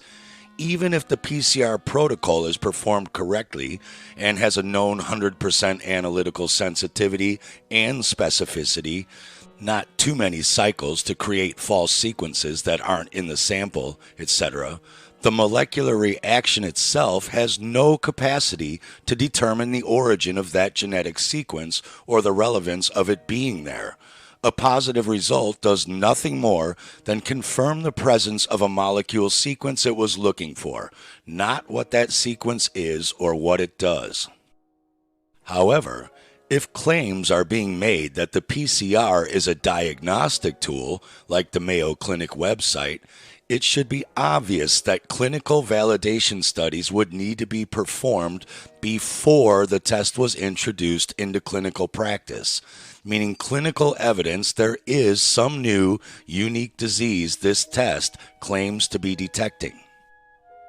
The Corman-Drosten paper skipped this clinical validation step, and the World Health Organization accepted the fraud by placing versions of the PCR protocol on their website on the 13th and then 17th of January 2020, before the paper had even been published. After that, the PCR was simply used via circular reasoning to make claims about diagnosing infections in hundreds of millions of people, even if they had zero clinical symptoms. The next phase in the early stages of the alleged pandemic involved experts such as Australian infectious disease specialist, Associate Professor Sanjaya Senanayake, promulgating unfounded claims about the accuracy of the test to the public. That's a hard one to know, Jeremy, because there's no gold standard to really compare this to. So if we had a new test for picking up golden staph in blood, we've already got blood cultures. That's our gold standard we've been using for decades, and we could match this new test against that. But for COVID-19, we don't have a gold standard test. So the current test we are using, the PCR test, where we put a swab in the throat and in the back of the nose, they're our gold standard. But trying to work around that, we think that it's probably picking up about 70% of cases.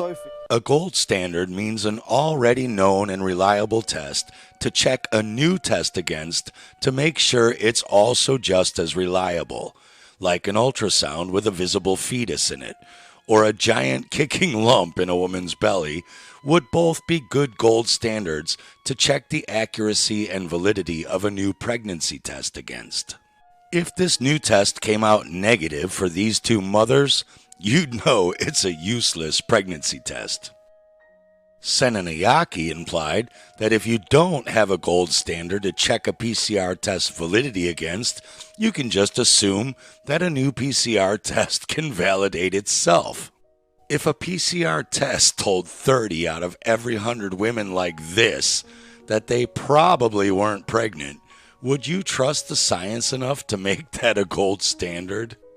We think that it's probably picking up about 70% of cases. At least he was telling the truth when he said, there's no gold standard to really compare this to. Because the real gold standard is something that doesn't exist, that being the physical isolation and proof of a viral particle. The World Health Organization were clearly not concerned by the lack of a gold standard or any evidence of a virus, and cemented the PCR fraud by stating that a COVID-19 case, not a suspected case, not a probable case, but a confirmed case was, conveniently hidden and mentioned last at the bottom, a person with laboratory confirmation of COVID-19 infection, which in 2020 was typically PCR, irrespective of clinical signs and symptoms. In this one sentence, they proclaim that the clinically unvalidated PCR tests have 100% diagnostic specificity, and nonsensically twist the meaning of the word infection to include individuals who have no signs or symptoms. The etymology of the word infection provides a derivation from the Latin inficere, meaning to spoil or to stain. Mosby's Medical Dictionary 2009 states the definition of infection to be 1. The invasion of the body by pathogenic microorganisms that reproduce and multiply, causing disease by local cellular injury, secretion of a toxin, or antigen-antibody reaction in the host, and 2, a disease caused by the invasion of the body by pathogenic microorganisms. The established meaning of infection relates to a disease state of local cellular injury caused by the alleged virus or microorganism. A diseaseless state of disease is an oxymoron. Otherwise, A term such as commensalism should be used instead, meaning a relationship between two kinds of organisms in which one, like microorganisms, obtains food or other benefits from the other human or animal organism without damaging or benefiting that human or animal. The WHO invented an absurd new definition of pandemic, excluding references to the words with enormous numbers of deaths and illnesses. Apparently, you don't need to be sick or die anymore to be in a dangerous pandemic. So now even the seasonal flu could be classified as a pandemic, and they are now subverting the definition of infection, one that disconnects it from the concept of disease through the sole use of PCR results. PCR is separate from that. It's just a process that's used to make a whole lot of something out of something. Unfortunately, on more than one occasion in the COVID-19 era, influential figures such as Buston and Senenanyake have supported the virologist's use of a molecular manufacturing tool to make all sorts of unfounded claims, including both the unratified ability to diagnose a novel infection and the detection of an alleged virus. Of note, a biased misinterpretation of the PCR appears to begin before the amplification process has even started. For example, the Roche high-pure viral RNA kit used to prepare samples for the PCR states that it rapidly isolates viral RNA from mammalian plasma, serum, body fluids, and cell culture supernatants.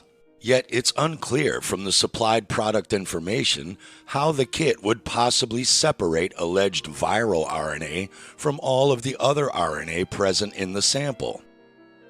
The process itself includes a poly-A carrier RNA binding additive step. The problem is, polyadenylated sequences are non-specific and interact with cleavage factors for most tissues.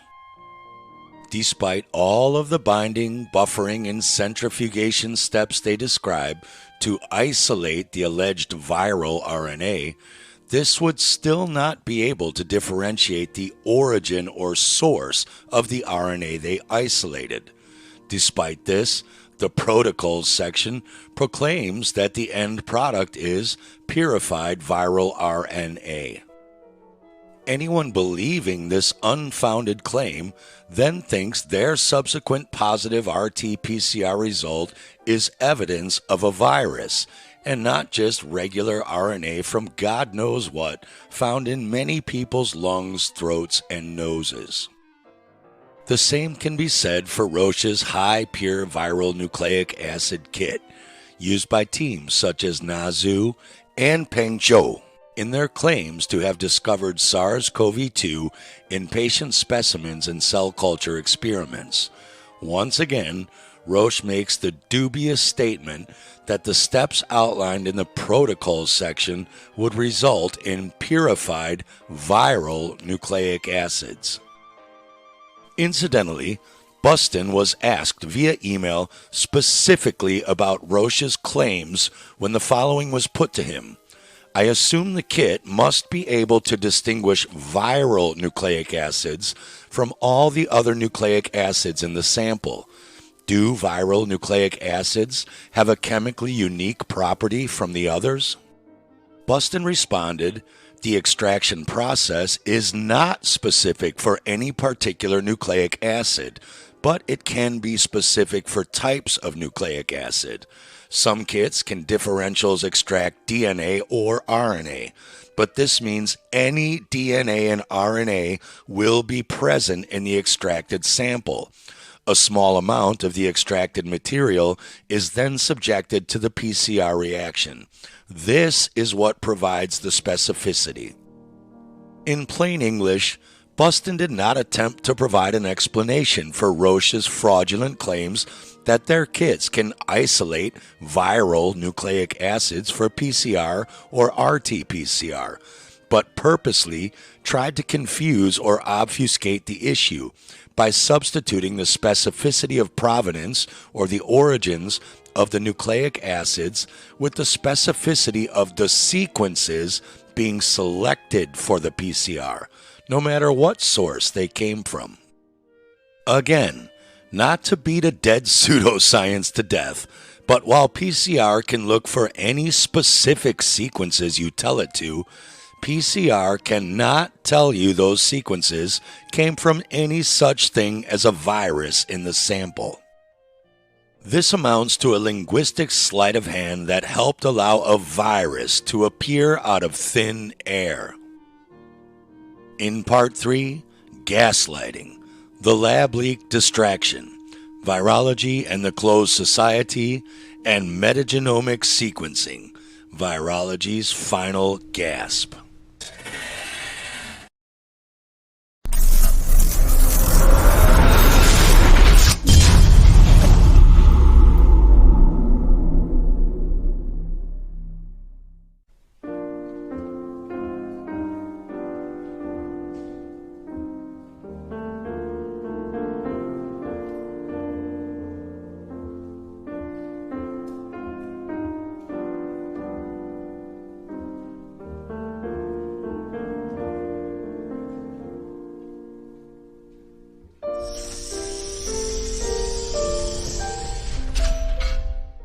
The Canadian philosopher Marshall McLuhan, whose work is among the cornerstones of the study of media theory, said, "The medium is the message. I wouldn't have seen it if I hadn't believed it. We shape our tools, and then our tools shape us." We've all heard the claim that it would be impossible for the majority of the medical and scientific community to all be knowingly complicit in deceiving the public with virology's unscientific methodologies in the COVID-19 fraud. Agreed, but how long may ignorance be used as a defense? It's true that the abandonment of the scientific method may be unnoticed or even accidental by lower-level participants. Freshly minted virologists are trained to follow the methodologies of their seniors and are unlikely to get far with their chosen career and, of course, funding if they dispute the basis of their laboratory's work. On 29th of January 2020, an apparent Chinese virology scientist known as Winjor Little Mountain Dog, as you do as a professional, posted a text titled, "Documenting the First Experience of Discovering a Novel Coronavirus." Unlike the tear-jerking, passionate story of Old Yeller, it described the impassioned story of an insider determined to get the truth out regarding what happened in Wuhan over the preceding month and who really discovered WH-Human1, aka WH01/2019, later to be renamed SARS-CoV-2. Of course, it starts to read like a bad Miramax B-movie plot. In a sordid Chinese lab of few told secrets, one little Chinese lady dog with one big Chinese heart dared to expose an even bigger Chinese story. Little Mountain Dog. Of course, to those of us aware of the deception that has taken place in the COVID-19 charade, the text is certainly suspicious as being part of a gaslighting operation.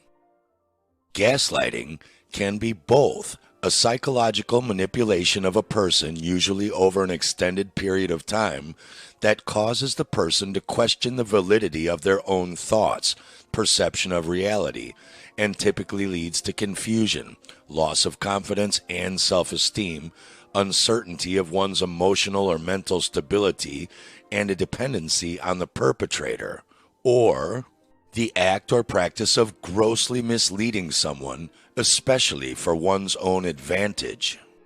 Despite working in heavily monitored communist China, the author pretends anonymity while making it obvious enough for even the New York Times to discover and publish Winjor's commercial laboratory of employment, Vision Medicals. Or was it purposely leaked to them to keep the virus counter narrative going? Loosely translated to more precise English, on December 26, 2019, I just went to work. As usual, I first browsed the results of the automatic interpretations of metagenomic next-generation sequencing pathogenic microorganisms for that day. You don't sound like female Chinese virologist. And you don't sound like a little mountain dog.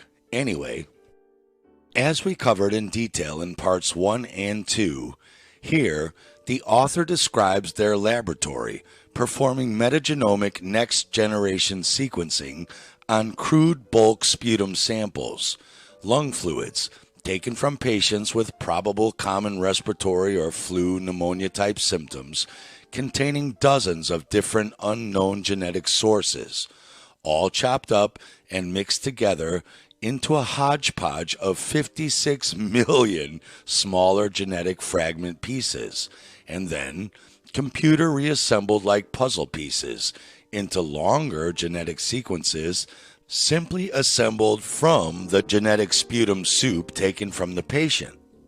Then those computer assembled sequences are checked against a database to see if any of those longer computer assembled sequences or computer codes matched any previous database computer assembled code sequences entered into the database, all hypothetical and arbitrarily claimed to be from an alleged pathogenic organism. Lo and behold, unexpectedly, it was found that one sample out of all of the automated daily results reported a sensitive pathogen match, a SARS coronavirus, matching dozens of small sequences, and there was only one meaningful pathogen in the sample. They cannot detect an alleged meaningful biological SARS coronavirus pathogen in a sample any more than your Norton antivirus software on your laptop or desktop computer could detect if you somehow infected your computer with alleged HIV or Ebola by not wearing a finger condom when you type. All they really have are a dozen small computer sequence codes they assembled from the genetic material lung fluid hodgepodge from only one of many patients with acute respiratory syndrome that kind of match a dozen out of thousands of previous large computer assembled sequence codes they made from the intestines of a bat they murdered years before and entered into the database. Nothing more. Yet this pathogen is most similar to bat SARS-like, but not SARS coronavirus, with an overall similarity of about 87%, and a similarity to SARS-CoV-1 of about 81%. The number of sequences in the alignment has increased from dozens to more than 500. In addition, 5 contigs have been assembled, which add up to more than 1,200 base pairs. At this time, it can basically be confirmed that it is a coronavirus. It is only virologists who can take an existing assembly recipe in the computer database from previous assembled genomes and then assemble tiny parts of normal things found in lung samples that even they don't claim to be made of viruses into longer segments called contigs that can be computer assembled into larger genomes of hypothetical particles they call viruses that have never been found in the lung sample or nature in the first place. It's just grown-ups still playing childhood Legos for enormous salaries, and they still get angry, like all children, if you dare try to take their toys away from them. This is an incredible leap from various sequences that have been detected in a crude sputum specimen to the report of a pathogen, apparently on the basis that this can be established by a computer program. Not only that, but the computer program has found a SARS coronavirus, so it is somehow known to be associated with the clinical condition severe acute respiratory syndrome. Waterboarding someone can also cause SARS, severe acute respiratory syndrome, but it doesn't prove a virus in the water stopped their breathing. Apparently, in such an alleged urgent situation, there was no time to research the literature because of the limited time with other research and development projects, and there was little data at hand or too many categories to find, so they didn't go into details of the assembly results to obtain the complete genome. So we'll just have to trust the science. But several thousand coronavirus genomes were further carpet analyzed and evaluated in terms of similarity, coverage, and uniform genome distribution, just like Fan Wu's team did in Part 2. Throw a bunch of shit at the wall and see what sticks, and sure enough, got an 89% match to the computer code called BAT-SL-CoV-ZC45. And surprise, surprise, Little Mountain Dog's team found finally the two most similar computer code database genomes to the one they assembled were identified, also BAT-SL-CoV-ZC45 and BAT-SL-CoV-ZXC21. And just like that, it is confirmed that the virus existed on the basis of comparing some new fictional computer assemblies whose assembly analysis was hurriedly performed until finally a near but not full genome sequence was assembled to other fictional computer assemblies previously submitted in the genetic databases. Well, if you nearly assemble a human genome into a not full sequence, you can prove a human is actually a cat, since they have a 90% alleged genetic match, nearly 100%. By no coincidence, virologists claim SARS itself came from not only bats, but civet cats, because they build their in silico genomes from pieces and fluids of both of them. And just like that, it was confirmed that the new virus existed on the basis of comparing some new in silico computer assemblies with other older in silico assemblies previously submitted to genetic databases. They then go on to describe their next activity of phylogenetic tree analysis and building an evolutionary path for the latest addition to virology's fictional family tree. As always, there is a complete absence of any appreciation of the fact that a virus must possess an actual physical existence as a discrete particle with specific biological characteristics, including the ability to infect hosts and cause disease. The author simply asserted that the analysis has basically confirmed that there is indeed a virus in the sample of this patient. Later in the text, they at least sound some caution with regard to clinical pathogenicity, but remain convinced of its existence by making the passing comment that whether the pneumonia was caused by this virus, we did not analyze it, nor could we analyze it. The detection of the virus does not mean that the pneumonia was caused by the virus. By December 30th, I heard the news that there are quite a number of patients with similar symptoms. What really made me nervous again was that our friends and businessmen shared the sequence for us to analyze, and when I did, it was indeed the same virus. The first thought in the subconscious is, this virus is contagious. It is unclear whether Winjor Little Mountain Dog knew that the similar symptoms affecting the patients described in Wuhan were all non-specific respiratory symptoms, universally common in pneumonia and even flu detoxification. As covered at length in Part 2, to this day, COVID-19 is not a legitimately defined clinical condition, as the alleged symptoms are the exact same as pneumonia, flu, and other respiratory ailments, and a quote-unquote confirmed COVID case simply refers to the result of a molecular detection process that cannot detect a virus or diagnose a clinical condition. In fact, the World Health Organization themselves stated that confirmed cases are irrespective of clinical signs and symptoms.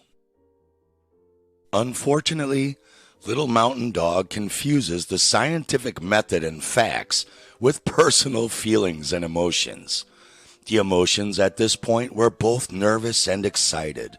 I was nervous because this unknown virus might be as horrible as SARS, even though before their bogus circular reasoning and methodology procedures, they rightly admitted this is not necessarily SARS or contagious, and the pathogenicity is unknown.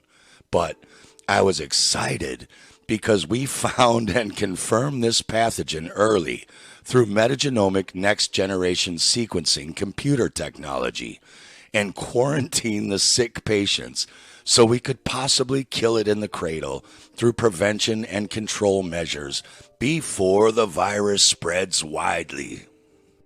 This is one of the big dangers of Hollywood mind control programming.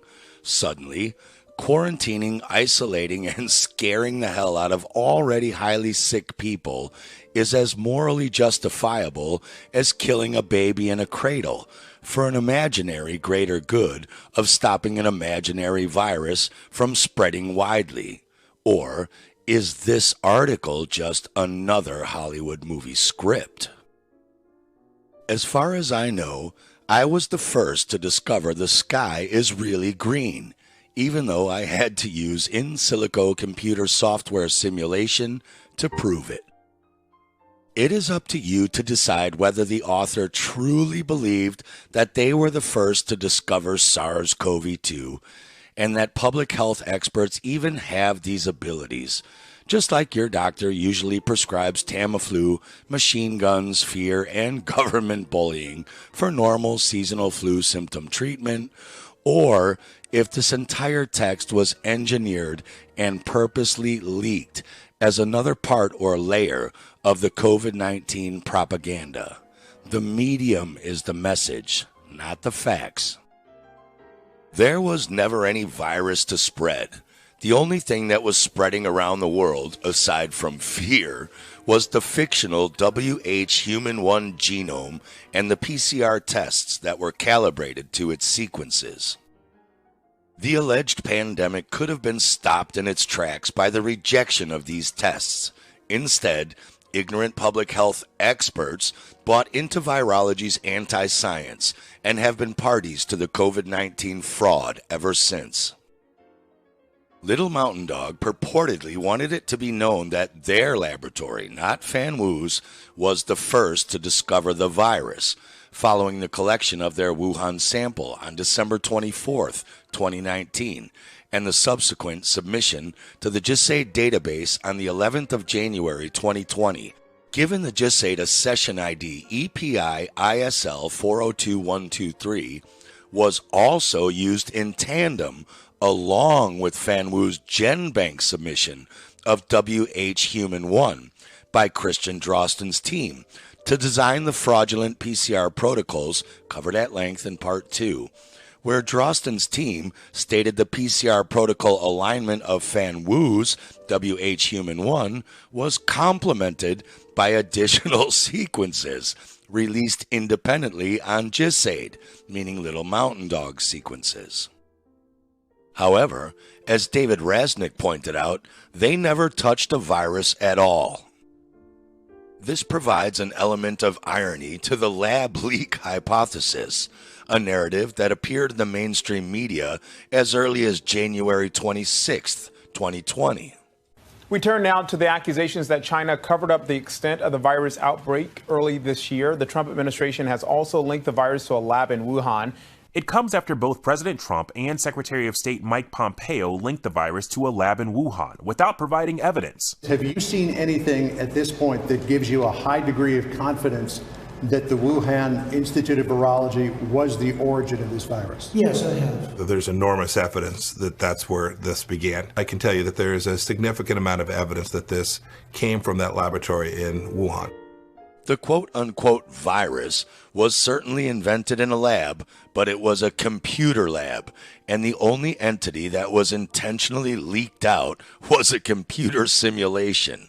The results of the simulation were sent around the world as digital code over the internet, and the resulting PCR primers that were deployed in kits en masse created the cases for the COVID-19 fraud. The Little Mountain Dog story continued when an editorial entitled, "As the pandemic exploded, a researcher saw the danger. China's leaders kept silent," appeared in the Washington Post on the 22nd of April, 2022.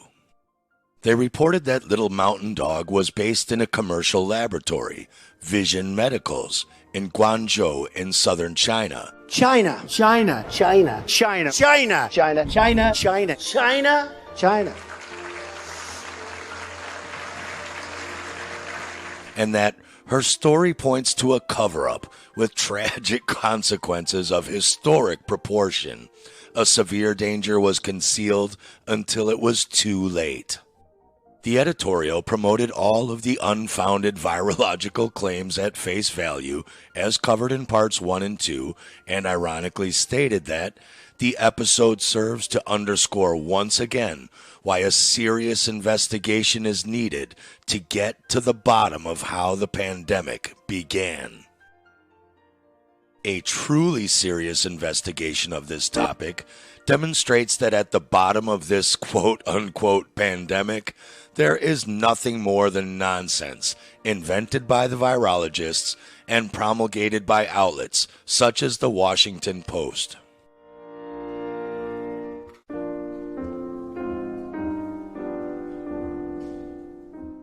On August 21st, 1909, Dr. Montague R. Leverson wrote, "You here assume smallpox to be a thing, an entity. This blunder is committed by nearly all the followers of the self-styled regular school, and it will probably be a new idea to you to be told that neither smallpox nor any other disease is an entity, but is a condition." On May 19, 2022, Jeffrey Sachs, the chair of the Lancet COVID-19 Commission, co-authored a paper with Neil Harrison entitled "A Call for an Independent Inquiry into the Origin of the SARS-CoV-2 Virus." The publication opened with the following framing of the COVID-19 situation. Since the identification of the SARS-CoV-2 in Wuhan, China in January 2020, the origin of the virus has been a topic of intense scientific debate and public speculation. The two main hypotheses are that the virus emerged from human exposure to an infected animal, zoonosis, or that it emerged in a research-related incident.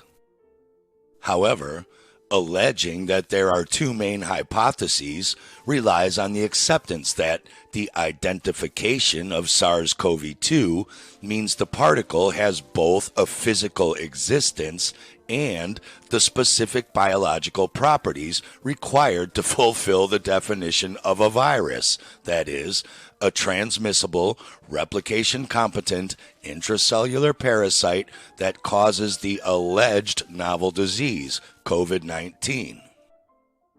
As was covered to exhaustion in both the COVID-19 fraud and war on humanity by Dr. Mark Bailey and Dr. John Bevan Smith, and parts 1 and 2 of this film series, there is no evidence that either the particle or the proposed novel COVID-19 disease even exists, and Fanwu's paper identified no such thing as an alleged virus in Wuhan in early 2020.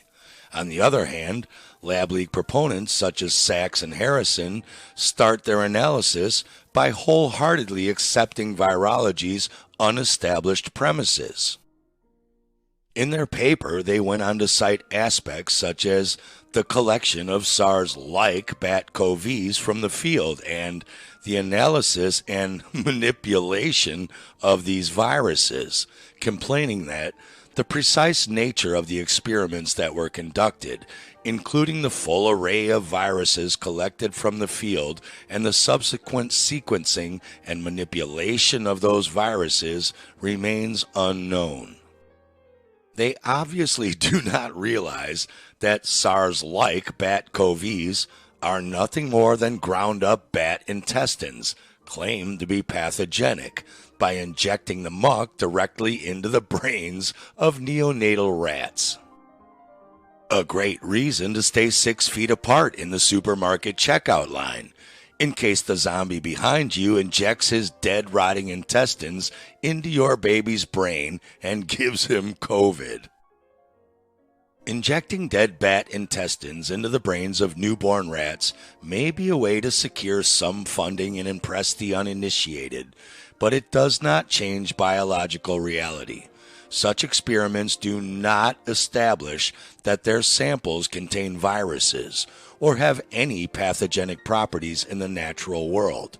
If they can't even make baby rats sick by just exposing them to alleged sick bats without injecting dead, rotting guts into their brains, then there is nothing to worry about. It doesn't matter what goes on behind closed doors in these labs, because they have no viruses to begin with. It's time to put our thinking caps on.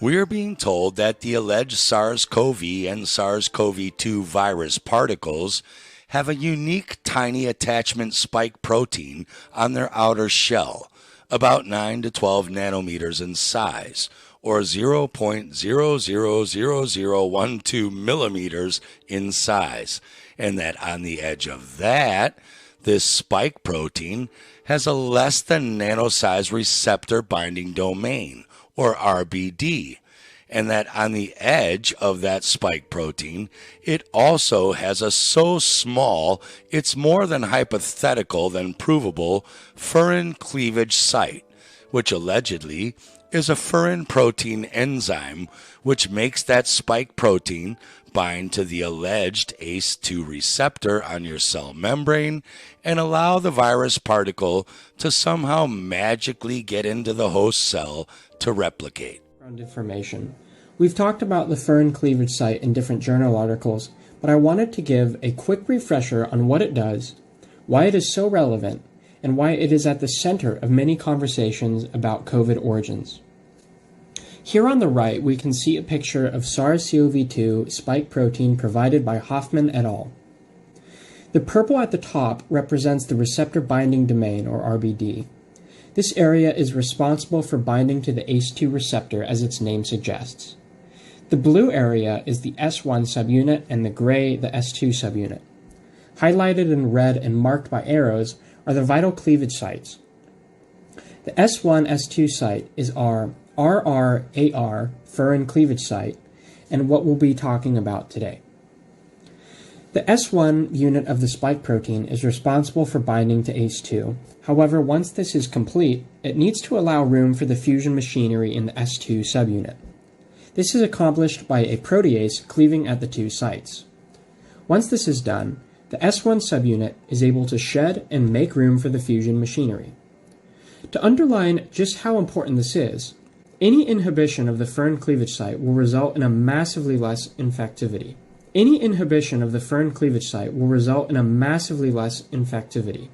The reason this one is getting so much attention is because none of SARS-CoV-2's immediate relatives have this specific furin cleavage site. Not to mention that the furin cleavage site isn't just a single point mutation, but rather a seeming insertion of a 12 nucleotide sequence. That wouldn't happen to have been inserted by Fan Wu's computer software, would it? This raises the question about a natural or man-made origin. Well, hang on. If, as covered in Part 1, virologists like Susie Wiles claim they can't isolate these alleged 50 to 140 nanometer virus particles and chemically and genetically characterize what they are made of or observe what they do, how on earth could they know or observe what the even smaller alleged 9 to 12 nanometer spike proteins sticking off of these particles are made of, or even do? or even smaller alleged furin cleavage enzymes on those spike proteins, if they can't isolate and chemically characterize or visually observe those either. They can only be observed under electron microscopes, which are still pictures of dead particles doing nothing, not moving pictures of live cells, like with light microscopy. If this particle is too small to be seen under a light microscope that observes living movement and action, and these spike-looking things on the outside are even smaller, there is no way to look at a still electron microscope picture of a particle that seems to look like this in 2 dimensions and claim smaller enzymes on those little spikes somehow get this particle into a cell membrane and observe that this particle can do this inside a cell or this afterwards. It's just a bad wild guess theory. Which is why these poor indoctrinated clowns, when considering the alleged SARS-CoV-2 genome that virologists have preferred, are stuck guessing whether the insertion of the furin cleavage site was the result of natural evolution or perhaps via a recombination event in an intermediate mammal or a human, or was the deliberate introduction of the furin cleavage site into a SARS-like virus as part of a laboratory experiment. Because they can't see all 3 exist only in the land of make-believe. They would be better advised to look into how it was established that any of the sequences or proteins they are analyzing belong to a pathogenic virus, and not just the other normal genetic fragments found in people's lungs and cell culture tissue that they Frankenstein assemble these computer code virus genomes out of in the first place. You may have heard that a research proposal called Project Diffuse laid out a blueprint for the creation of COVID, but that other scientists brushed off Diffuse because the risky virology took place in the University of North Carolina for DARPA. But university grant-funded research by the government is not evidence of viruses. You can get DARPA-paid grants to research building them flying carpets. It doesn't mean you actually built one for them. Project Diffuse, diffusing the threat of bat-borne coronaviruses, which was seeking funding through DARPA's Preempt program. This proposal is full of scientific nonsense and opens by saying our goal is to diffuse the potential for spillover of novel bat-origin high zoonotic risk SARS-related coronaviruses in Asia. Yes, the old bat cave story involving fictional coronaviruses, which are nothing more than genetic sequences detected in bat poo that was also covered in my SARS-1 video. The fallacy doesn't stop Dashik & Co. from fraudulently claiming that they have published direct evidence of spillover of novel SARS-CoVs into people in Yunnan province, China. And viruses are a clear and present danger to our military and to global health security. This all sounds pretty scary, but for $14,209,245, Dashik and his team can apparently diffuse this problem for us. The proposal says they will sequence the spike proteins and reverse engineer them into viruses to infect humanized mice and assess capacity to cause SARS-like disease. Well, it is possible to engineer a spike protein as we have seen with the gene-encoded vaccines, but they have never been proven to be part of a pathogenic virus. To be clear, it is not being disputed that institutions such as the University of North Carolina have been experimenting with entities such as spike proteins for decades. Some of these sequences have been patented and used in the development of injectable biological agents, recently forced onto many people under the guise of COVID-19 vaccines by Pfizer and Moderna, working with the University of North Carolina at Chapel Hill. It was for the purpose of injecting synthetic proteins into people. Call them synthetic spike proteins if you like, via the synthetic COVID vaccines. However, None of this research requires the existence of particles that qualify as viruses. Unfortunately, Virology's book of claims has become so convoluted that most readers do not realize that it is largely composed of nonsense.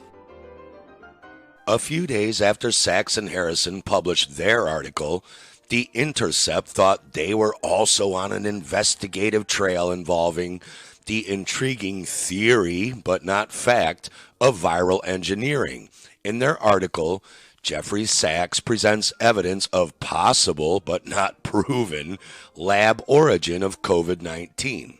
For starters, COVID-19 is the name of an alleged new disease, not an alleged virus called SARS-CoV-2. If the quote-unquote evidence is so great, why is it possible and not confirmed? Here's evidence of the possible intriguing theory that unicorns fly backwards. They reported on a 2016 University of North Carolina Chapel Hill study associated with Ralph, the hidden hand Barrick, stating the scientists created a new virus using the spike of a bat coronavirus that had been isolated and characterized by the Wuhan Institute of Virology. Again, from parts 1 and 2, they admit they have never isolated or chemically characterized that particle, alone and apart from everything else in the culture. So how on earth did Ralphie Boy's team isolate and characterize that? Furthermore, when we go to Barrick's 2016 paper, SARS-like WIV1-CoV poised for human emergence, and go to Figure 1, it exposes the absurd claim that the Wuhan Institute of Virology had purified virions that were allegedly utilized by Barrick et al. Subsequently, as they created a new virus. There was no evidence that either lab had anything more than abnormal green monkey kidney cell culture soup. It did have some nice computer drawings with red circles to make it look official, but as usual, their methodology section exposes the same bogus procedures exhaustively covered in parts 1 and 2. They took muck, put it on unstable chromosome Viro E6 green monkey tissue with the blood serums from aborted baby cow fetuses, high clone, destroyed the tissue with antibiotics and antifungal agents, and then made synthetic protein constructions using published sequences based on the alleged SARS-CoV computer code constructions assembled from other biological muck soups. Again, from parts 1 and 2, there is zero evidence Barrick's original samples from the Wuhan Institute of Virology had any such thing as wild-type viruses in them to even clone in the first place. An alleged chimeric virus is a virus that contains genetic material derived from 2 or more distinct viruses. And since virus sequences themselves are made out of normal non-viral genetic material found in cultures, making a chimeric quote-unquote virus is simply mixing up genetic computer codes from 2 different culture sources from different genetic material. No viruses required. The lab leak hypothesis is simply another narrative in the COVID-19 era that keeps alive the illusion of the material existence of SARS-CoV-2 in the public's imagination, as well as the unfounded belief in pathogenic viruses and microbe-related contagion in general. In recent years, the fear-based narrative has continued, with declarations like the alleged May 2022 monkeypox outbreaks that obviously never happened, or the national emergency incident declared in October 2022 after the alleged detection of polio viruses in London sewers. You know, from those dirty foreigners hanging out down there in the sewers, giving all their polio to sewer treatment plants that are supposed to be purifying contaminants. And in June 2022, the COVID-19 lab leak theory even received backing and a thumbs up from the Director General of the World Health Organization, Tedros, In support of the phantom disease and pandemic, he named and declared, "We have therefore made the assessment that COVID-19 can be characterized as a pandemic." It seems likely there will be more lab leak stories in the future if they continue to capture attention so effectively. You can have all the supply you want, but a good business model requires creating a demand. They don't make the vaccines because there are viruses. They make up the viruses so they can sell you their vaccines.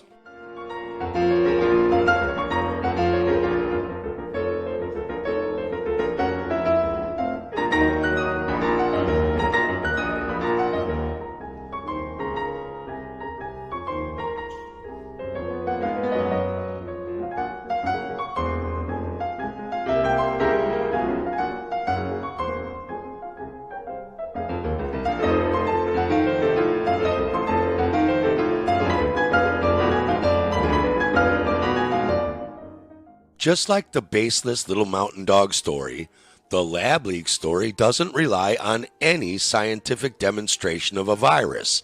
It relies simply on the belief that there is a virus.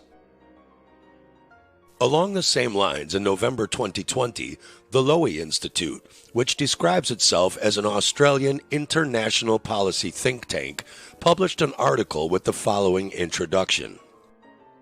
In April 2020, Dr. Ai Fen, head of the emergency department at Wuhan Central Hospital, gave an interview to Chinese magazine Renwu.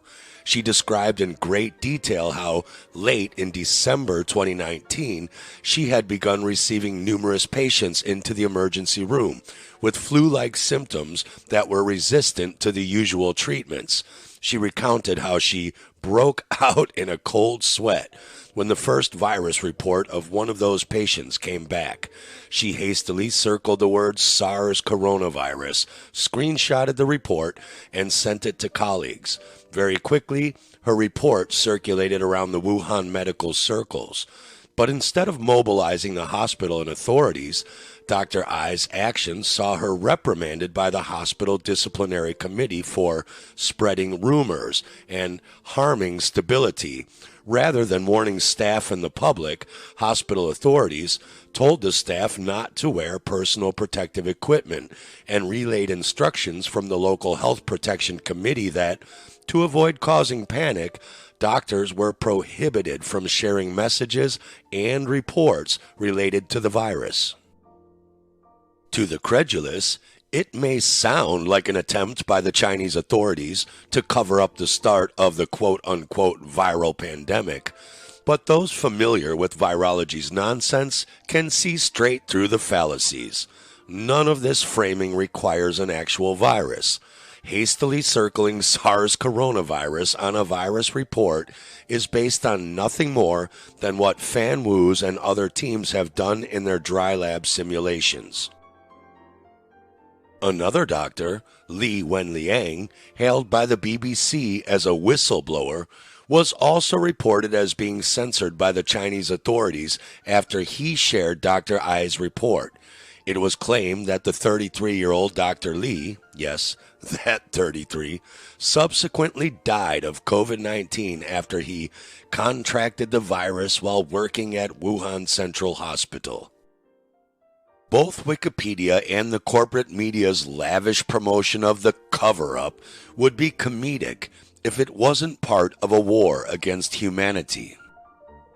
All of these stories lead back to the same fear narrative involving a contagious and deadly virus. It allows this fraud to be propagated and paves the way for other similar frauds to be carried out in the future. Like the World Economic Forum's Disease X, which is being discussed in a large meeting on January 17, 2024, strangely, under the heading of a long-term strategy for climate, nature, and energy, not disease, and is being held in partnership with the Collaborative Surveillance Initiative, just as we covered with Peter Daszak in Part 2.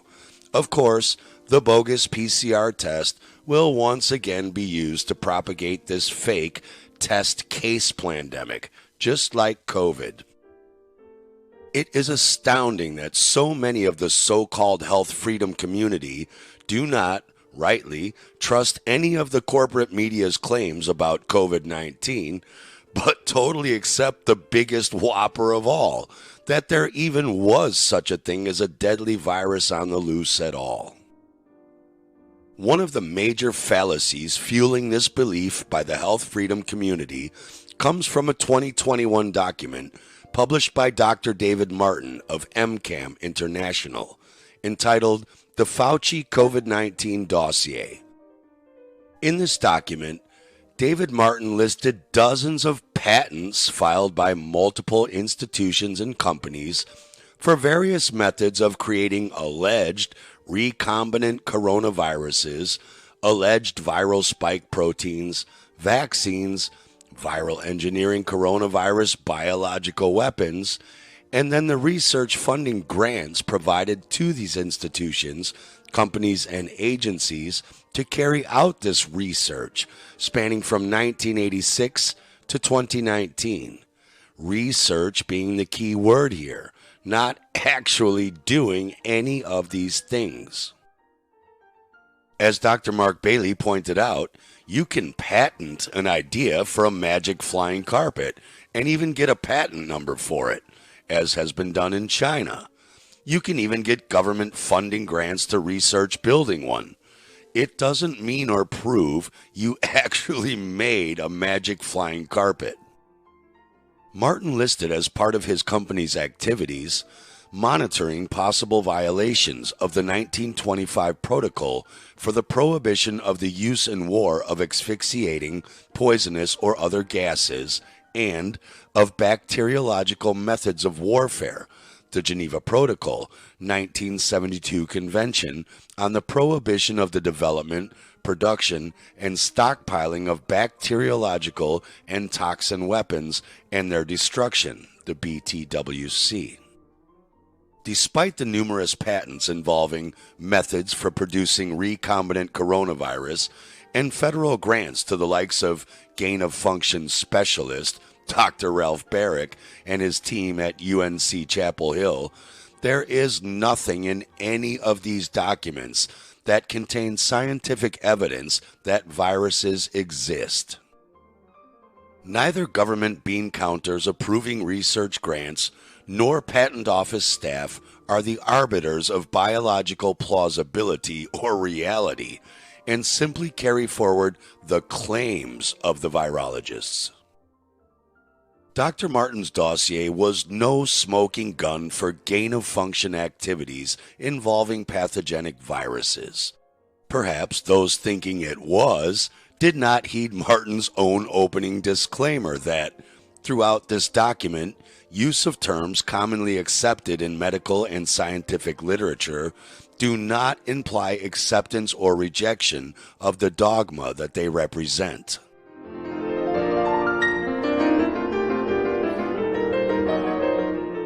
Lord Jonathan Sumption, former Justice of the Supreme Court, said on a BBC Radio 4 interview in 2020, "I'm not a scientist, but it is the right and duty of every citizen to look and see what the scientists have said and to analyze it for themselves and to draw common sense conclusions.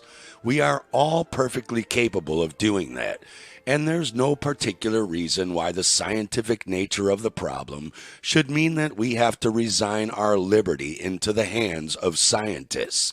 We all have critical faculties, and it's rather important in a moment of national panic that we should maintain them." It was the United Kingdom's Health Security Agency, UKHSA, that provided one of the strangest responses ever seen with regard to concealing the true nature of the supposed controls in their alleged SARS-CoV-2 isolation and sequencing experiments.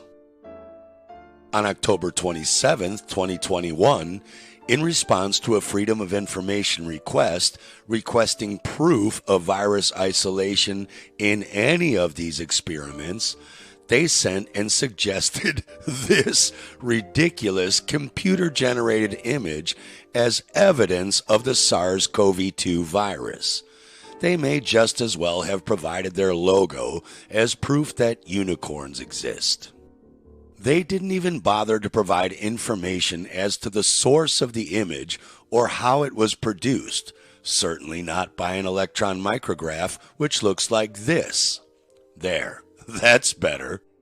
Then the UK HSA continued to fumble with the science, stating that viruses require a host cell substrate to replicate. Isolation of any virus without any medium, therefore, is not possible. These media and any products added are all sterile and do not contain additional genetic material. We can only speculate as to what the UK HSA think the host cells in their tissue culture medium contain, if not genetic material. Germ theory claims these particles replicate and leave the host cell to magically fly around the atmosphere, infecting others. They do not claim the host cells themselves fly around the atmosphere carrying viral particles inside of them. That doesn't look like it's inside a host cell medium. Neither do those. So why can't you isolate them alone? Like the ludicrous 37-page CDC response covered exhaustively in Part 2, the UK HSA response team also seemed to imply that the paper by Na Zhu et al., a novel coronavirus from patients with pneumonia in China, 2019, provided reassurance that the imagined SARS-CoV-2 virus particle had a physical existence. Again, pointing black arrows at extracellular vesicles created by starving, poisoning, and breaking down tissue cultures in a lab, and then artificially destroying the sample even worse to take a picture, does not prove those particles are viruses, nor can magically fly around, replicate, and cause harm to living beings. The UK Health Security Agency had no proof of a virus, and as such, have implicated themselves by unnecessarily hurting everyone by instilling fear in them, summarily removing their rights, and coercing them into an unnecessary and harmful treatment which is morally reprehensible, considering the 14,300 COVID vaccine deaths reported on the highly underreported UK yellow card reporting system. To get this life-saving medicine into the arms of the nation at the kind of speed that we're seeing, we're relying on the doctors and the nurses and all the staff of our NHS. And it's thanks to their effort, the most colossal in the history of our National Health Service, that we have today passed the milestone of 10 million vaccinations in the United Kingdom, including almost 90% of those aged 75 and over in England, and every eligible person in a care home. And with every jab and every day, we have more evidence about the effectiveness of these vaccines. New research from Oxford University suggests the protection provided by the first dose of the Oxford AstraZeneca vaccine kicks in after 3 weeks and lasts right the way through to the booster at 3 months. And research also shows that the Oxford AstraZeneca vaccine seems likely to reduce transmission to others. And even if these vaccines cannot make us invulnerable, and no vaccine has ever given 100% protection to everybody, the evidence increasingly shows that our vaccines achieve this crucial objective: to reduce death and serious illness from those major strains of COVID that have been subject to research.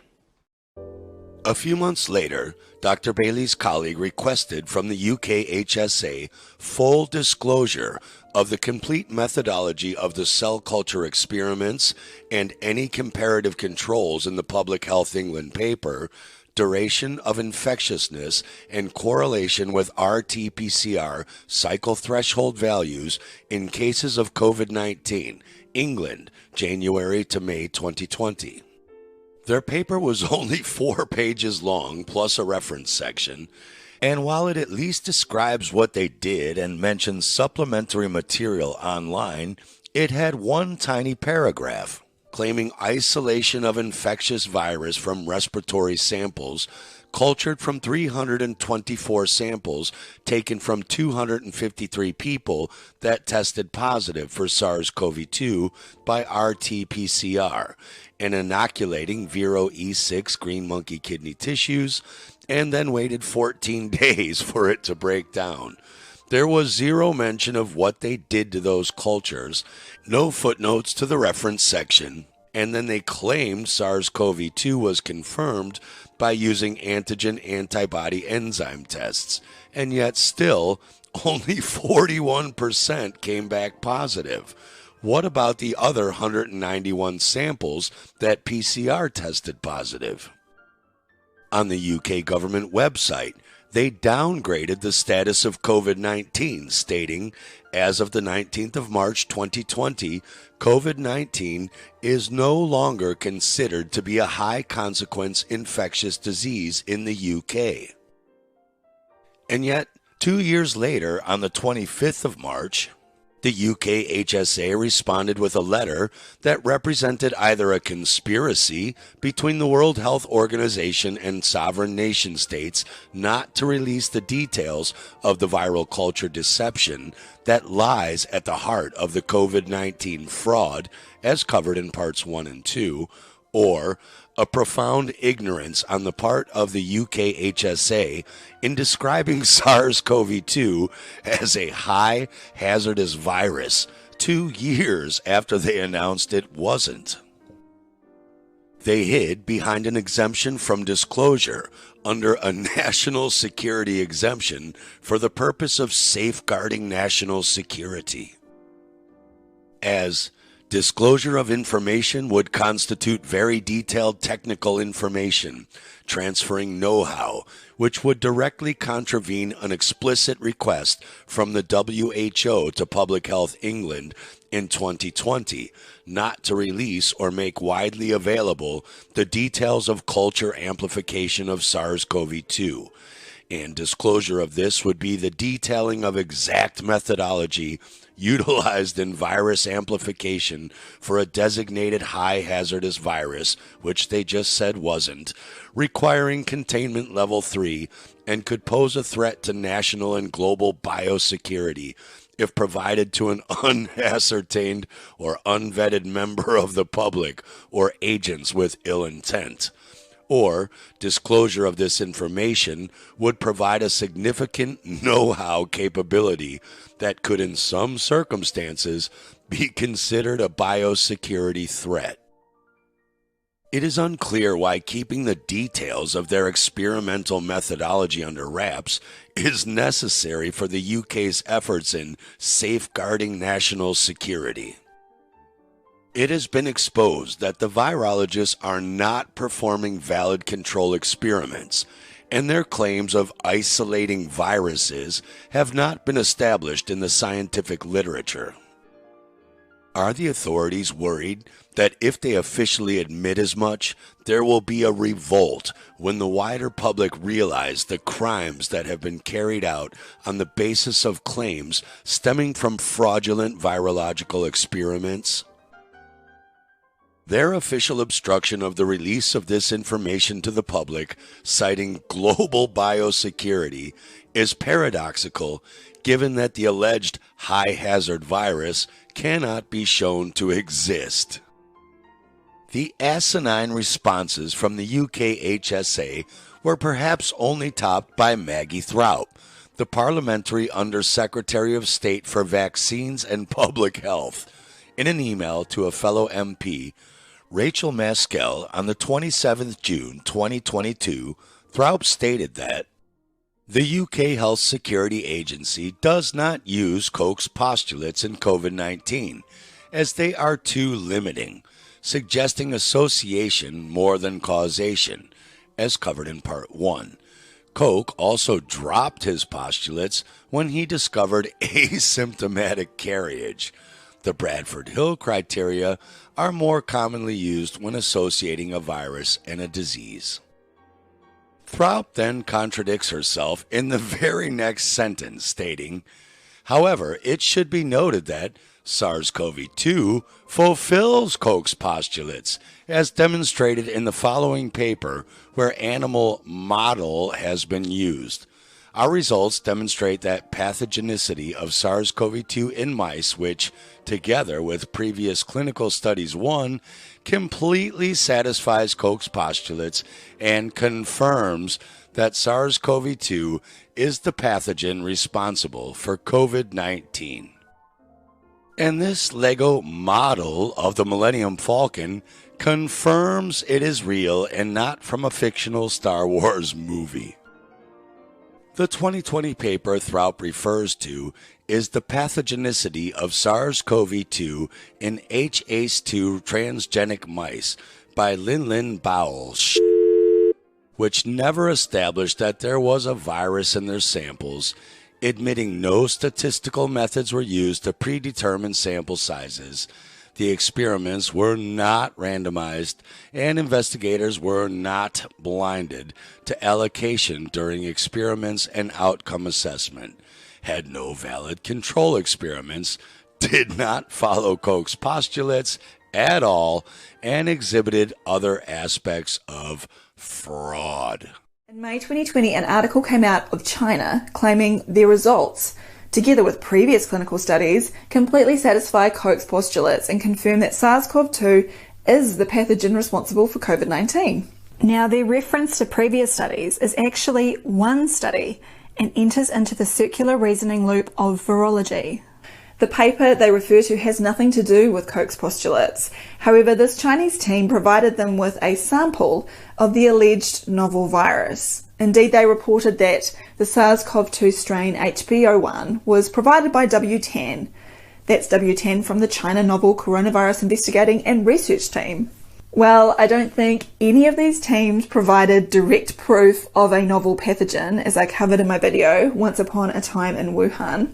Anyway, they took W10's mixed culture brew and injected it into the noses of wild and transgenic, that is, genetically modified mice. For the control group, they injected phosphate-buffered saline into their noses. So here we hit the first problem.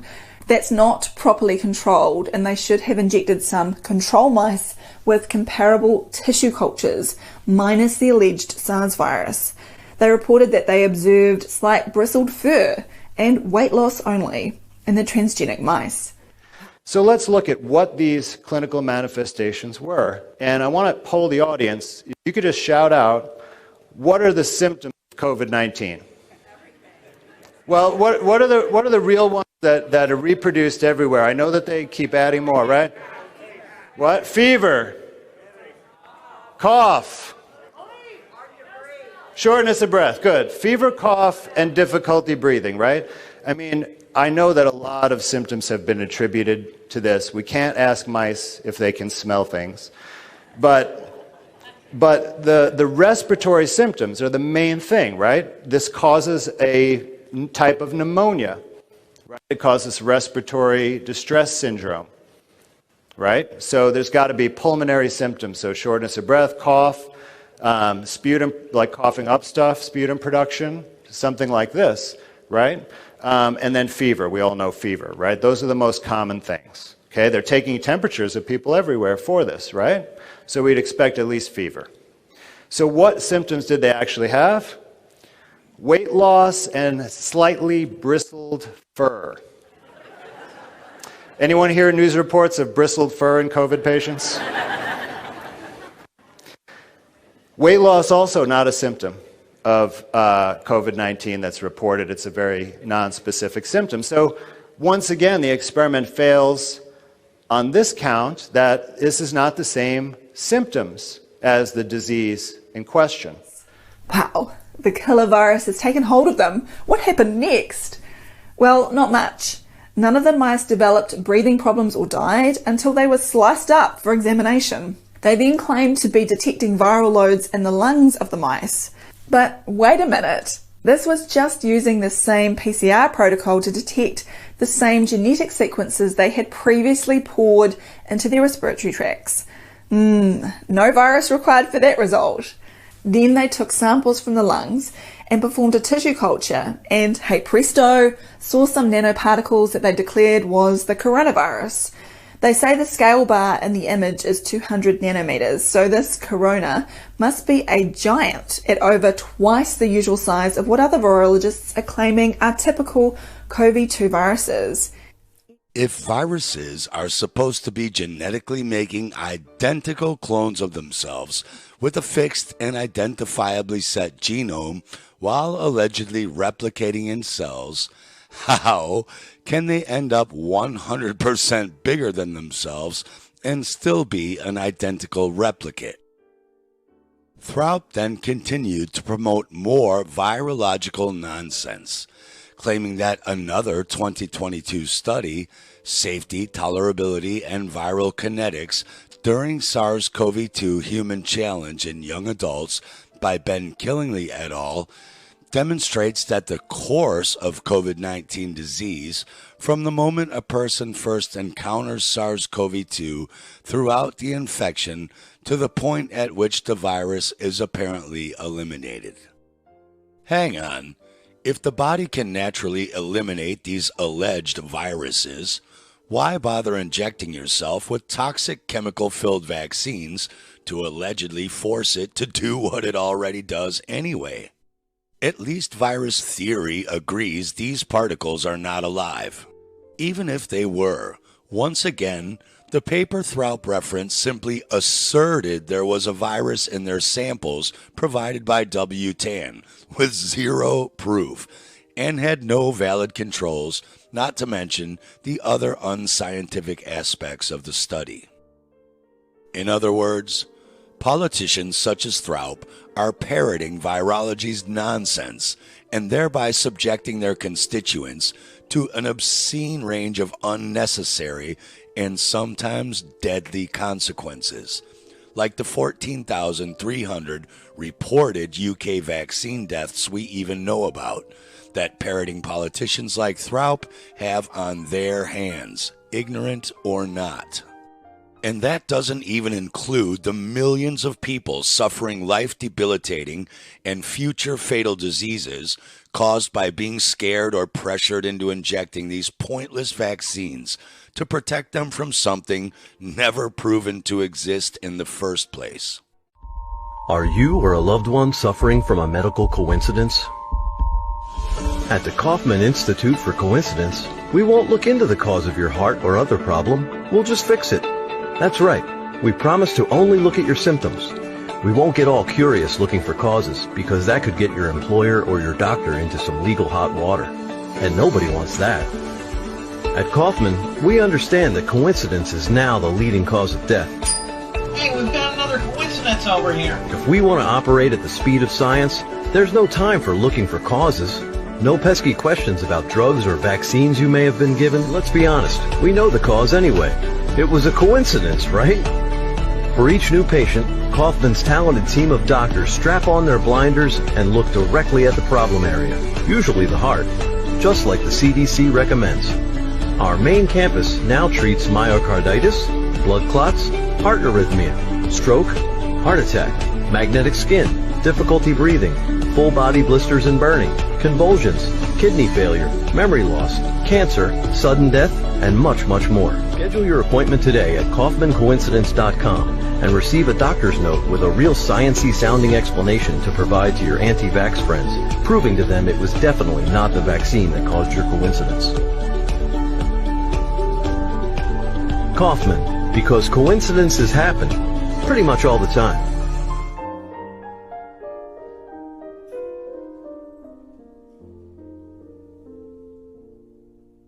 The theoretical chemist, physicist, and science writer Sir John Maddox wrote already back in 1988 in his Nature magazine article, Finding Wood Among the Trees, is the reductionist ambition for molecular biology in danger of being thwarted by the volume of data it produces, or even by the absorbing interest of its collection? The cost of genomic sequencing has fallen dramatically since 2001, when it was over $5,000 per raw megabase, through to 2007, when it was around $500 per megabase, after which it dropped precipitously to just half a penny per megabase by mid-2021. To put that in perspective, sequencing a human's full genome dropped from $100 million to just under $1,000. Additionally, the emergence of next-generation sequencing, or NGS, around 2005 resulted in a massive reduction in the time required to sequence genomes, as stated in a 2017 Biology and Medicine paper. The human genome, for example, consists of 3 billion base pairs. The sequencing of the human genome using the Sanger sequencing took almost 15 years, required the cooperation of many laboratories around the world, and costed approximately $100 million, whereas the sequencing by NGS sequencers using the 454 genome sequencer FLX took 2 months and for approximately 1/100th of the cost. And as covered in Part 2, unfortunately, NGS, or next-generation sequencing, are incapable to read the complete DNA sequence of the genome. They are limited to sequence small DNA fragments and generate millions of reads. This limit remains a negative point, especially for genome assembly projects, because it requires high computing resources. It should be pointed out that with regard to virology, a far bigger concern than computing resources is that a process that can be employed for sequencing genetic material of known origin, like human, bacterial, and fungal cells, has now morphed into algorithmic assembly of genetic fragments of unknown origin or provenance. This is the virus hunter's basis of identifying what they claim are viruses. Computing resources are no longer a problem for the virologists, as they mine information from their completely anti-scientific wet lab pipeline methodologies involving crude samples, and feed these generated unfiltered reads into their theoretical dry lab pipeline and its in silico computer models. A wet lab is the place where virologists actually work, handle, poison, starve, break down, and culture this garbage. And a dry lab is where they computer create and pump out this fictional garbage and release it to the unsuspecting public. It would seem that the combination of massively reduced sequencing costs and shortened sequencing timeframes have accelerated the descent of virology into further anti-science, for which humanity is paying a very dear price for non-existent viruses that are invented at will and used as excuses for spurious interventions and enslavement. Rather than the scientific method, the blind science worshippers' methods are: don't dare ask questions, construct a model based on preconceived ideas, find data that agrees with that model, discard data that does not align with that model, and then shout, "Trust the experts." Sound familiar? As of January 4th, 2024, the poor people living on Cyprus seeking medical treatment have been mandated to mask up again against virology's blunder. COVID worries make masks mandatory in Cypriot health facilities. Rising numbers of COVID-19 and hospitalizations during normal winter flu detox season has led to a mandate for testing and masking in nursing homes, hospitals, outpatient clinics, dentists, and facilities for vulnerable groups in Cyprus.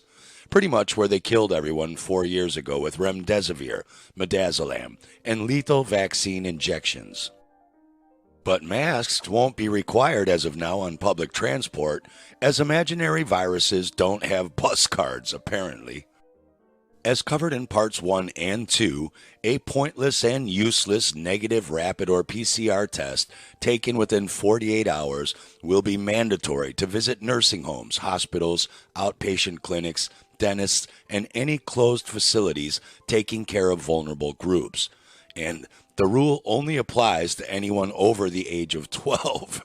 Anyone under 12 can still go into all of these facilities with no test, because apparently these alleged viruses have become so smart they now know when your 12th birthday is and won't infect you until you blow out the candles.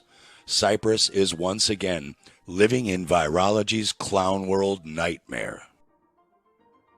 It is ironic that a 2019 paper entitled Metagenomic Next Generation Sequencing, or MNGS, in Clinical Microbiology Laboratories turned up in the publication Critical Reviews in Microbiology, as the paper claimed that metagenomic next generation sequencing performs well in identifying rare, novel, difficult to detect, and co-infected pathogens directly from clinical samples. So much for being critical.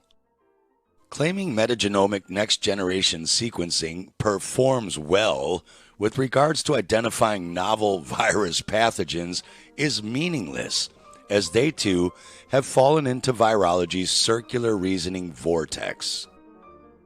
Most of the quote-unquote novel or new pathogens they listed in their paper were quote-unquote viruses derived from the purportedly advantageous culture-independent modern technique of metagenomic next-generation sequencing.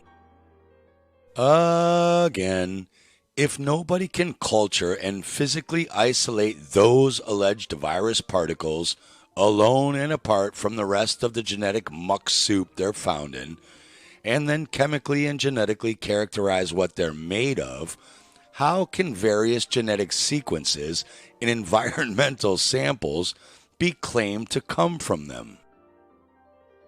If you haven't opened your Christmas present yet, how can you claim something you found in your garbage bag belongs to it? You can't. Even the deaf translator knows BS when she hears it. As covered in Part 2, the declaration by Fan Wu et al. Of a new coronavirus in Wuhan was based entirely on such preferred genetic sequences.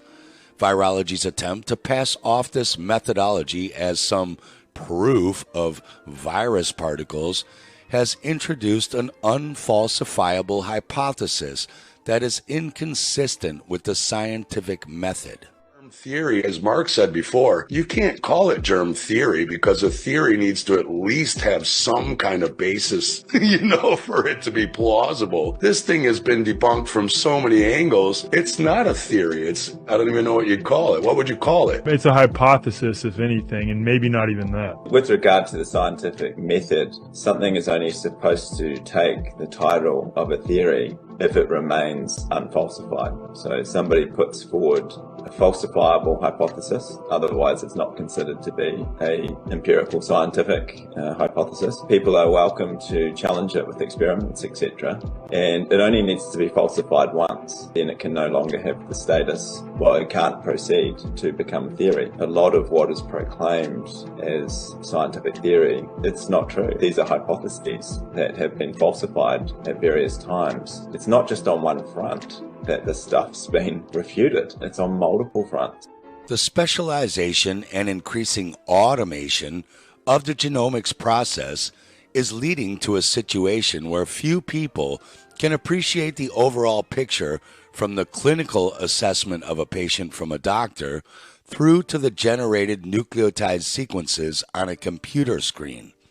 The virologists invalidate the virus genome, quote-unquote, process from step one by never establishing that they have a particle that meets the definition of a virus. If you turned on your computer and saw that, would you put a mask on and stand 6 feet back from your computer? Well, that's exactly what you did back in 2020. They certainly never demonstrate that the computer genome sequences they claim are viral that they made from assembling dozens of chopped up genetic sources in your boogers come only from inside such an imagined virus particle in those boogers. Why not imagine those same particles came only from any of the other different genetic sources in the lung sputum sample, or only from the rotting tissue cultures they mix them with, or only from the fetal calf blood serum they mix in as well? Again, because they are purposely finding data that agrees with their model based on preconceived ideas and discarding data that does not align with that model.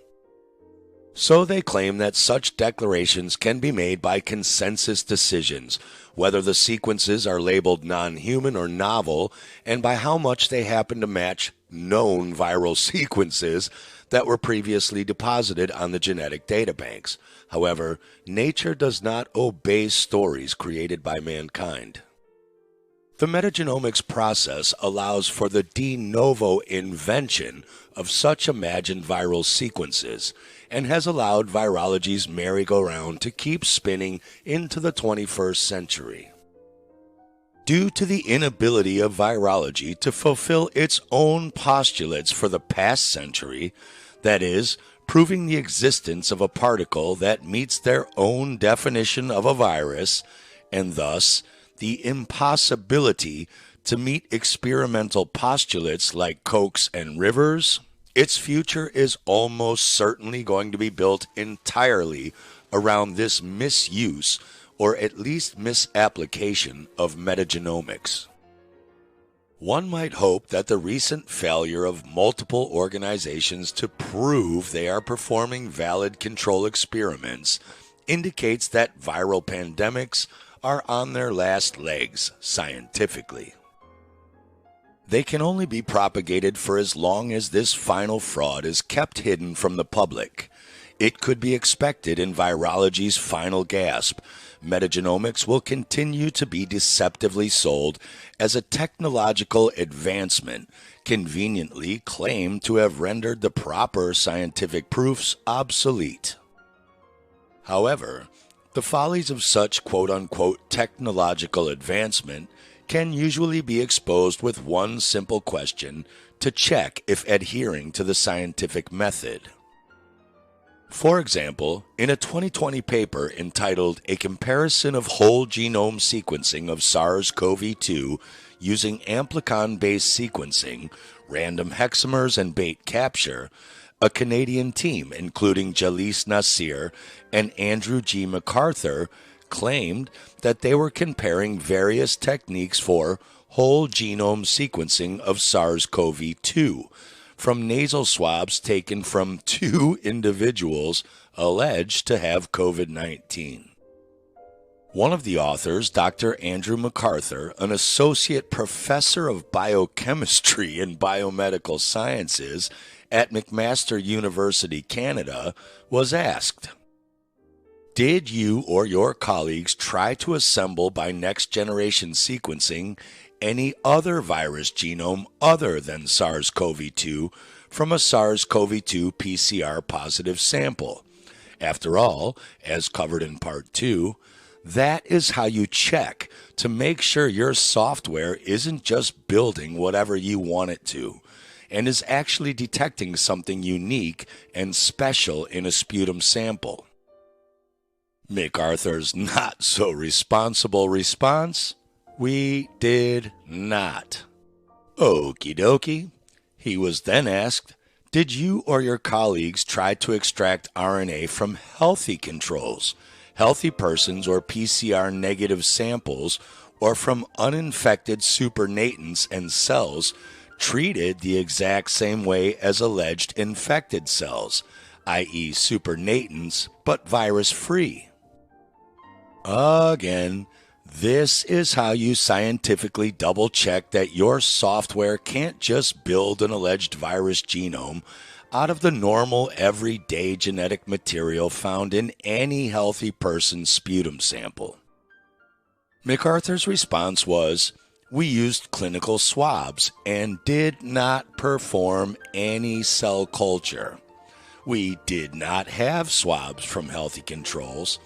because apparently we couldn't find two healthy people walking around the entire university campus to take a few control nasal swabs to double check our own science. But the study included negative controls for amplification libraries, i.e. no sample RNA included. Your computer couldn't build an RNA virus genome when you didn't give it any RNA to build it out of? Say it isn't so. Indeed, there was only one mention of a quote-unquote control in the paper where it stated, a negative control library with no input SARS-CoV-2 RNA extract was included using Arctic amplification. Once again, the lack of a valid control, being a human-derived sample without the alleged virus, places this paper in the extensive archives of virology's metagenomic nonsense.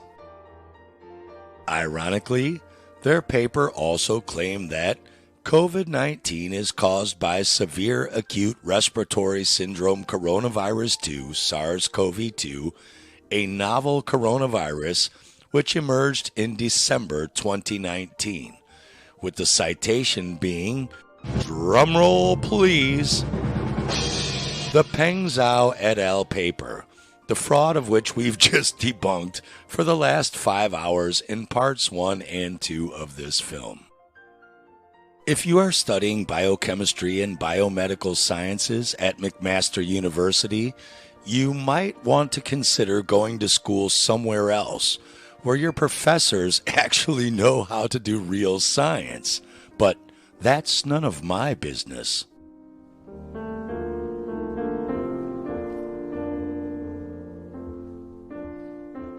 And yeah, again, we're seeing this feature of halfway through, we're having a conversation here about whether viruses exist. And halfway through their apparent explanations to justify whether viruses exist, they start talking about viruses as though they've already been proven to exist. And I've been down this road many times before with not only people in the mainstream, but people in the freedom community as well, where, you know, they want you to accept the premise that viruses have already been shown to exist, and then it's just a question about what they do and what kind of powers they have. And we're saying, no, we're not accepting that premise, because we're going back to the foundational studies, and that's what we look at. So we'll talk about that in a minute. But I think, Tom, what's become apparent to me, and I think in 2020, you know, when you and Andy and us and many others, Christine and all of the people that got into this no virus stuff, when we headed down this road, we didn't go into it with some preconceived narrative, or we didn't have some sort of product that we were getting ready to sell, etc. We just said, let's get into this and keep going until we get to the bottom of it. And that's what we did. And when we got to the bottom of it, we announced our findings to the world and said, hey, we agree with the Perth group, with Stefan Lanka, with Kevin Corbett, that this whole thing with virology is incredibly dubious. And we're looking at the foundational papers. We're finding out that they're pseudoscientific. We're finding out this entity that we all assumed existed, being viruses, don't seem to have any evidence for existence. So that's what we did. Now, sadly, and this has become much more apparent to me in the last year, is that some people who are proclaiming to be in the freedom community have actually decided they do not want to deal with the virus existence issue because they think it will distract from other issues, or that it's a strategic mistake. So in other words, they're saying, don't worry about getting to the factual stuff. We've got other things going on. So I've even had it recently, Tom, and it astounds me. Some of this we've made public when the other parties have been prepared to be more public about it. Some of it remains in private because it's been private discussions that I've had with people in the freedom community and organisations who have basically admitted they know that what we're talking about seems to be correct, but they are going to ignore it because they think the public is not ready. So, you know, and we had this with Del Bigtree, as you know, and you in particular, with the support of us, have pushed some of these organisations to say, well, let's get this stuff out in the open. And they've come back and said, you guys, total strategic mistake, don't go there. We've got good momentum going on with the anti-vaccination stuff. There's no need to get into this viral existence business right now. So I think people have got to understand that some people who say that they're truth seekers in the freedom community are actually pushing another narrative. And to me, that's no worse than what's happened since this fraudulent pandemic was pushed on the world in 2020, of people hiding the truth from the public and saying that it's justified. And I think it's absolutely not. So, yeah, I'll just say that I think sometimes even you and I, we're not naive to it, but we think this is really curious. Why on earth are they being so resistant to even looking at the basic science with us? And we've offered, as you know, we've never had anyone basically accept an offer to go through an isolation paper in front of an audience, in terms of somebody who's saying that viruses are real, they have been shown to exist, the isolation's valid, etc. And when we say to them, okay, well, let's go live on air or come on our platforms, or we'll go on your platforms, and we'll walk through one of these papers and talk about, is it scientific? Does it have controls? Does it follow the scientific method? And as you know, you're all too aware of this, we don't have any takers. So I think it's pretty obvious, yeah. And I think the other, so that's one aspect of human nature, is that... Mark, too, to me, it's incredibly arrogant to say, I'm going to decide what people are ready to hear or not hear. Like, I don't think I have that right or ability, and I don't want it either. Like, I'll say what I think, and here's why, and let people decide what they think, and they have their own reasons. I don't need to game the system. Yep. And I think the other aspect of human nature is what's known as Russell conjugation, which is people think about what would happen if I said that or took that position. And as you and I know, Tom, coming from the medical system, we would know that if you were working in a hospital and were in a journal club or a clinical meeting and just said, you know what, this whole vaccine thing is a complete scam, none of them work, there's no evidence behind any of them, what would happen after that for most people is probably they'd end up losing their job, they'd lose their income, they'd be ostracized from the medical community, etc. So we have this, problem where people who are within the industry or who depend upon it for income are not going to go there, basically, because they think about what happens if they do. And you and I, we happily gave up our medical licenses because we realized that it was no good working in the allopathic system. But for many people, and this extends actually to people who are not medical doctors as well, but maybe they are part of a company that sells supplements that claim to boost the immune system or fight viruses, or maybe they've written a book at some stage which talks about viruses and talks about germ theory being valid. So, particularly if they've had success down that path, they're not now going to say, you know what, I got that completely wrong. Yeah, I just thought I'd add those comments because I think sometimes even we make the mistake of thinking, oh, this is interesting. Why won't they engage with us in a fruitful and open manner? And I think it's because they've already just decided the virus needs to exist and it can't be any other way. Yeah. This science process is a process of falsifying claims. It's not a debate between theories.